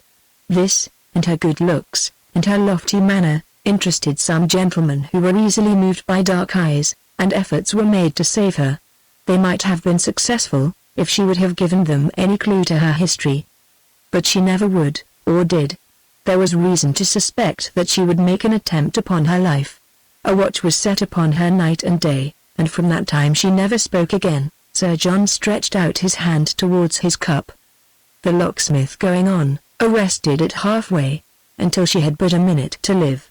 Then she broke silence, and said, in a low firm voice which no one heard but this executioner, for all other living creatures had retired and left her to her fate, if I had a dagger within these fingers and he was within my reach, I would strike him dead before me, even now. The man asked who? She said, the father of her boy. Sir John drew back his outstretched hand, and seeing that the locksmith paused, signed to him with easy politeness and without any new appearance of emotion, to proceed. It was the first word she had ever spoken, from which it could be understood that she had any relative on earth. Was the child alive? He asked. Yes. He asked her where it was, its name, and whether she had any wish respecting it. She had but one, she said. It was that the boy might live and grow, in utter ignorance of his father, so that no arts might teach him to be gentle and forgiving. When he became a man, she trusted to the God of their tribe to bring the father and the son together, and revenge her through her child. He asked her other questions, but she spoke no more. Indeed, he says, she scarcely said this much, to him, but stood with her face turned upwards to the sky, and never looked towards him once. Sir John took a pinch of snuff, glanced approvingly at an elegant little sketch, entitled Nature, on the wall, and raising his eyes to the locksmith's face again, said, with an air of courtesy and patronage, "You were observing, Mr. Varden." "That she never," returned the locksmith, who was not to be diverted by any artifice from his firm manner, and his steady gaze, "that she never looked towards him once, Sir John, and so she died, and he forgot her. But, some years afterwards, a man was sentenced to die the same death, who was a gypsy too, a sunburnt, swarthy fellow, almost a wild man, and while he lay in prison, under sentence, he, who had seen the hangman more than once while he was free, cut an image of him on his stick, by way of braving death, and showing those who attended on him, how little he cared or thought about it. He gave this stick into his hands at Tyburn, and told him then, that the woman I have spoken of had left her own people to join a fine gentleman, and that, being deserted by him, and cast off by her old friends, she had sworn within her own proud breast, that whatever her misery might be, she would ask no help of any human being. He told him that she had kept her word to the last, and that, meeting even him in the streets, he had been fond of her once. It seems she had slipped from him by a trick, and he never saw her again, until, being in one of the frequent crowds at Tyburn, with some of his rough companions, he had been driven almost mad by seeing, in the criminal under another name, whose death he had come to witness, herself. Standing in the same place in which she had stood, he told the hangman this, and told him, too, her real name, which only her own people and the gentleman for whose sake she had left them, knew. "That name he will tell again, Sir John, to none but you." "To none but me," exclaimed the knight, pausing in the act of raising his cup to his lips with a perfectly steady hand, and curling up his little finger for the better display of the brilliant ring with which it was ornamented. "But me!" My dear Mr. Varden, how very preposterous, to select me for his confidence. With you at his elbow, too, who are so perfectly trustworthy. Sir John, returned the locksmith, at 12 tomorrow. These men die. Hear the few words I have to add, and do not hope to deceive me, for though I am a plain man of humble station, and you are a gentleman of rank and learning, the truth raises me to your level, and I know that you anticipate the disclosure with which I am about to end, and that you believe this doomed man, Hugh, to be your son." "Nay," said Sir John, bantering him with a gay air, "the wild gentleman, who died so suddenly, scarcely went as far as that." "I think he did not," returned the locksmith, "for she had bound him by some pledge, known only to these people, and which the worst among them respect, not to tell your name, but, in a fantastic pattern on the stick, he had carved some letters, and when the hangman asked it, he bade him, especially if he should ever meet with her son in afterlife, remember that place well." "What place, Chester?" The knight finished his cup of chocolate with an appearance of infinite relish, and carefully wiped his lips upon his handkerchief. "Sir John," said the locksmith, "this is all that has been told to me. But since these two men have been left for death, they have conferred together closely. See them, and hear what they can add. See this Dennis, and learn from him what he has not trusted to me. If you, who hold the clue to all, want corroboration, which you do not, the means are easy." "And to what?" said Sir John Chester, rising on his elbow, after smoothing the pillow for its reception. "My dear, good-natured, estimable Mr. Varden, with whom I cannot be angry if I would, to what does all this tend? I take you for a man, Sir John, and I suppose it tends to some pleading of natural affection in your breast," returned the locksmith. "I suppose to the straining of every nerve, and the exertion of all the influence you have, or can make, in behalf of your miserable son, and the man who has disclosed his existence to you. At the worst, I suppose to your seeing your son, and awakening him to a sense of his crime and danger. He has no such sense now. Think what his life must have been, when he said in my hearing, that if I moved you to anything, it would be to hastening his death, and ensuring his silence, if you had it in your power. And have you, my good Mr. Varden," said Sir John in a tone of mild reproof, "have you really lived to your present age, and remained so very simple and credulous, as to approach a gentleman of established character with such credentials as these, from desperate men in their last extremity, catching at any straw? Oh dear! "Oh fie, fie." The locksmith was going to interpose, but he stopped him. "On any other subject, Mr. Varden, I shall be delighted, I shall be charmed to converse with you. But I owe it to my own character not to pursue this topic for another moment." "Think better of it, sir, when I am gone," returned the locksmith. "Think better of it, sir. Although you have, thrice within as many weeks, turned your lawful son, Mr. Edward, from your door, you may have time, you may have years to make your peace with him, Sir John, but that 12 o'clock will soon be here, and soon be past forever." "I thank you very much," returned the knight, kissing his delicate hand to the locksmith, "for your guileless advice, and I only wish, my good soul, although your simplicity is quite captivating, that you had a little more worldly wisdom. I never so much regretted the arrival of my hairdresser as I do at this moment. God bless you. Good morning. You'll not forget my message to the ladies, Mr. Varden?" "Peak, show Mr. Varden to the door." Gabriel said no more, but gave the knight a parting look, and left him. As he quitted the room, Sir John's face changed, and the smile gave place to a haggard and anxious expression, like that of a weary actor jaded by the performance of a difficult part. He rose from his bed with a heavy sigh, and wrapped himself in his morning gown. "So she kept her word," he said, "and was constant to her threat. I would I had never seen the dark face of hers, I might have read these consequences in it, from the first. This affair would make a noise abroad, if it rested on better evidence, but, as it is, and by not joining the scattered links of the chain, I can afford to slight it. Extremely distressing to be the parent of such an uncouth creature. Still, I gave him very good advice. I told him he would certainly be hanged. I could have done no more if I had known of our relationship, and there are a great many fathers who have never done as much for their natural children. The hairdresser may come in, Peak." The hairdresser came in, and saw in Sir John Chester, whose accommodating conscience was soon quieted by the numerous precedents that occurred to him in support of his last observation, the same imperturbable, fascinating, elegant gentleman he had seen yesterday, and many yesterdays before. Chapter 76. As the locksmith walked slowly away from Sir John Chester's chambers, he lingered under the trees which shaded the path, almost hoping that he might be summoned to return. He had turned back thrice, and still loitered at the corner, when the clock struck 12. It was a solemn sound, and not merely for its reference to tomorrow, for he knew that in that chime the murderer's knell was rung.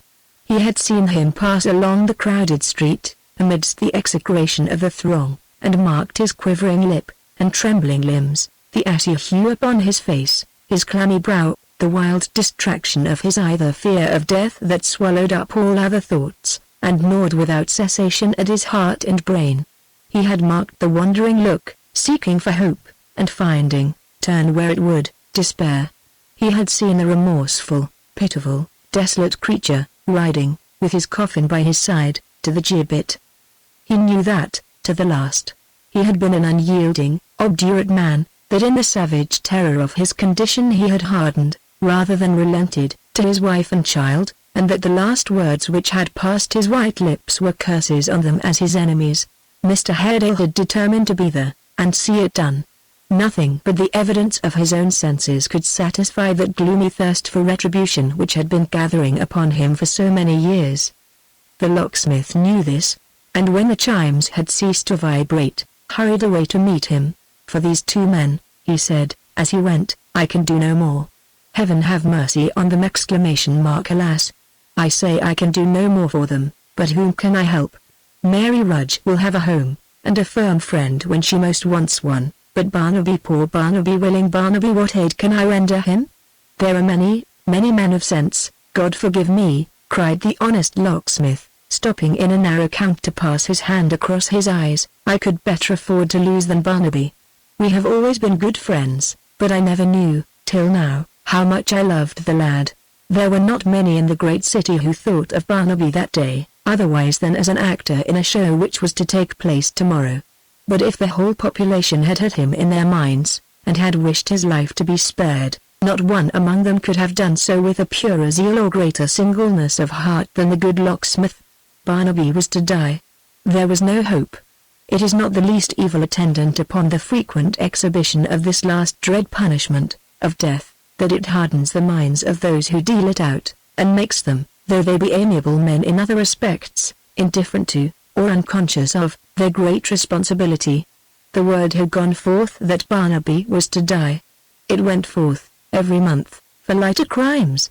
It was a thing so common, that very few were startled by the awful sentence, or cared to question its propriety.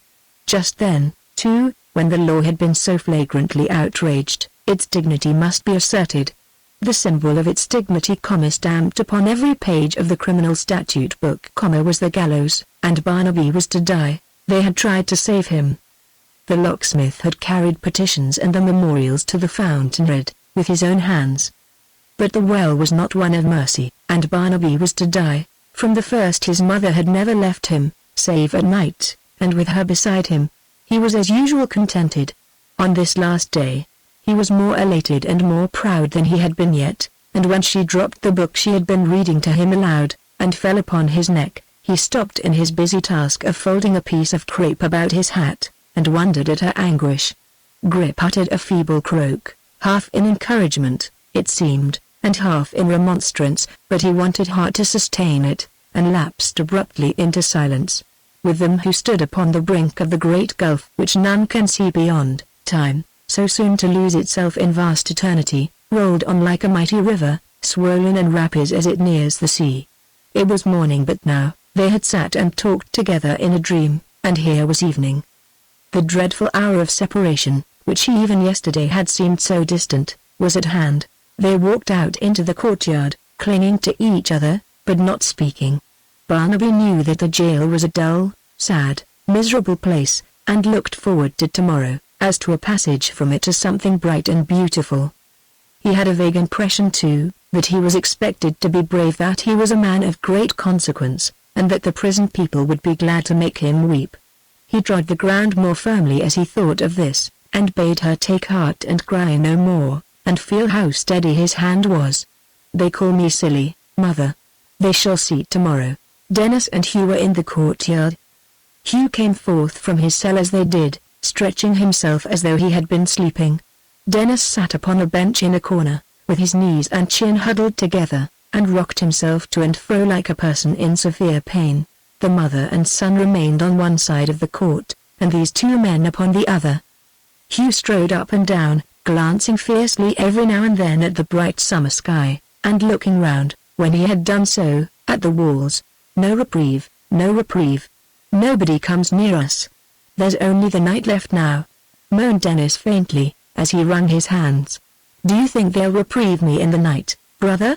I've known reprieves come in the night, before now. I've known 'em come as late as 5, 6, and 7 o'clock in the morning. Don't you think there's a good chance yet, don't you? Say you do. Say you do, young man," whined the miserable creature, with an imploring gesture towards Barnaby, "or I shall go mad." "Better be mad than sane, here," said Hugh. "Go mad. But tell me what you think.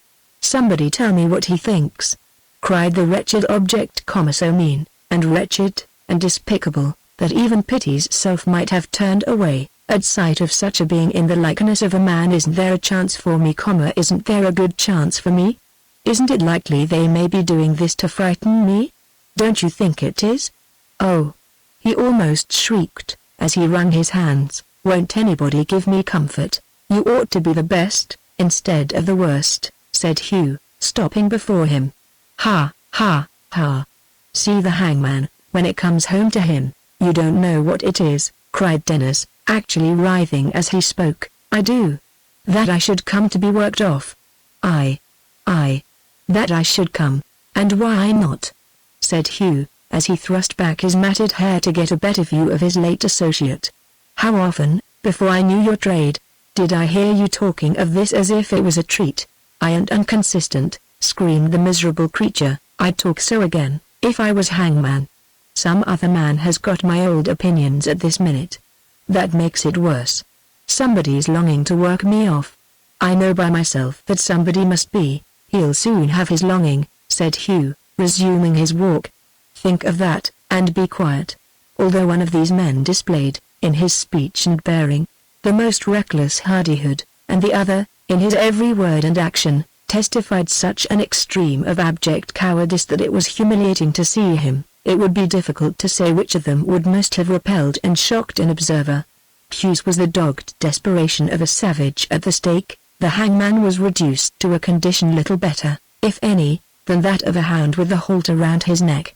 Yet, as Mr. Dennis knew and could have told them, these were the two commonest states of mind in persons brought to their pass. Such was the wholesome growth of the seed sown by the law, that this kind of harvest was usually looked for, as a matter of course. In one respect they all agreed.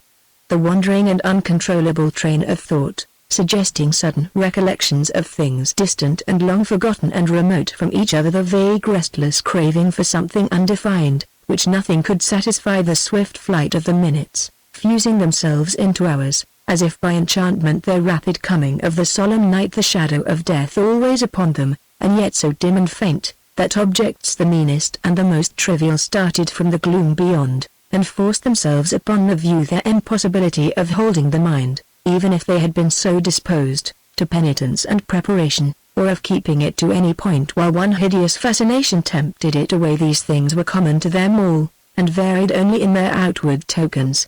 "Fetch me the book I left within upon your bed," she said to Barnaby, as the clock struck. "Kiss me first." He looked in her face, and saw that the time was come. After a long embrace, he tore himself away, and ran to bring it to her, bidding her not stir till he came back. He soon returned, for a shriek recalled him, but she was gone. He ran to the yard gate, and looked through. They were carrying her away. She had said her heart would break. It was better so. "Don't you think," whimpered Dennis, creeping up to him, as he stood with his feet rooted to the ground, gazing at the blank walls, "don't you think there's still a chance?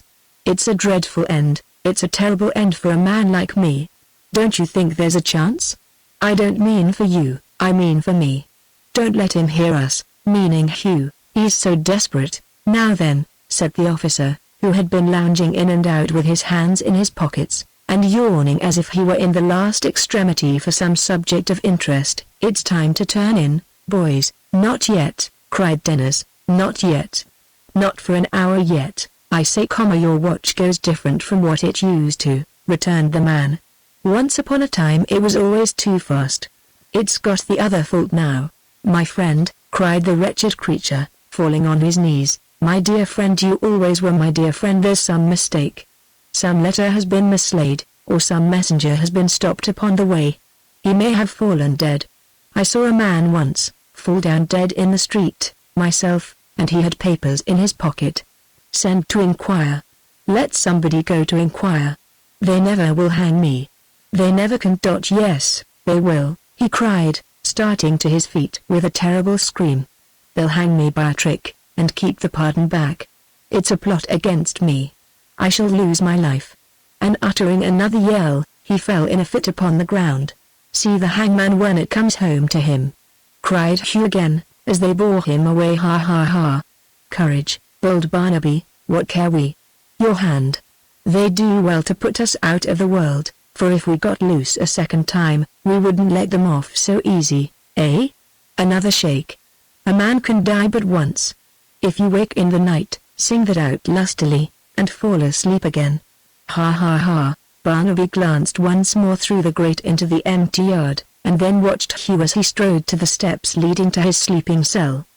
He heard him shout, and burst into the roar of laughter, and saw him flourish his hat.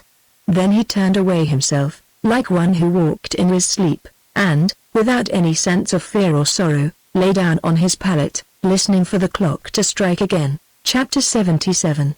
The time wore on. The noises in the streets became less frequent by degrees, until silence was scarcely broken save by the bells in church towers, marking the progress softer and more stealthy while the city slumbered of that great watcher with the hoary head, who never sleeps or rests. In the brief interval of darkness and repose which feverish towns enjoy, all busy sounds were hushed, and those who awoke from dreams lay listening in their beds, and longed for dawn, and wished the dead of the night were past.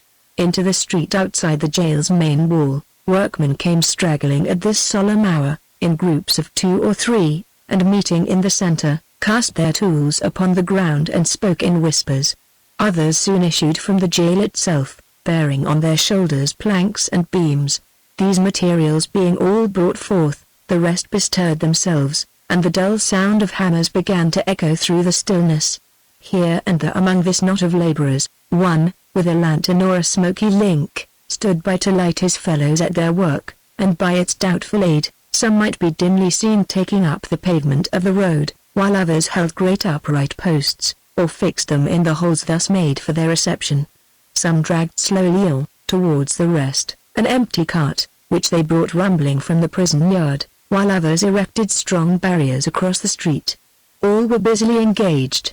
Their dusky figures moving to and fro, at that unusual hour, so active and so silent, might have been taken for those of shadowy creatures toiling at midnight on some ghostly unsubstantial work, which, like themselves, would vanish with the first gleam of day, and leave but morning mist and vapour.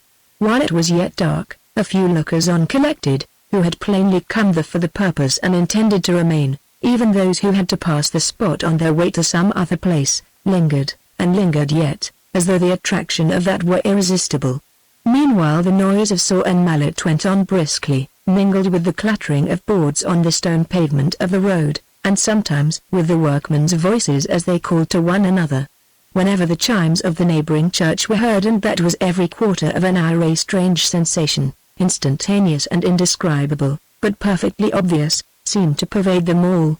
Gradually, a faint brightness appeared in the east, and the air, which had been very warm all through the night, felt cool and chilly. Though there was no daylight yet, the darkness was diminished, and the stars looked pale. The prison, which had been a mere black mass with little shape or form, put on its usual aspect, and ever and anon a solitary watchman could be seen upon its roof, stopping to look down upon the preparations in the street. This man, from forming, as it were, a part of the jail, and knowing or being supposed to know all that was passing within, became an object of as much interest, and was as eagerly looked for, and as awfully pointed out, as if he had been a spirit. By and by, the feeble light grew stronger, and the houses with their signboards and inscriptions, stood plainly out, in the dull grey morning. Heavy stage wagons crawled from the inn-yard opposite, and travellers peeped out, and as they rolled sluggishly away, cast many a backward look towards the jail. And now, the sun's first beams came glancing into the street, and the night's work, which, in its various stages and in the varied fancies of the lookers-on had taken 100 shapes, wore its own proper form, a scaffold, and a gibbet. As the warmth of the cheerful day began to shed itself upon the scanty crowd, the murmur of tongues was heard, shutters were thrown open, and blinds drawn up, and those who had slept in rooms over against the prison, where places to see the execution were let at high prices, rose hastily from their beds. In some of the houses, people were busy taking out the window sashes for the better accommodation of spectators. In others, the spectators were already seated, and beguiling the time with cards, or drink, or jokes among themselves. Some had purchased seats upon the housetops, and were already crawling to their stations from parapet and garret window. Some were yet bargaining for good places, and stood in them in a state of indecision, gazing at the slowly swelling crowd, and at the workmen as they rested listlessly against the scaffold, affecting to listen with indifference to the proprietor's eulogy of the commanding view his house afforded, and the surpassing cheapness of his terms. A fairer morning never shone. From the roofs and upper stories of these buildings, the spires of city churches and the great cathedral dome were visible, rising up beyond the prison, into the blue sky, and clad in the colour of light summer clouds, and showing in the clear atmosphere their every scrap of tracery and fretwork, and every niche and loophole. All was brightness and promise, excepting in the street below, into which, for it yet lay in shadow, the eye looked down as into a dark trench, where, in the midst of so much life, and hope, and renewal of existence, stood the terrible instrument of death. It seemed as if the very sun forbore to look upon it. But it was better, grim and sombre in the shade, than when, the day being more advanced, it stood confessed in the full glare and glory of the sun, with its black paint blistering, and its nooses dangling in the light like loathsome garlands. It was better in the solitude and gloom of midnight, with a few forms clustering about it, than in the freshness and the stir of morning, the centre of an eager crowd. It was better haunting the street like a spectre, when men were in their beds, and influencing perchance the city's dreams, than braving the broad day, and thrusting its obscene presence upon their waking senses. 5 o'clock had struck 6, 7 and 8. Along the two main streets at either end of the crossway, a living stream had now set in, rolling towards the marts of gain and business. Carts, coaches, wagons, trucks, and barrows, forced a passage through the outskirts of the throng, and clattered onward in the same direction. Some of these, which were public conveyances and had come from a short distance in the country, stopped, and the driver pointed to the gibbet with his whip, though he might have spared himself the pains, for the heads of all the passengers were turned that way without his help, and the coach windows were stuck full of staring eyes. In some of the carts and wagons, women might be seen, glancing fearfully at the same unsightly thing, and even little children were held up above the people's heads to see what kind of a toy a gallows was, and learn how men were hanged. 2 rioters were to die before the prison, who had been concerned in the attack upon it, and one directly afterwards in Bloomsbury Square. At 9 o'clock, a strong body of military marched into the street, and formed and lined a narrow passage into Holborn, which had been indifferently kept all night by constables. Through this, another cart was brought. The one already mentioned had been employed in the construction of the scaffold, and wheeled up to the prison gate. These preparations made, the soldiers stood at ease.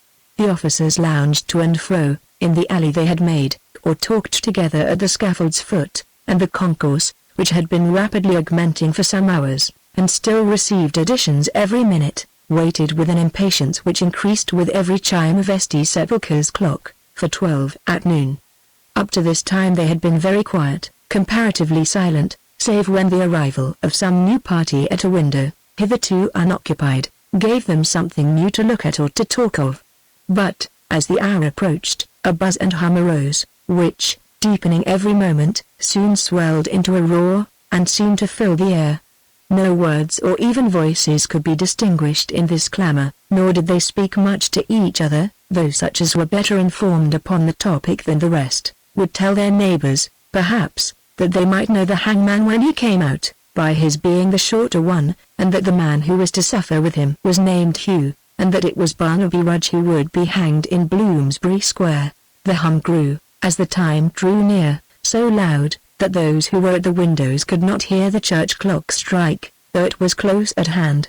Nor had they any need to hear it, either, for they could see it in the people's faces.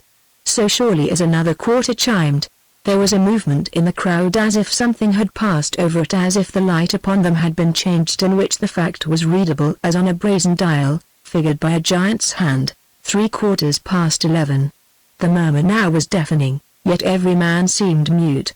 Look where you would among the crowd, you saw strained eyes and lips compressed. It would have been difficult for the most vigilant observer to point this way or that, and say that yonder man had cried out. It were as easy to detect the motion of lips in a seashell. 11:15. Many spectators who had retired from the windows, came back refreshed, as though their watch had just begun. Those who had fallen asleep, roused themselves, and every person in the crowd made one last effort to better his position, which caused a press against the sturdy barriers that made them bend and yield like twigs. The officers, who until now had kept together, fell into their several positions, and gave the words of command. Swords were drawn, muskets shouldered, and the bright steel winding its way among the crowd, gleamed and glittered in the sun like a river.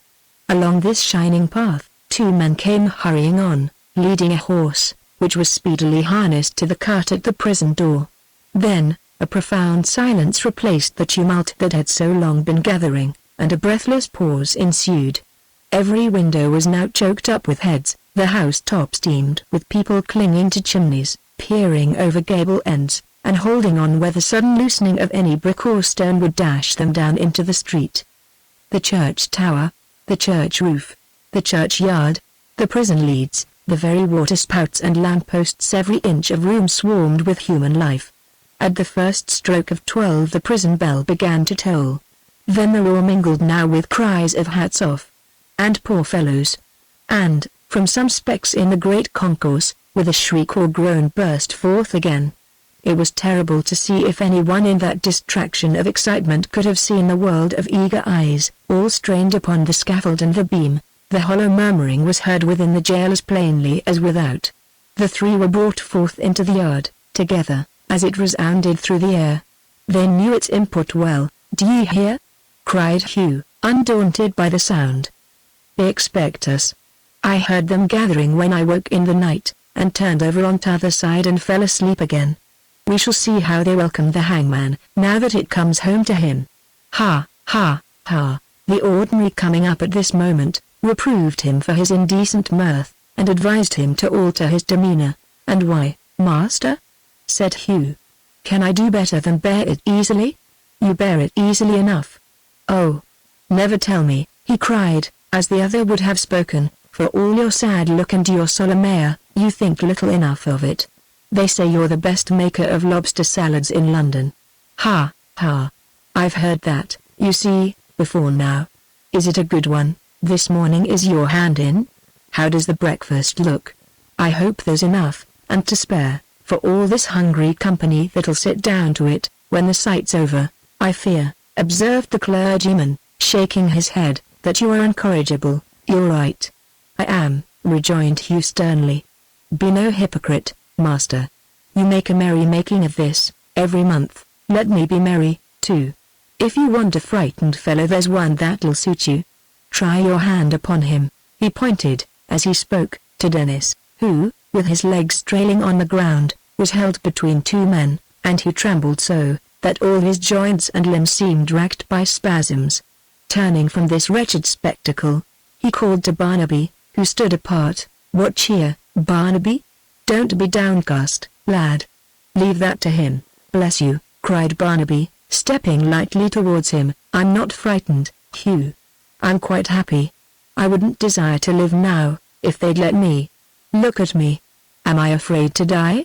Will they see me tremble?" Hugh gazed for a moment at his face, on which there was a strange, unearthly smile, and at his eye, which sparkled brightly, and interposing between him and the ordinary, gruffly whispered to the latter, "I wouldn't say much to him, master, if I was you.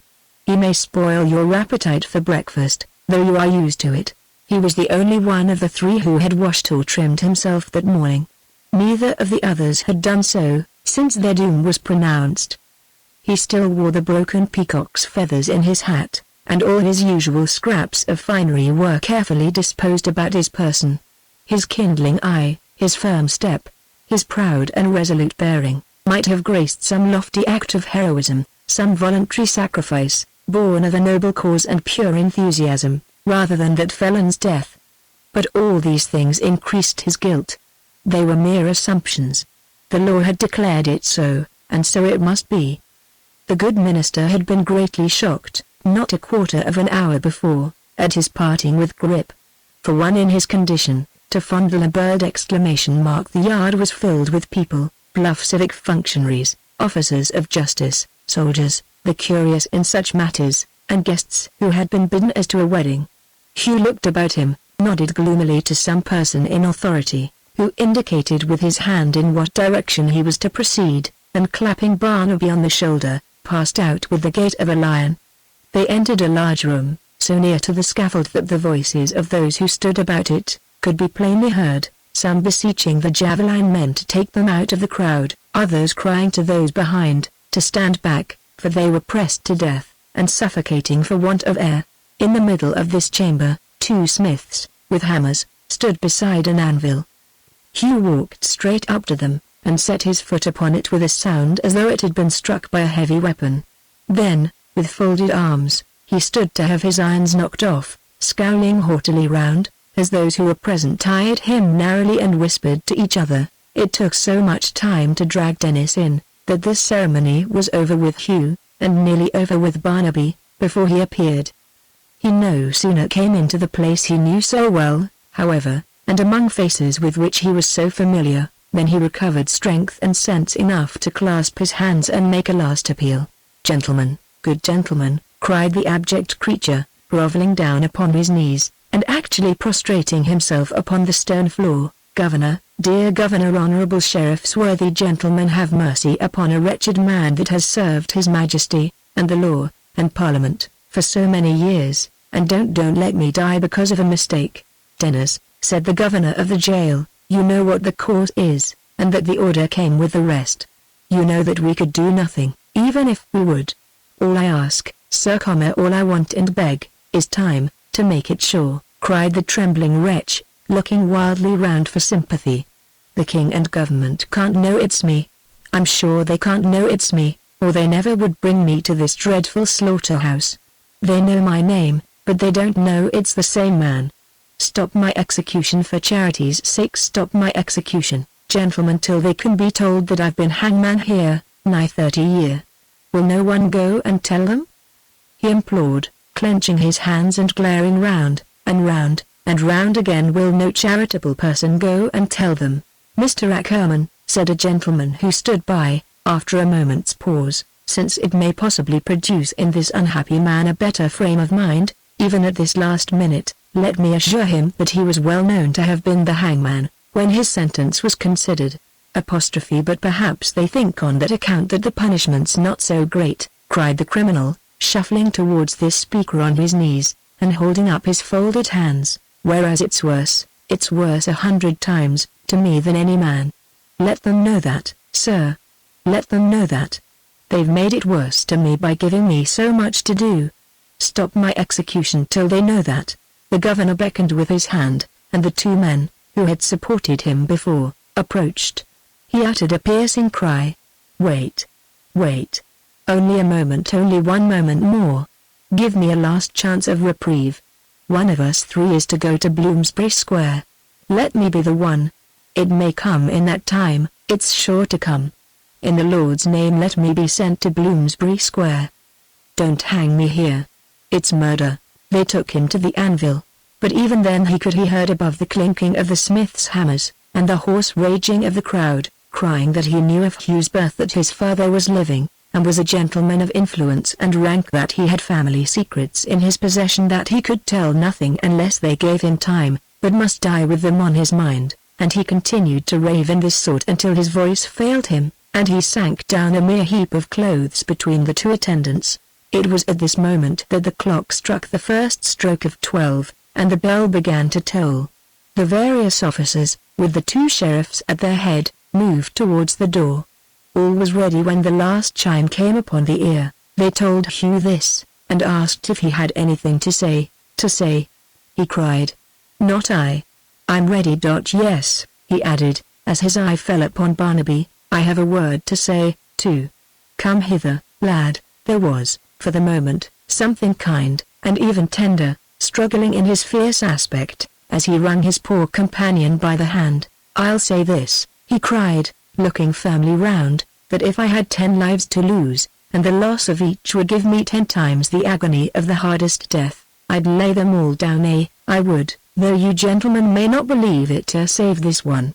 This one," he added, wringing his hand again, "that will be lost through me, not through you," said the idiot, mildly. "Don't say that. You were not to blame. You have always been very good to me. Hugh, we shall know what makes the stars shine, now. I took him from her in a reckless mood, and didn't think what harm would come of it," said Hugh, laying his hand upon his head, and speaking in a lower voice. "I ask her pardon, and his look here," he added roughly, in his former tone. "You see this lad?" They murmured yes, and seemed to wonder why he asked. "That gentleman yonder," pointing to the clergyman, "has often in the last few days spoken to me of faith, and strong belief. You see what I am, more brute than man, as I have been often told, but I had faith enough to believe, and did believe as strongly as any of you gentlemen can believe anything, that this one life would be spared. See what he is!" Look at him. Barnaby had moved towards the door, and stood beckoning him to follow. "If this was not faith, and strong belief," cried Hugh, raising his right arm aloft, and looking upward like a savage prophet whom the near approach of death had filled with inspiration, "where are they? What else should teach me, born as I was born, and reared as I have been reared, to hope for any mercy in this hardened, cruel, unrelenting place?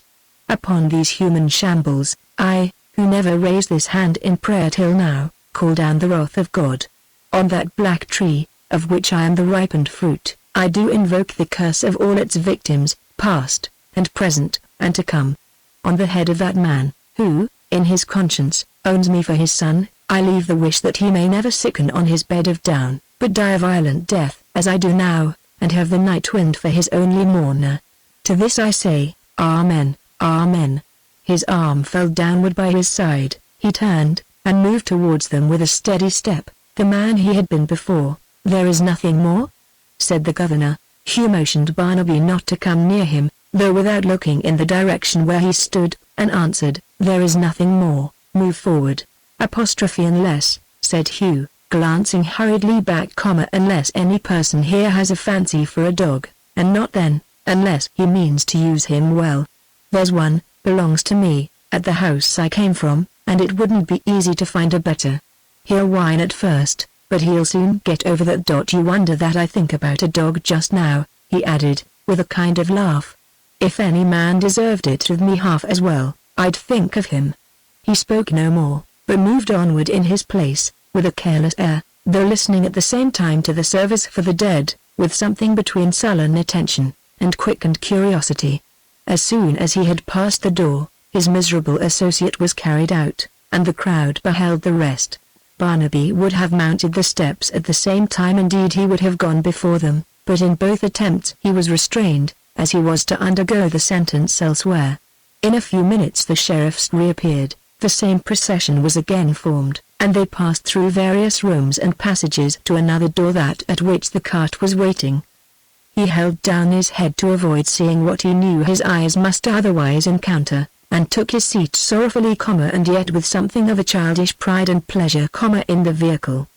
The officers fell into their places at the sides, in front and in the rear, the sheriff's carriages rolled on, a guard of soldiers surrounded the whole, and they moved slowly forward through the throng and pressure toward Lord Mansfield's ruined house. It was a sad sight, all the show, and strength, and glitter, assembled round one helpless creature, and sadder yet to note, as he rode along, how his wandering thoughts found strange encouragement in the crowded windows and the concourse in the streets, and how, even then, he felt the influence of the bright sky, and looked up, smiling, into its deep unfathomable blue. But there had been many such sights since the riots were over, some so moving in their nature, and so repulsive too, that they were far more calculated to awaken pity for the sufferers, than respect for that law whose strong arm seemed in more than one case to be as wantonly stretched forth now that all was safe, as it had been basely paralyzed in time of danger. Two cripples, both mere boys, one with a leg of wood, one who dragged his twisted limbs along by the help of a crutch, were hanged in this same Bloomsbury Square. As the cart was about to glide from under them, it was observed that they stood with their faces from, not to, the house they had assisted to despoil, and their misery was protracted that this omission might be remedied. Another boy was hanged in Bow Street, other young lads in various quarters of the town. 4 wretched women, too, were put to death. In a word, those who suffered as rioters were, for the most part, the weakest, meanest, and most miserable among them.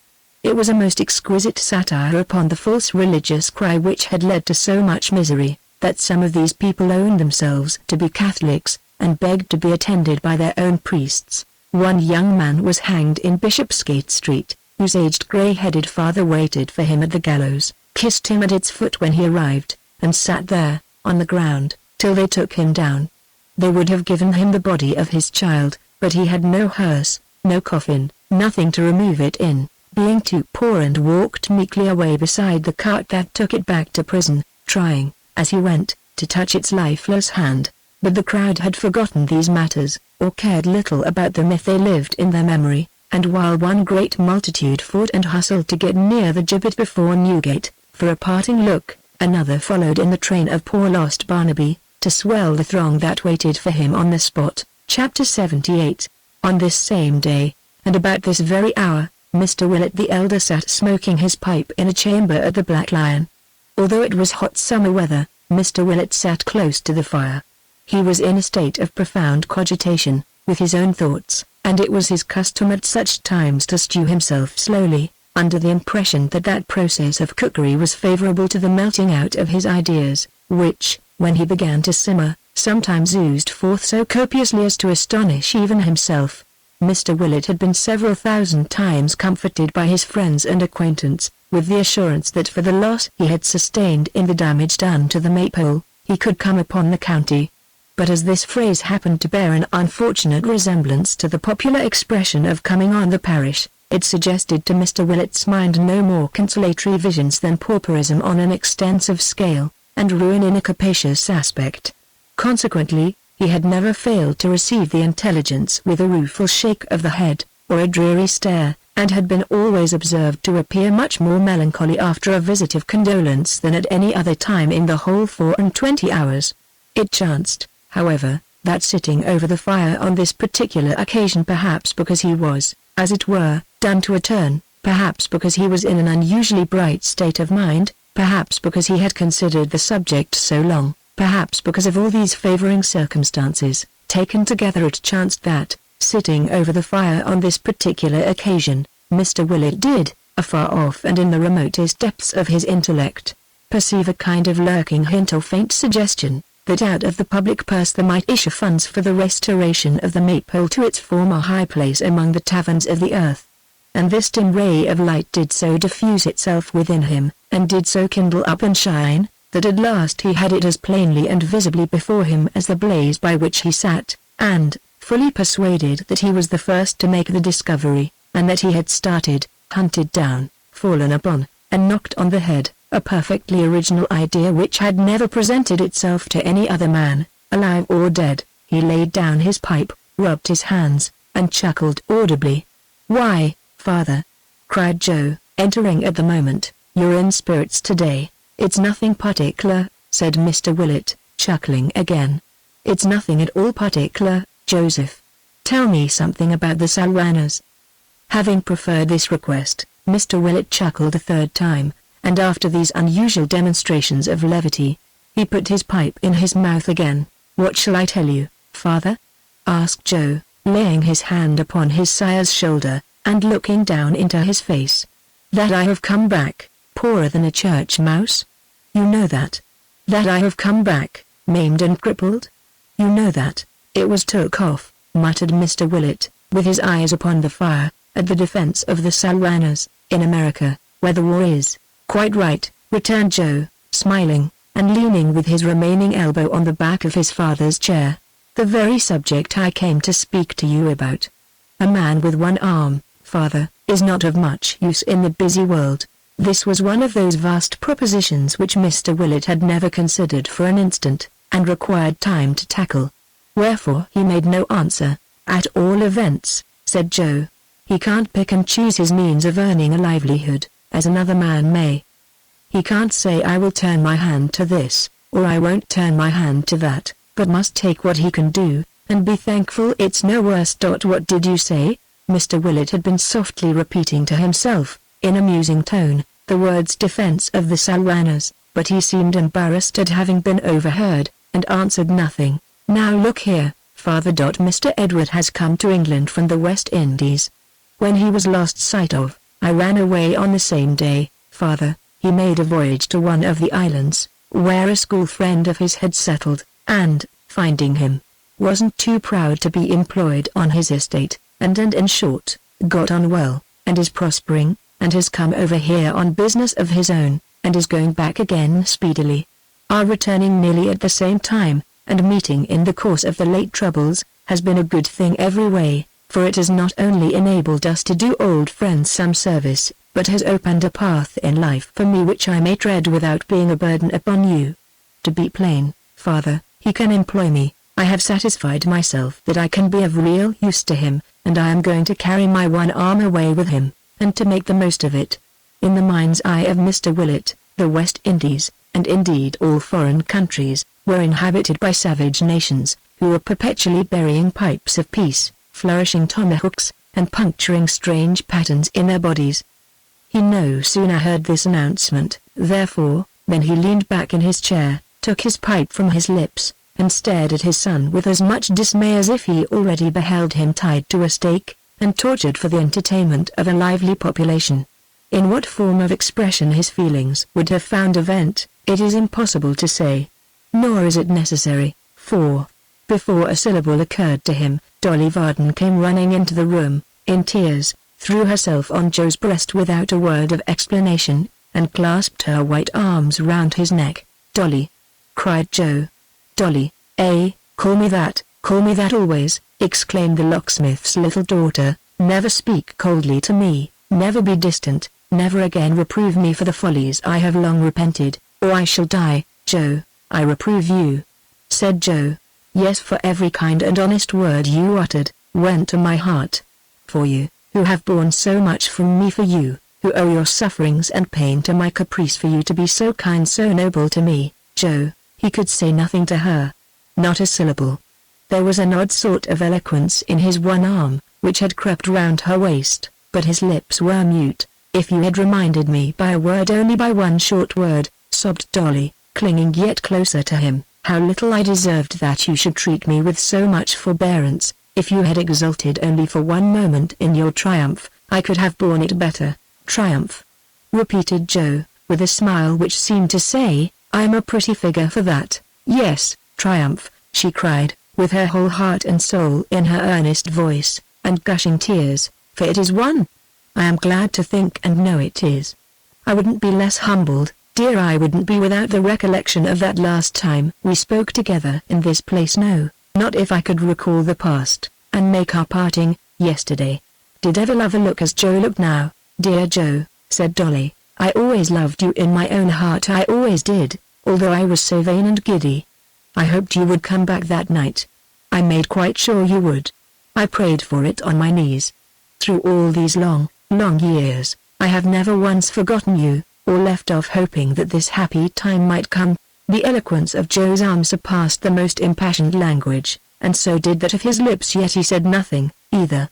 "And now, at last," cried Dolly, trembling with the fervor of her speech, "if you were sick, and shattered in your every limb, if you were ailing, weak, and sorrowful, if, instead of being what you are, you were in everybody's eyes but mine the wreck and ruin of a man, I would be your wife, dear love, with greater pride and joy, than if you were the stateliest lord in England." "What have I done?" cried Joe, "what have I done to meet with this reward?"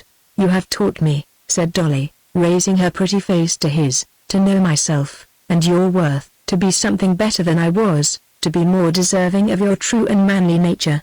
In years to come, dear Joe, you shall find that you have done so, for I will be, not only now, when we are young and full of hope, but when we have grown old and weary, your patient, gentle, never tiring wife. I will never know a wish or care beyond our home and you, and I will always study how to please you with my best affection and my most devoted love. I will. Indeed I will." Joe could only repeat his former eloquence, but it was very much to the purpose. "They know of this, at home," said Dolly. "For your sake, I would leave even them, but they know it, and are glad of it, and are as proud of you as I am, and as full of gratitude. You'll not come and see me as a poor friend who knew me when I was a girl, will you, dear Joe?" "Well, well." It don't matter what Joe said in answer, but he said a great deal, and Dolly said a great deal too, and he folded Dolly in his one arm pretty tight, considering that it was but one, and Dolly made no resistance. And if ever two people were happy in this world, which is not an utterly miserable one, with all its faults, we may, with some appearance of certainty, conclude that they were. To say that during these proceedings Mr. Willett the elder underwent the greatest emotions of astonishment of which our common nature is susceptible, to say that he was in a perfect paralysis of surprise, and that he wandered into the most stupendous and theretofore unattainable heights of complicated amazement, would be to shadow forth his state of mind in the feeblest and lamest terms. If a roc, an eagle, a griffin, a flying elephant, a winged seahorse, had suddenly appeared, and, taking him on its back, carried him bodily into the heart of the Salwanners, it would have been to him as an everyday occurrence, in comparison with what he now beheld.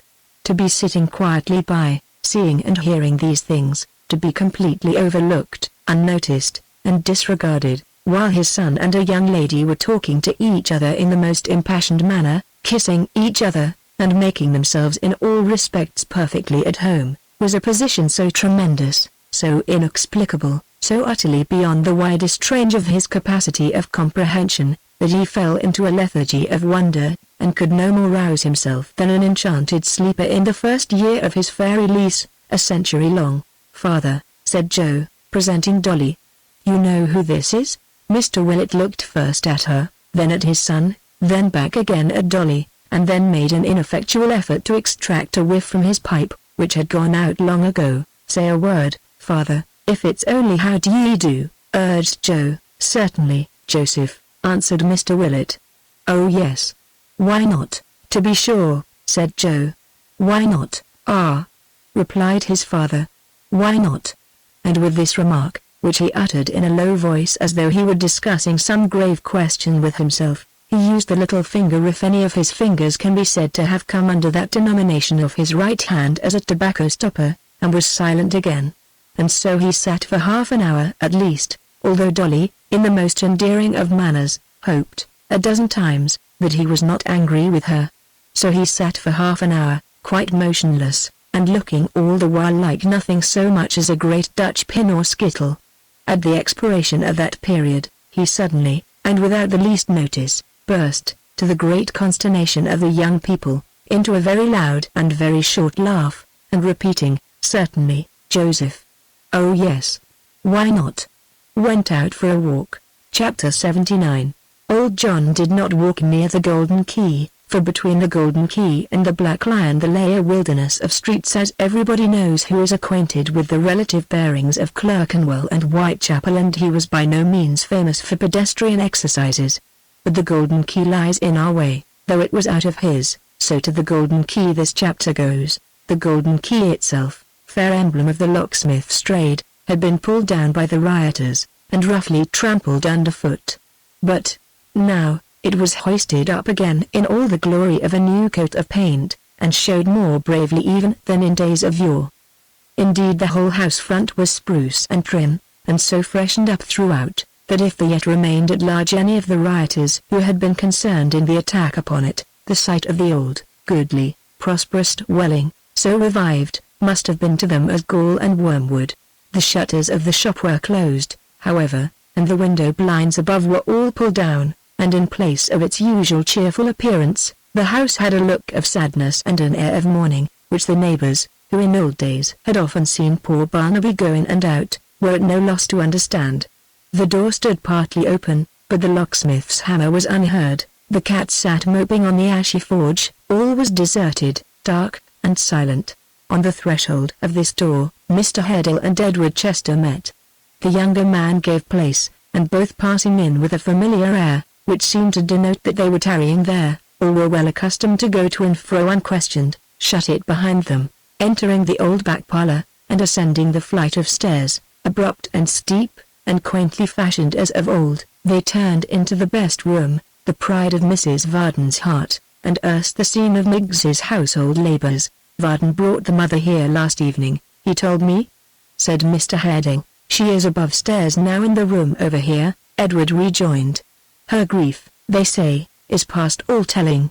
I needn't add for that you know beforehand, sir, that the care, humanity, and sympathy of these good people have no bounds. I am sure of that. Heaven repay them for it, and for much more. Varden is out? He returned with your messenger, who arrived almost at the moment of his coming home himself. He was out the whole night, but that of course you know.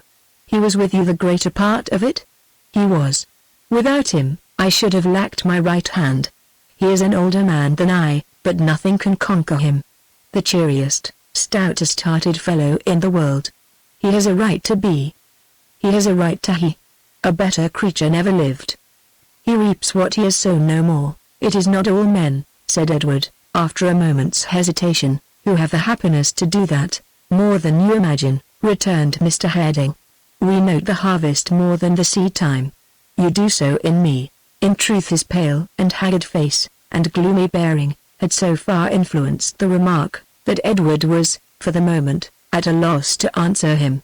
"Tut, tut," said Mr. Haredale, "it was not very difficult to read a thought so natural. But you are mistaken nevertheless. I have had my share of sorrows more than the common lot, perhaps, but I have borne them ill. I have broken where I should have bent, and have mused and brooded, when my spirit should have mixed with all God's great creation. The men who learn endurance are they who call the whole world, brother. I have turned from the world, and I pay the penalty." Edward would have interposed, but he went on without giving him time. "It is too late to evade it now. I sometimes think, that if I had to live my life once more, I might amend this fault not so much. I discover when I search my mind, for the love of what is right, as for my own sake. But even when I make these better resolutions, I instinctively recoil from the idea of suffering again what I have undergone, and in this circumstance I find the unwelcome assurance that I should still be the same man, though I could cancel the past, and begin anew, with its experience to guide me. Nay, you make too sure of that, said Edward. You think so, Mr. Haredale answered, and I am glad you do. I know myself better, and therefore distrust myself more. Let us leave this subject for another not so far removed from it as it might, at first sight, seem to be. Sir, you still love my niece, and she is still attached to you. I have that assurance from her own lips, said Edward, and you know, I am sure you know, that I would not exchange it for any blessing life could yield me. You are frank, honorable, and disinterested, said Mr. Haredale. You have forced the conviction that you are so, even on my once jaundiced mind, and I believe you. Wait here till I come back. He left the room as he spoke, but soon returned with his niece. On that first and only time, he said, looking from the one to the other, when we three stood together under her father's roof, I told you to quit it, and charged you never to return. It is the only circumstance arising out of our love, observed Edward, that I have forgotten. You own a name, said Mr. Haredale. I had deep reason to remember.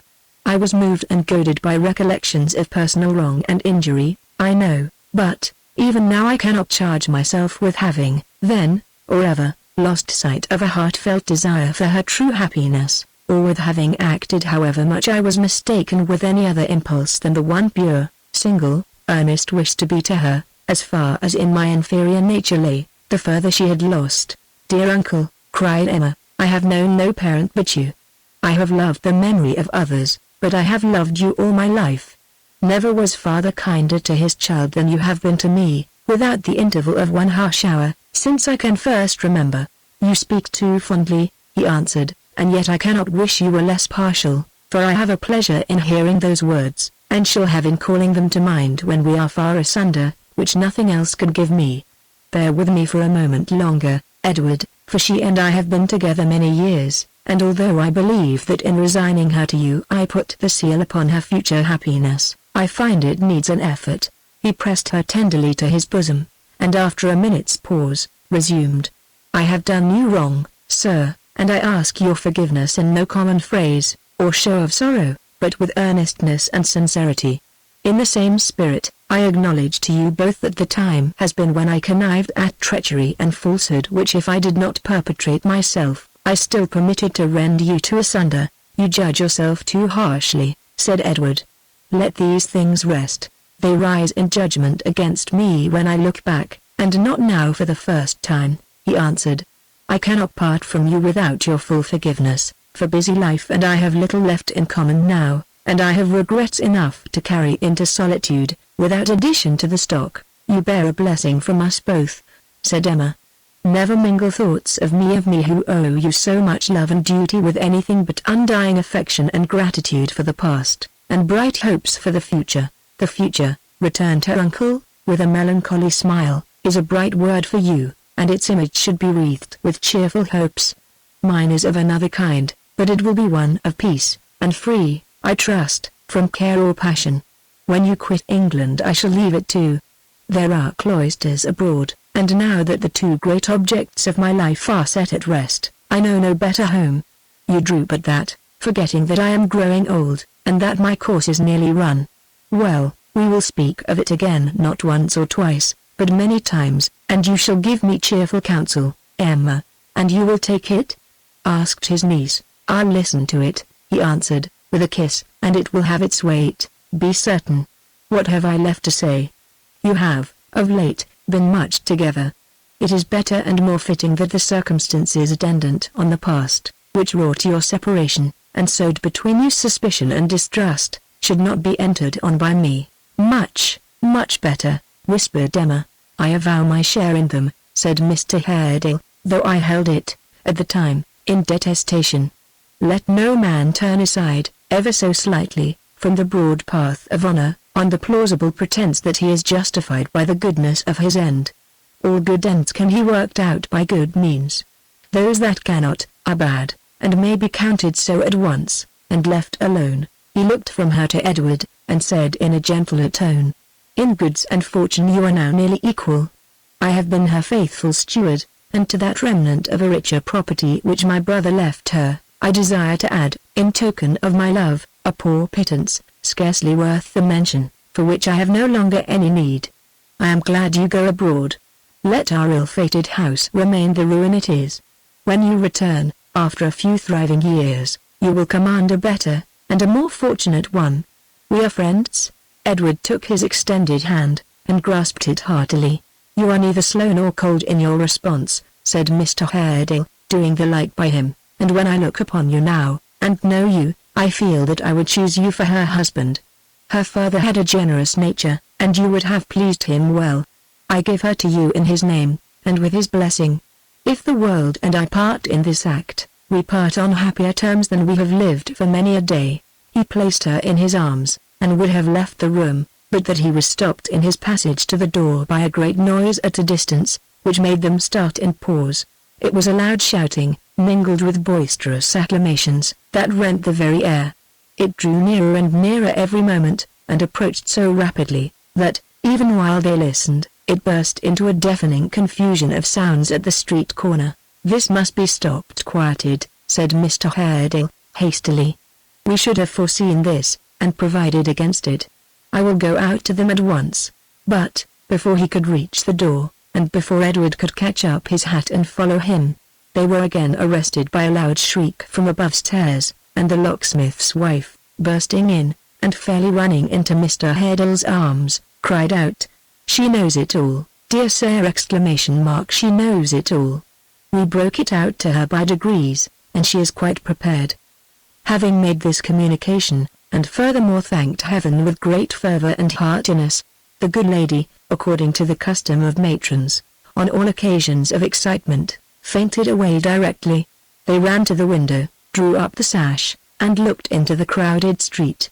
Among a dense mob of persons, of whom not one was for an instant still, the locksmith's ruddy face and burly form could be descried, beating about as though he was struggling with a rough sea. Now, he was carried back a score of yards, now onward nearly to the door, now back again, now forced against the opposite houses, now against those adjoining his own, now carried up a flight of steps, and greeted by the outstretched hands of 100 men, while the whole tumultuous concourse stretched their throats, and cheered with all their might. Though he was really in a fair way to be torn to pieces in the general enthusiasm, the locksmith, nothing discomposed, echoed their shouts till he was as hoarse as they, and in a glow of joy and right good humor, waved his hat until the daylight shone between its brim and crown. But in all the bandyings from hand to hand, and strivings to and fro, and sweepings here and there, which saving that he looked more jolly and more radiant after every struggle troubled his peace of mind no more than if he had been a straw upon the water's surface. He never once released his firm grasp of an arm, drawn tight through his. He sometimes turned to clap this friend upon the back, or whisper in his ear a word of staunch encouragement, or cheer him with a smile, but his great care was to shield him from the pressure, and force a passage for him to the golden key. Passive and timid, scared, pale, and wondering, and gazing at the throng as if he were newly risen from the dead, and felt himself a ghost among the living, Barnaby, not Barnaby in the spirit, but in flesh and blood, with pulses, sinews, nerves, and beating heart, and strong affections clung to his stout old friend, and followed where he led. And thus, in course of time, they reached the door, held ready for their entrance by no unwilling hands. Then slipping in, and shutting out the crowd by main force, Gabriel stood between Mr. Haredale and Edward Chester, and Barnaby, rushing up the stairs, fell upon his knees beside his mother's bed. "Such is the blessed end, sir," cried the panting locksmith, to Mr. Haredale, "of the best day's work we ever did. The rogues! It's been hard fighting to get away from them. I almost thought, once or twice, they'd have been too much for us with their kindness. They had striven, all the previous day, to rescue Barnaby from his impending fate. Failing in their attempts, in the first quarter to which they addressed themselves, they renewed them in another. Failing there, likewise, they began afresh at midnight, and made their way, not only to the judge and jury who had tried him, but to men of influence at court, to the young Prince of Wales, and even to the antechamber of the king himself. Successful, at last, in awakening an interest in his favor, and an inclination to inquire more dispassionately into his case, they had had an interview with the minister, in his bed, so late as 8 o'clock that morning.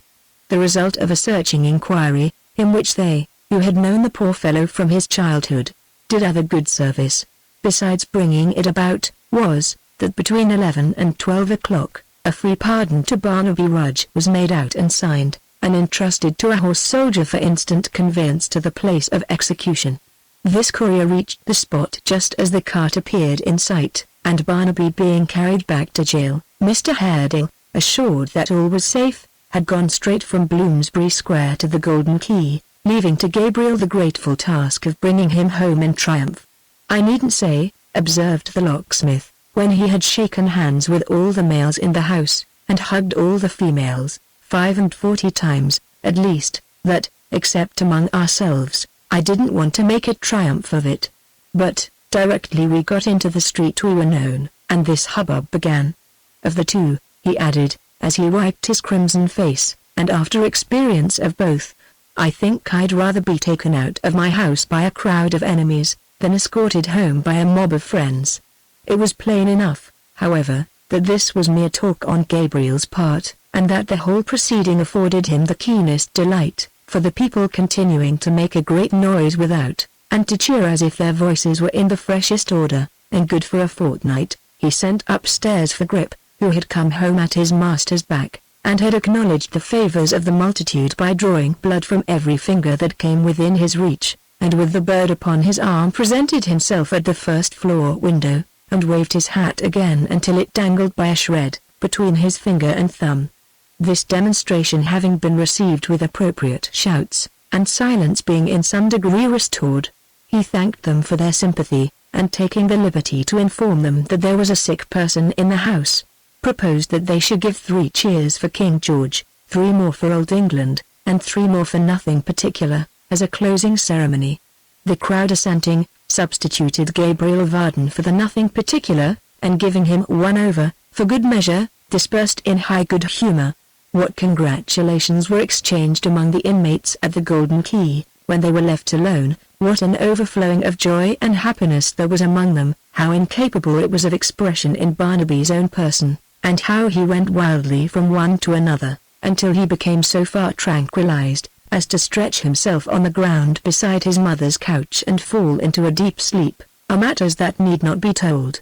And it is well they happened to be of this class, for they would be very hard to tell, were their narration ever so indispensable. Before leaving this bright picture, it may be well to glance at a dark and very different one which was presented to only a few eyes, that same night. The scene was a churchyard, the time, midnight, the persons, Edward Chester, a clergyman, a gravedigger, and the 4 bearers of a homely coffin. They stood about a grave which had been newly dug, and one of the bearers held up a dim lantern, the only light the which shed its feeble ray upon the book of prayer. He placed it for a moment on the coffin, when he and his companions were about to lower it down. There was no inscription on the lid.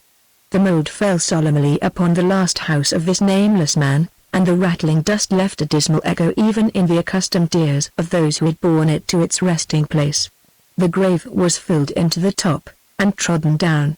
They all left the spot together. "You never saw him, living?" asked the clergyman, of Edward. "Often, years ago, not knowing him for my brother, never since, never. Yesterday, he steadily refused to see me. It was urged upon him, many times, at my desire, still he refused? That was hardened and unnatural. Do you think so? I infer that you do not. You are right. We hear the world wonder, every day, at monsters of ingratitude. Did it never occur to you that it often looks for monsters of affection, as though they were things of course?" They had reached the gate by this time, and bidding each other good night, departed on their separate ways. Chapter 80.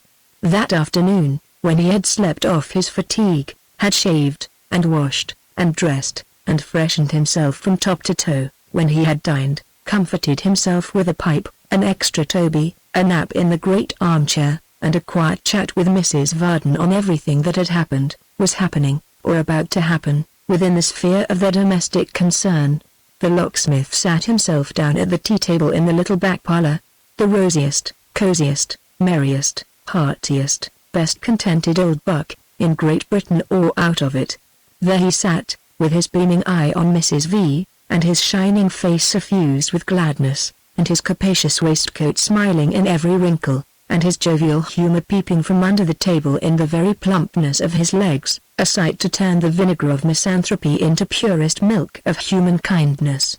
There he sat, watching his wife as she decorated the room with flowers for the greater honor of Dolly and Joseph Willett, who had gone out walking, and for whom the tea kettle had been singing gaily on the hob full 20 minutes, chirping as never kettle chirped before, for whom the best service of real undoubted china, patterned with divers round-faced mandarins holding up broad umbrellas, was now displayed in all its glory, to tempt whose appetites a clear, transparent, juicy ham, garnished with cool green lettuce leaves and fragrant cucumber, reposed upon a shady table, covered with a snow-white cloth, for whose delight, preserves and jams, crisp cakes and other pastry, short to eat, with cunning twists, and cottage loaves, and rolls of bread both white and brown, were all set forth in rich profusion, in whose youth Mrs. V.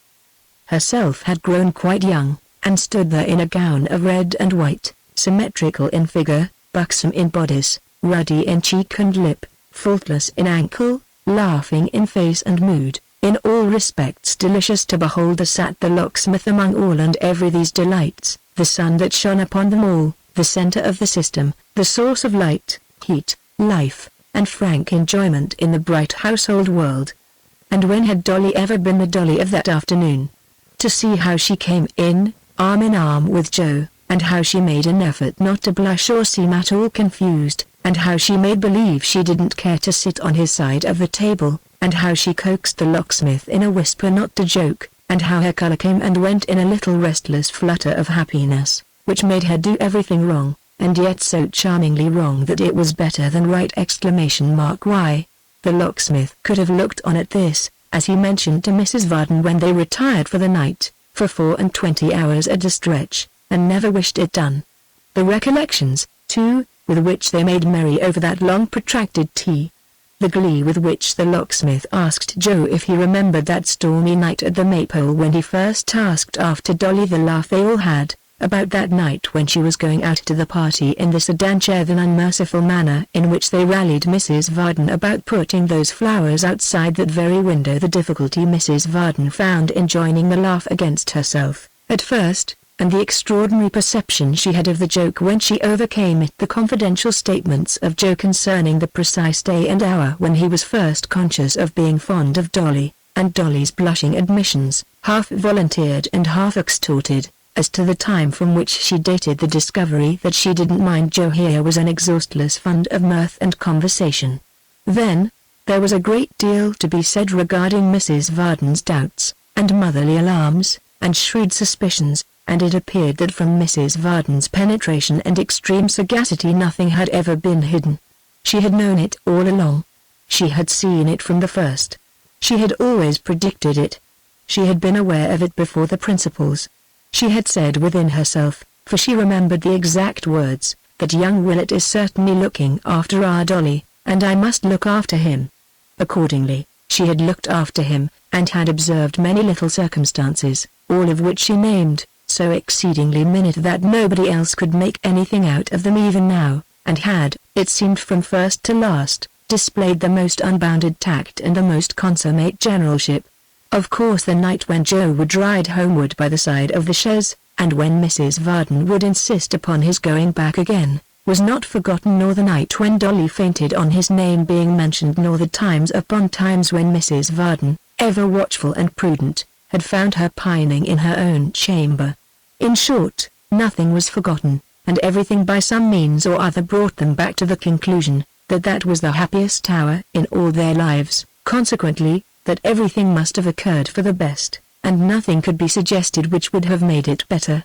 While they were in the full glow of such discourse as this, there came a startling knock at the door, opening from the street into the workshop, which had been kept closed all day that the house might be more quiet. Joe, as in duty bound, would hear of nobody but himself going to open it, and accordingly left the room for that purpose. It would have been odd enough, certainly, if Joe had forgotten the way to this door, and even if he had, as it was a pretty large one and stood straight before him, he could not easily have missed it. But Dolly, perhaps because she was in the flutter of spirits before mentioned, or perhaps because she thought he would not be able to open it with his one arm, she could have had no other reason, hurried out after him, and they stopped so long in the passage, no doubt owing to Joe's entreaties that she would not expose herself to the draught of July air which must infallibly come rushing in on this same door being opened, that the knock was repeated, in a yet more startling manner than before. "Is anybody going to open that door?" cried the locksmith. "Or shall I come?" Upon that, Dolly went running back into the parlor, all dimples and blushes, and Joe opened it with a mighty noise, and other superfluous demonstrations of being in a violent hurry. "Well," said the locksmith, when he reappeared, "what is it?" Joe? What are you laughing at?" "Nothing, sir. It's coming in." "Who's coming in?" "What's coming in?" Mrs. Varden, as much at a loss as her husband, could only shake her head in answer to his inquiring look. "So." The locksmith wheeled his chair round to command a better view of the room door, and stared at it with his eyes wide open, and a mingled expression of curiosity and wonder shining in his jolly face. Instead of some person or persons straightway appearing, divers remarkable sounds were heard, first in the workshop and afterwards in the little dark passage between it and the parlor, as though some unwieldy chest or heavy piece of furniture were being brought in, by an amount of human strength inadequate to the task. At length, after much struggling and humping, and bruising of the wall on both sides, the door was forced open as by a battering ram, and the locksmith, steadily regarding what appeared beyond, smote his thigh, elevated his eyebrows, opened his mouth, and cried in a loud voice expressive of the utmost consternation, "Damn, if it and Miggs come back." The young damsel whom he named no sooner heard these words, than deserting a small boy and a very large box by which she was accompanied, and advancing with such precipitation that her bonnet flew off her head, burst into the room, clasped her hands, in which she held a pair of pattens, one in each, raised her eyes devotedly to the ceiling, and shed a flood of tears. "The old story!" cried the locksmith, looking at her in inexpressible desperation. "She was born to be a damper, this young woman. Nothing can prevent it, ho master, ho mim," cried Miggs. "Can I constrain my feelings in these here once again united moments? Ho Mr. Warson, here's blessedness among relations, sir. Here's forgivenesses of injuries, here's amicablenesses." The locksmith looked from his wife to Dolly, and from Dolly to Joe, and from Joe to Miggs, with his eyebrows still elevated and his mouth still open. When his eyes got back to Miggs, they rested on her, fascinated. "To think," cried Miggs with hysterical joy, "that Mr. Joe, and dear Miss Dolly, has rally come together after all as has been said and done contrary. To see them two certain along with him and her, so pleasant and in all respects so affable and mild, and me not knowing of it, and not being in the ways to make no preparations for their teas. Oh, what a cutting thing it is, and yet what sweet sensations is awoke within me, either in clasping her hands again, or in an ecstasy of pious joy." Miss Miggs clinked her pattens after the manner of a pair of cymbals, at this juncture, and then resumed, in the softest accents, "And did my missus think her goodness, did she think as her own Miggs, which supported her under so many trials, and understood her nat her Wynnum as intended well but acted rough, went so deep into her feelings, did she think as her own Miggs would ever leave her? Did she think as Miggs, though she was but a servant, and knowed that servitudes was no inheritances, would forget that she was the humble instruments as always made it comfortable between them two when they fell out, and always told master of the meekness and forgiveness of her blessed dispositions? Did she think as Miggs had no attachments? Did she think that wages was her only object? To none of these interrogatories, whereof every one was more pathetically delivered than the last, did Mrs. Varden answer one word, but Miggs, not at all abashed by this circumstance, turned to the small boy in attendance, her eldest nephew, son of her own married sister, born in Golden Lion Court, number 27, and bred in the very shadow of the second bell handle on the right-hand door-post, and with a plentiful use of her pocket handkerchief, addressed herself to him, requesting that on his return home he would console his parents for the loss of her, his aunt, by delivering to them a faithful statement of his having left her in the bosom of that family, with which, as his aforesaid parents well knew, her best affections were incorporated, that he would remind them that nothing less than her imperious sense of duty, and devoted attachment to her old master and Mrs., likewise Miss Dolly and young Mr. Joe, should ever have induced her to decline that pressing invitation which they, his parents, had, as he could testify, given her, to lodge and board with them, free of all cost and charge, forevermore. Lastly, that he would help her with her books upstairs, and then repair straight home, bearing her blessing and her strong injunctions to mingle in his prayers a supplication that he might in course of time grow up a locksmith, or a Mr. Joe, and have Mrs. Vardens and Miss Dollys for his relations and friends. Having brought this admonition to an end, upon which, to say the truth, the young gentleman for whose benefit it was designed, bestowed little or no heed, having to all appearance his faculties absorbed in the contemplation of the sweetmeats, Miss Miggs signified to the company in general that they were not to be uneasy, for she would soon return, and, with her nephew's aid, prepared to bear her wardrobe up the staircase. "My dear," said the locksmith to his wife, "do you desire this?" "I desire it," she answered. "I am astonished, I am amazed at her audacity. Let her leave the house this moment." Miggs, hearing this, let her end of the box fall heavily to the floor, gave a very loud sniff, crossed her arms, screwed down the corners of her mouth, and cried, in an ascending scale, "Ho, good gracious!" 3 distinct times. "You hear what your mistress says, my love," remarked the locksmith. "You had better go, I think. Stay, take this with you, for the sake of old service." Miss Miggs clutched the bank note he took from his pocket-book and held out to her, deposited it in a small, red leather purse, put the purse in her pocket, displaying, as she did so, a considerable portion of some undergarment, made of flannel, and more black cotton stocking than is commonly seen in public, and, tossing her head, as she looked at Mrs. Varden, repeated, "Ho, good gracious! I think you said that once before, my dear," observed the locksmith. "Times is changed, is they, Mim?" cried Miggs, bridling. "You can spare me now, can you? You can keep him down without me? You're not in wants of any one to scold, or throw the blame upon, no longer, aren't you, Mim? I'm glad to find you've grown so independent. I wish you joy, I'm sure." With that she dropped a curtsy, and keeping her head erect, her ear towards Mrs. Varden, and her eye on the rest of the company, as she alluded to them in her remarks, proceeded.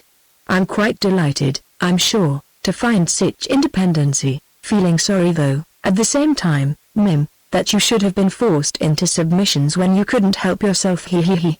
It must be great vexations, specially considering how ill you always spoke of Mr. Joe, to have him for a son-in-law at last, and I wonder Miss Dolly can put up with him, either, after being off and on for so many years with a coachmaker. But I have heard say, that the coachmaker thought twice about it, and that he told a young man as was a friend of his, that he hoped he knowed better than to be drawed into that, though she and all the family did pull uncommon strong." Here she paused for a reply, and receiving none, went on as before. "I have heard say, Mim, that the illnesses of some ladies was all pretensions, and that they could faint away, stone dead, whenever they had the inclinations so to do. Of course I never see such cases with my own eyes, ho no. He. Nor master neither, ho no. He. I have heard the neighbors make remark as some one as they was acquainted with, was a poor good-natured mean-spirited creature, as went out fishing for a wife one day, and caught a tartar. Of course I never to my knowledge see the poor person himself. Nor did you neither, Mim, ho no. I wonder who it can be, don't you, Mim? No doubt you do, Mim. Oh yes. He. Again Miggs paused for a reply, and none being offered, was so oppressed with teeming spite and spleen, that she seemed like to burst. "I'm glad Miss Dolly can laugh," cried Miggs with a feeble titter. "I like to see folks say laughing, so do you, Mim, don't you? You was always glad to see people in spirits, wasn't you, Mim? And you always did your best to keep 'em cheerful, didn't you, Mim? Though there ain't such a great deal to laugh at now either, is there, Mim? It ain't so much of a catch, after looking out so sharp ever since she was a little chit, and costing such a deal in dress and show, to get a poor, common soldier, with one arm, is it, Mim? He. I wouldn't have a husband with one arm, anyways. I would have 2 arms. I would have 2 arms, if it was me, though instead of hands they'd only got hooks at the end, like our dustman. Miss Miggs was about to add, and had, indeed, begun to add, that, taking them in the abstract, dustmen were far more eligible matches than soldiers, though, to be sure, when people were past choosing they must take the best they could get, and think themselves well off too, but have vexation and chagrin being of that internally bitter sort which finds no relief in words, and is aggravated to madness by want of contradiction, she could hold out no longer, and burst into a storm of sobs and tears. In this extremity she fell on the unlucky nephew, tooth and nail, and plucking a handful of hair from his head, demanded to know how long she was to stand there to be insulted, and whether or no he meant to help her to carry out the books again, and if he took a pleasure in hearing his family reviled, with other inquiries of that nature, at which disgrace and provocation, the small boy, who had been all this time gradually lashed into rebellion by the sight of unattainable pastry, walked off indignant, leaving his aunt and the books to follow at their leisure. Somehow or other, by dint of pushing and pulling, they did attain the street at last, where Miss Miggs, all blowzed with the exertion of getting there, and with her sobs and tears, sat down upon her property to rest and grieve, until she could ensnare some other youth to help her home. It's a thing to laugh at, Martha, not to care for, whispered the locksmith, as he followed his wife to the window, and good-humouredly dried her eyes. What does it matter? You had seen your fault before. Come. Bring up Toby again, my dear, Dolly shall sing us a song, and we'll be all the merrier for this interruption. Chapter 81. Another month had passed, and the end of August had nearly come, when Mr. Heddle stood alone in the mail coach office at Bristol. Although but a few weeks had intervened since his conversation with Edward Chester and his niece, in the locksmith's house, and he had made no change, in the meantime, in his accustomed style of dress, his appearance was greatly altered. He looked much older, and more careworn. Agitation and anxiety of mind scatter wrinkles and grey hairs with no unsparing hand, but deeper traces follow on the silent uprooting of old habits, and severing of dear, familiar ties. The affections may not be so easily wounded as the passions, but their hurts are deeper, and more lasting. He was now a solitary man, and the heart within him was dreary and lonesome. He was not the less alone for having spent so many years in seclusion and retirement. This was no better preparation than a round of social cheerfulness, perhaps it even increased the keenness of his sensibility. He had been so dependent upon her for companionship and love, she had come to be so much a part and parcel of his existence, they had had so many cares and thoughts in common, which no one else had shared, that losing her was beginning life anew, and being required to summon up the hope and elasticity of youth, amid the doubts, distrusts, and weakened energies of age. The effort he had made to part from her with seeming cheerfulness and hope, and they had parted only yesterday, left him the more depressed. With these feelings, he was about to revisit London for the last time, and look once more upon the walls of their old home, before turning his back upon it, forever. The journey was a very different one, in those days, from what the present generation find it, but it came to an end, as the longest journey will, and he stood again in the streets of the metropolis. He lay at the inn where the coach stopped, and resolved, before he went to bed, that he would make his arrival known to no one, would spend but another night in London, and would spare himself the pang of parting, even with the honest locksmith. Such conditions of the mind as that to which he was a prey when he lay down to rest, are favourable to the growth of disordered fancies, and uneasy visions. He knew this, even in the horror with which he started from his first sleep, and threw up the window to dispel it by the presence of some object, beyond the room, which had not been, as it were, the witness of his dream. But it was not a new terror of the night, it had been present to him before, in many shapes, it had haunted him in bygone times, and visited his pillow again and again. If it had been but an ugly object, a childish spectre, haunting his sleep, its return, in its old form, might have awakened a momentary sensation of fear, which, almost in the act of waking, would have passed away. This disquiet, however, lingered about him, and would yield to nothing. When he closed his eyes again, he felt it hovering near, as he slowly sunk into a slumber. He was conscious of its gathering strength and purpose, and gradually assuming its recent shape. When he sprang up from his bed, the same phantom vanished from his heated brain, and left him filled with a dread against which reason and waking thought were powerless. The sun was up before he could shake it off. He rose late, but not refreshed, and remained within doors all that day. He had a fancy for paying his last visit to the old spot in the evening, for he had been accustomed to walk there at that season, and desired to see it under the aspect that was most familiar to him. At such an hour as would afford him time to reach it a little before sunset, he left the inn, and turned into the busy street. He had not gone far, and was thoughtfully making his way among the noisy crowd, when he felt a hand upon his shoulder, and, turning, recognized one of the waiters from the inn, who begged his pardon, but he had left his sword behind him. "Why have you brought it to me?" he asked, stretching out his hand, and yet not taking it from the man, but looking at him in a disturbed and agitated manner. The man was sorry to have disobliged him, and would carry it back again. The gentleman had said that he was going a little way into the country, and that he might not return until late. The roads were not very safe for single travelers after dark, and, since the riots, gentlemen had been more careful than ever, not to trust themselves unarmed in lonely places.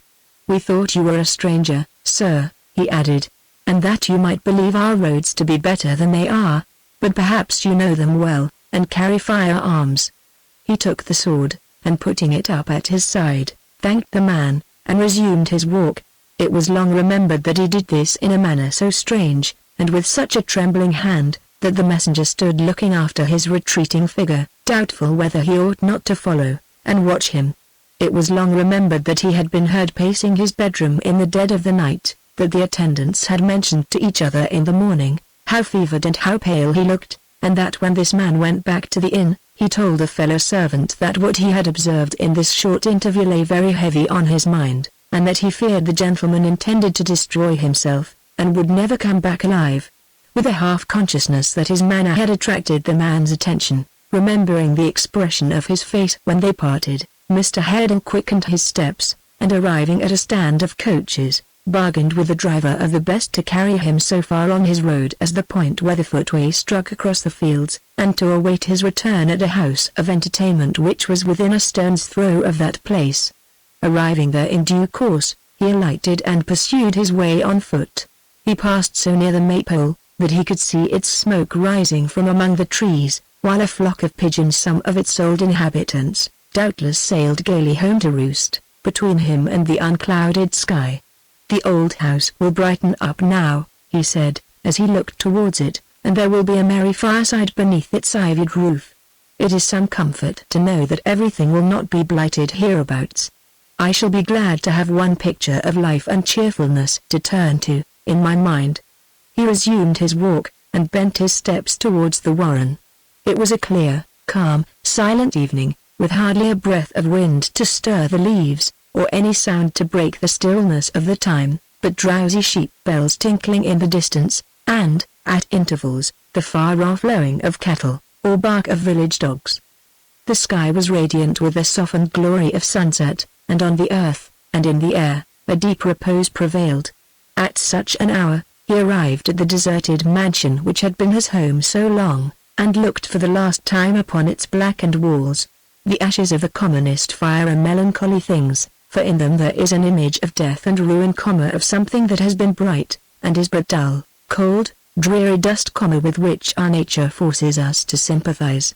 How much more sad the crumbled embers of a home, the casting down of that great altar, where the worst among us sometimes perform the worship of the heart, and where the best have offered up such sacrifices, and done such deeds of heroism, as, chronicled, would put the proudest temples of old time, with all their vaunting annals, to the blush. He roused himself from a long train of meditation, and walked slowly round the house. It was by this time almost dark. He had nearly made the circuit of the building, when he uttered a half-suppressed exclamation, started, and stood still. Reclining, in an easy attitude, with his back against a tree, and contemplating the ruin with an expression of pleasure, a pleasure so keen that it overcame his habitual indolence and command of feature, and displayed itself utterly free from all restraint or reserve. Before him, on his own ground, and triumphing then, as he had triumphed in every misfortune and disappointment of his life, stood the man whose presence, of all mankind, in any place, and least of all in that, he could the least endure. Although his blood so rose against this man, and his wrath so stirred within him, that he could have struck him dead, he put such fierce constraint upon himself that he passed him without a word or look. Yes, and he would have gone on, and not turned, though to resist the devil who poured such hot temptation in his brain, required an effort scarcely to be achieved, if this man had not himself summoned him to stop, and that, with an assumed compassion in his voice which drove him well nigh mad, and in an instant rooted all the self-command it had been anguish acute, poignant anguish to sustain, all consideration, reflection, mercy, forbearance, everything by which a goaded man can curb his rage and passion, fled from him as he turned back. And yet he said, slowly and quite calmly, far more calmly than he had ever spoken to him before, "Why have you called to me, to remark?" said Sir John Chester with his wonted composure. "What an odd chance it is, that we should meet here. It is a strange chance." "Strange?" "The most remarkable and singular thing in the world. I never ride in the evening, I have not done so for years. The whim seized me, quite unaccountably, in the middle of last night. How very picturesque this is!" He pointed, as he spoke, to the dismantled house, and raised his glass to his eye. "You praise your own work very freely." Sir John let fall his glass, inclined his face towards him with an air of the most courteous inquiry, and slightly shook his head as though he were remarking to himself, "I fear this animal is going mad." "I say you praise your own work very freely," repeated Mr. Harding. "Work?" echoed Sir John, looking smilingly round. "Mine!" "I beg your pardon, I really beg your pardon. Why, you see," said Mr. Harding, "those walls. You see those tottering gables. You see on every side where fire and smoke have raged. You see the destruction that has been wanton here. Do you not, my good friend?" returned the knight, gently checking his impatience with his hand. "Of course I do. I see everything you speak of, when you stand aside, and do not interpose yourself between the view and me. I am very sorry for you. If I had not had the pleasure to meet you here, I think I should have written to tell you so. But you don't bear it as well as I had expected." "Excuse me, no, you don't indeed." He pulled out his snuff-box, and addressing him with the superior air of a man who, by reason of his higher nature, has a right to read a moral lesson to another, continued, "For you are a philosopher, you know, one of that stern and rigid school who are far above the weaknesses of mankind in general. You are removed, a long way, from the frailties of the crowd. You contemplate them from a height, and rail at them with the most impressive bitterness." "I have heard you, and shall again," said Mr. Harding. "Thank you," returned the other. "Shall we walk as we talk? The damp falls rather heavily." "Well, as you please. But I grieve to say that I can spare you only a very few moments." "I would," said Mr. Harding, "you had spared me none. I would, with all my soul, you had been in paradise, if such a monstrous lie could be enacted, rather than here tonight." "Nay," returned the other, "really you do yourself injustice. You are a rough companion, but I could not go so far to avoid you." "Listen to me," said Mr. Harding. "Listen to me, while you rail?" inquired Sir John. "While I deliver your infamy. You urged and stimulated to do your work a fit agent, but one who in his nature, in the very essence of his being, is a traitor, and who has been false to you, despite the sympathy you two should have together, as he has been to all others. With hints, and looks, and crafty words, which told again a nothing, you set on Gashford to this work before us now. With these same hints, and looks, and crafty words, which told again a nothing, you urged him on to gratify the deadly hate he owes me. I have earned it, I thank heaven, by the abduction and dishonor of my niece." "You did. I see denial in your looks," he cried, abruptly pointing in his face, and stepping back, "and denial is a lie." He had his hand upon his sword, but the knight, with a contemptuous smile, replied to him as coldly as before, "You will take notice, sir, if you can discriminate sufficiently, that I have taken the trouble to deny nothing.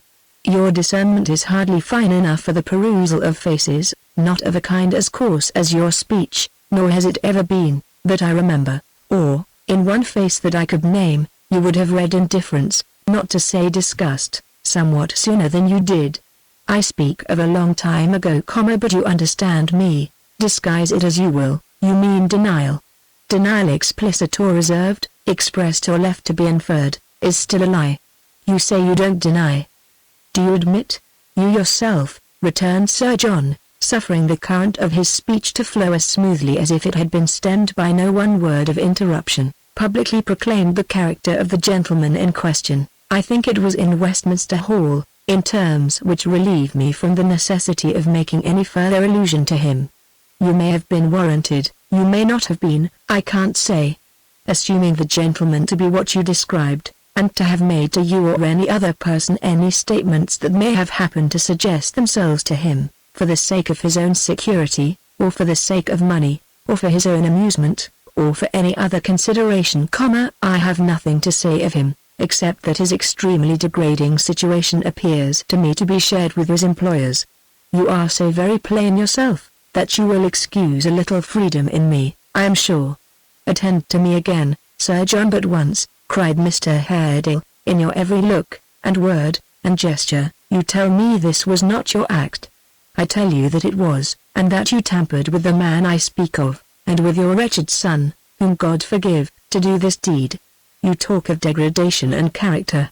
You told me once that you had purchased the absence of the poor idiot and his mother, when, as I have discovered since, and then suspected, you had gone to tempt them, and had found them flown. To you I traced the insinuation that I alone reaped any harvest from my brother's death, and all the foul attacks and whispered calumnies that followed in its train. In every action of my life, from that first hope which you converted into grief and desolation, you have stood, like an adverse fate, between me and peace.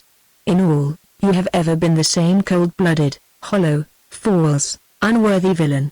For the second time, and for the last, I cast these charges in your teeth, and spurn you from me as I would a faithless dog. With that he raised his arm, and struck him on the breast so that he staggered. Sir John, the instant he recovered, drew his sword, threw away the scabbard and his hat, and running on his adversary made a desperate lunge at his heart, which, but that his guard was quick and true, would have stretched him dead upon the grass. In the act of striking him, the torrent of his opponent's rage had reached a stop. He parried his rapid thrusts, without returning them, and called to him, with a frantic kind of terror in his face, to keep back. Not tonight. Not tonight. He cried. In God's name, not tonight. Seeing that he lowered his weapon, and that he would not thrust in turn, Sir John lowered his. Not tonight. His adversary cried. Be warned in time. You told me it must have been in a sort of inspiration, said Sir John, quite deliberately, though now he dropped his mask, and showed his hatred in his face, that this was the last time.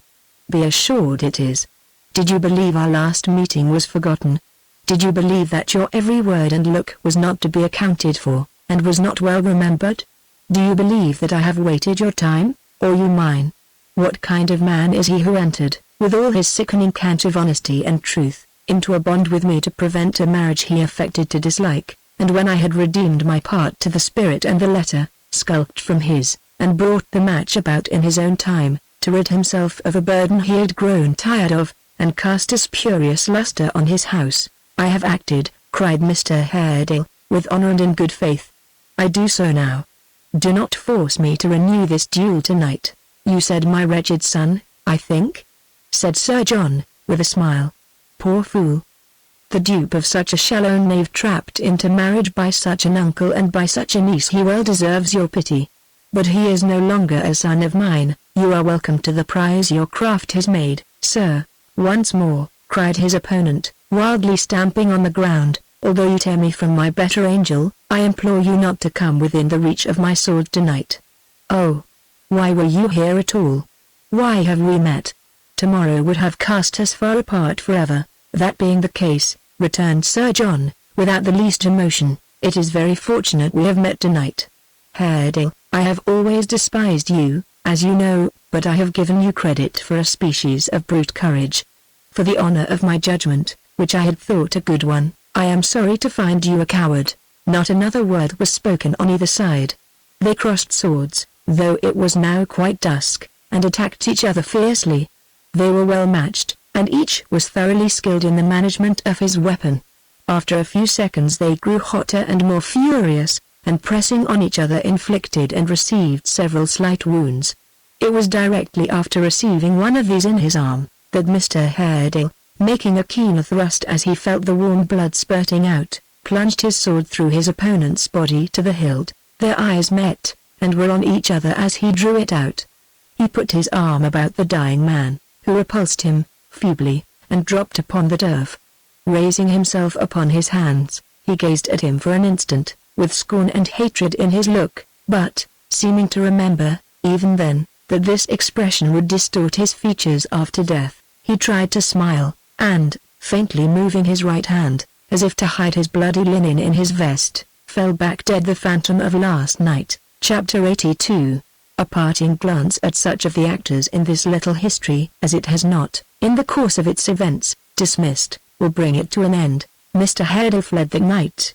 Before pursuit could be begun, indeed before Sir John was traced or missed, he had left the kingdom, repairing straight to a religious establishment, known throughout Europe for the rigor and severity of its discipline, and for the merciless penitence it exacted from those who sought its shelter as a refuge from the world.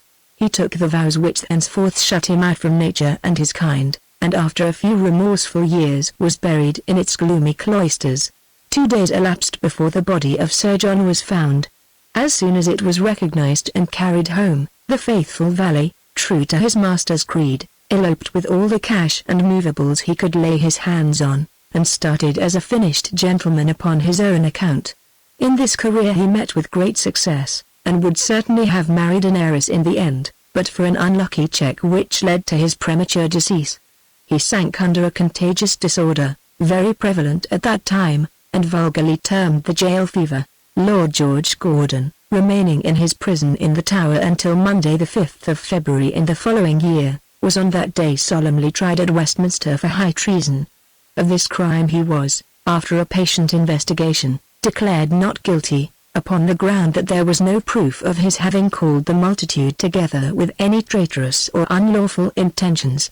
Yet so many people were there, still, to whom those riots taught no lesson of reproof or moderation, that a public subscription was set on foot in Scotland to defray the cost of his defence.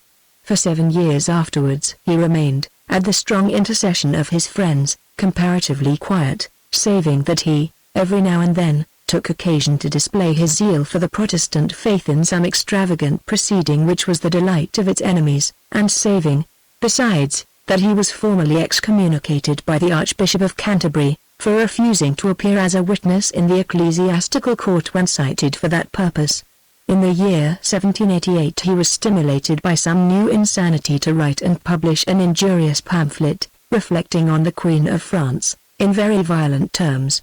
Being indicted for the libel, and, after various strange demonstrations in court, found guilty, he fled into Holland in place of appearing to receive sentence, from whence, as the quiet burgomasters of Amsterdam did no relish for his company, he was sent home again with all speed.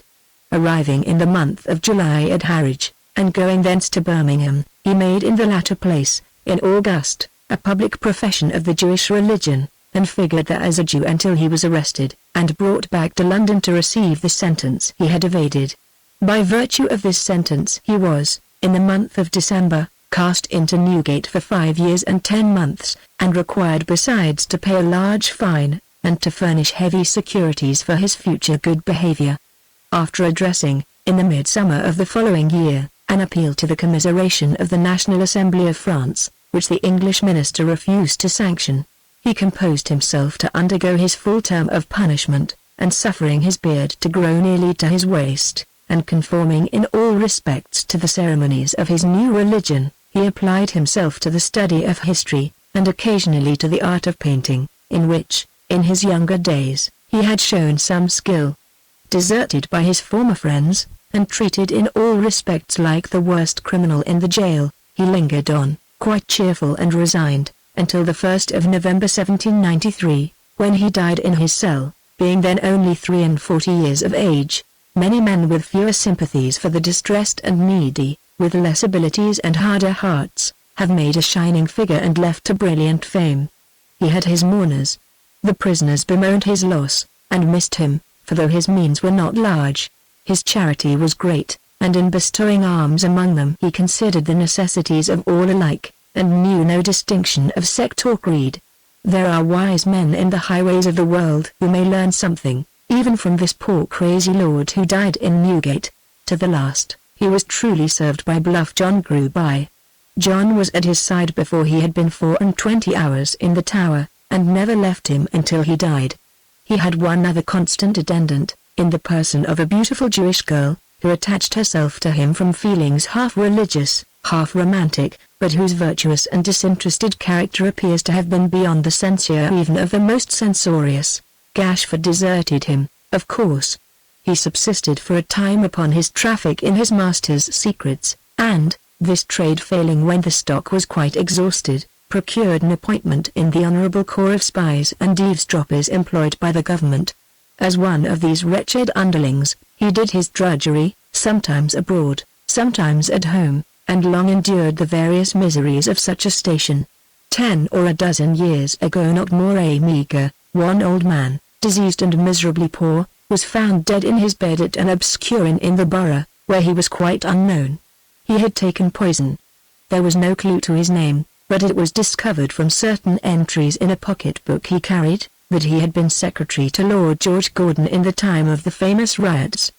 Many months after the re-establishment of peace and order, and even when it had ceased to be the town talk, that every military officer, kept at free quarters by the city during the late alarms, had cost for his board and lodging £4 per day, and every private soldier 2 and 2 halfpenny. Many months after even this engrossing topic was forgotten, and the United Bulldogs were to a man all killed, imprisoned, or transported, Mr. Simon Tappertit, being removed from a hospital to prison, and thence to his place of trial, was discharged by proclamation, on 2 wooden legs, shorn of his graceful limbs, and brought down from his high estate to circumstances of utter destitution, and the deepest misery. He made shift to stump back to his old master, and beg for some relief. By the locksmith's advice and aid, he was established in business as a shoeblack, and opened shop under an archway near the Horse Guards. This being a central quarter, he quickly made a very large connection, and on levee days, was sometimes known to have as many as 20 half-pay officers waiting their turn for polishing. Indeed his trade increased to that extent, that in course of time he entertained no less than 2 apprentices, besides taking for his wife the widow of an eminent bone and rag collector, formerly of Millbank. With this lady, who assisted in the business, he lived in great domestic happiness, only checkered by those little storms which serve to clear the atmosphere of wedlock, and brighten its horizon. In some of these gusts of bad weather, Mr. Tappertit would, in the assertion of his prerogative, so far forget himself, as to correct his lady with a brush, or boot, or shoe, while she, but only in extreme cases, would retaliate by taking off his legs, and leaving him exposed to the derision of those urchins who delight in mischief. Miss Miggs, baffled in all her schemes, matrimonial and otherwise, and cast upon a thankless, undeserving world, turned very sharp and sour, and did at length become so acid, and did so pinch and slap and tweak the hair and noses of the youth of Golden Lion Court, that she was by one consent expelled that sanctuary, and desired to bless some other spot of earth, in preference.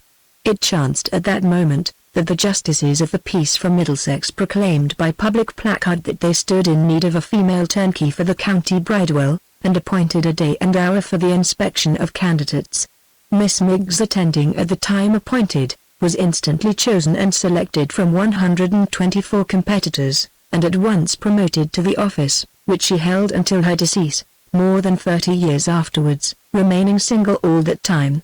It was observed of this lady that while she was inflexible and grim to all her female flock, she was particularly so to those who could establish any claim to beauty, and it was often remarked as a proof of her indomitable virtue and severe chastity, that to such as had been frail she showed no mercy, always falling upon them on the slightest occasion, or on no occasion at all, with the fullest measure of her wrath. among other useful inventions which she practiced upon this class of offenders and bequeathed to posterity, was the art of inflicting an exquisitely vicious poke or dig with the wards of a key in the small of the back, near the spine. She likewise originated a mode of treading by accident, in patterns, on such as had small feet, also very remarkable for its ingenuity, and previously quite unknown. It was not very long, you may be sure, before Joe Willett and Dolly Varden were made husband and wife, and with a handsome sum in bank, for the locksmith could afford to give his daughter a good dowry, reopened the Maypole.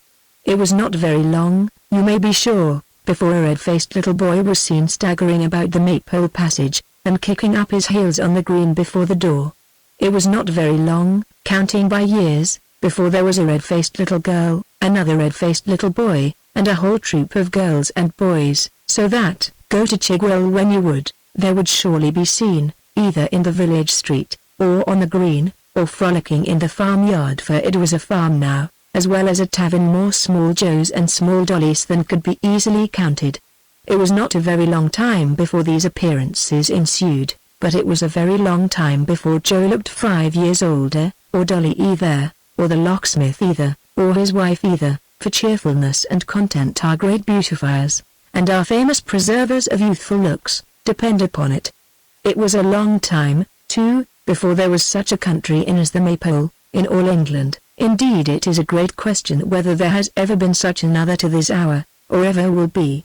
It was a long time too, for never, as the proverb says, is a long day before they forgot to have an interest in wounded soldiers at the Maypole, or before Joe omitted to refresh them, for the sake of his old campaign, or before the sergeant left off looking in there, now and then, or before they fatigued themselves, or each other, by talking on these occasions of battles and sieges, and hard weather and hard service, and 1,000 things belonging to a soldier's life. As to the great silver snuff-box which the king sent Joe with his own hand, because of his conduct in the riots, what guest ever went to the Maypole without putting finger and thumb into that box, and taking a great pinch, though he had never taken a pinch of snuff before, and almost sneezed himself into convulsions even then? As to the purple-faced vintner, whereas the man who lived in those times and never saw him at the Maypole, to all appearance as much at home in the best room, as if he lived there. And as to the feastings and christenings, and revellings at Christmas, and celebrations of birthdays, wedding days, and all manner of days, both at the Maypole and the Golden Key, if they are not notorious, what facts are? Mr. Willett the elder, having been by some extraordinary means possessed with the idea that Joe wanted to be married, and that it would be well for him, his father, to retire into private life, and enable him to live in comfort, took up his abode in a small cottage at Chigwell, where they widened and enlarged the fireplace for him, hung up the boiler, and furthermore planted in the little garden outside the front door, a fictitious Maypole, so that he was quite at home directly. To this, his new habitation, Tom Cobb, Phil Parkes, and Solomon Daisy went regularly every night, and in the chimney corner, they all four quaffed, and smoked, and brosed, and dozed, as they had done of old. It being accidentally discovered after a short time that Mr. Willett still appeared to consider himself a landlord by profession, Joe provided him with a slate, upon which the old man regularly scored up vast accounts for meat, drink, and tobacco.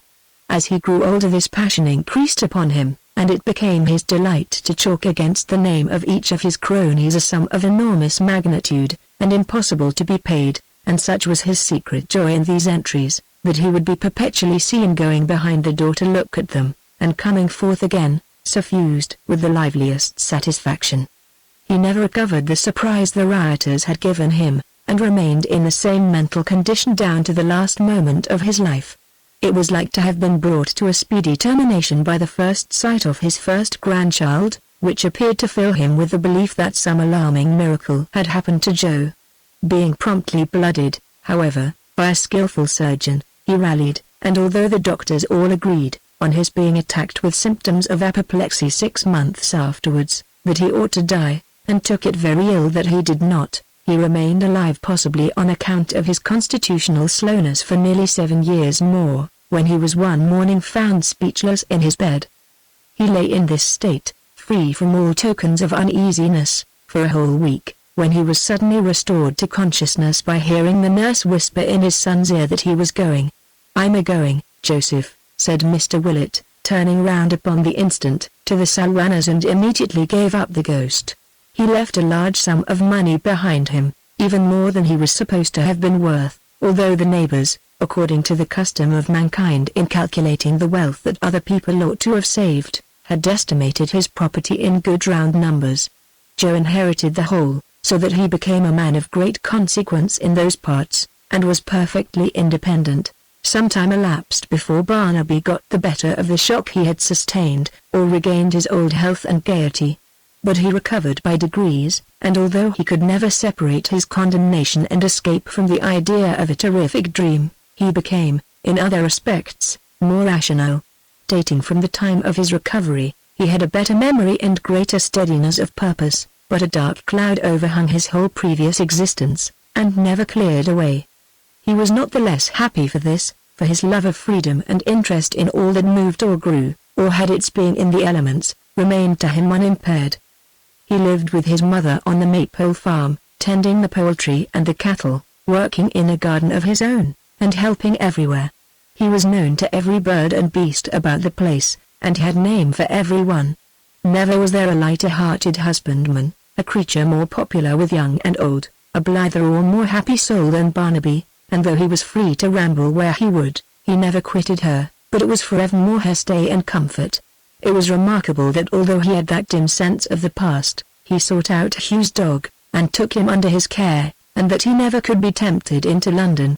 When the riots were many years old, and Edward and his wife came back to England with a family almost as numerous as Dolly's, and one day appeared at the Maypole porch, he knew them instantly, and wept and leapt for joy. But neither to visit them, nor on any other pretence, no matter how full of promise and enjoyment, could he be persuaded to set foot in the streets, nor did he ever conquer this repugnance or look upon the town again. Grip soon recovered his looks, and became as glossy and sleek as ever. But he was profoundly silent. Whether he had forgotten the art of polite conversation in Newgate, or had made a vow in those troubled times to forego, for a period, the display of his accomplishments, is matter of uncertainty, but certain it is that for a whole year he never indulged in any other sound than a grave, decorous croak. At the expiration of that term, the morning being very bright and sunny, he was heard to address himself to the horses in the stable, upon the subject of the kettle, so often mentioned in these pages, and before the witness who overheard him could run into the house with the intelligence, and add to it upon his solemn affirmation the statement that he had heard him laugh, the bird himself advanced with fantastic steps to the very door of the bar, and cried, "I'm a devil, I'm a devil, I'm a devil," with extraordinary rapture.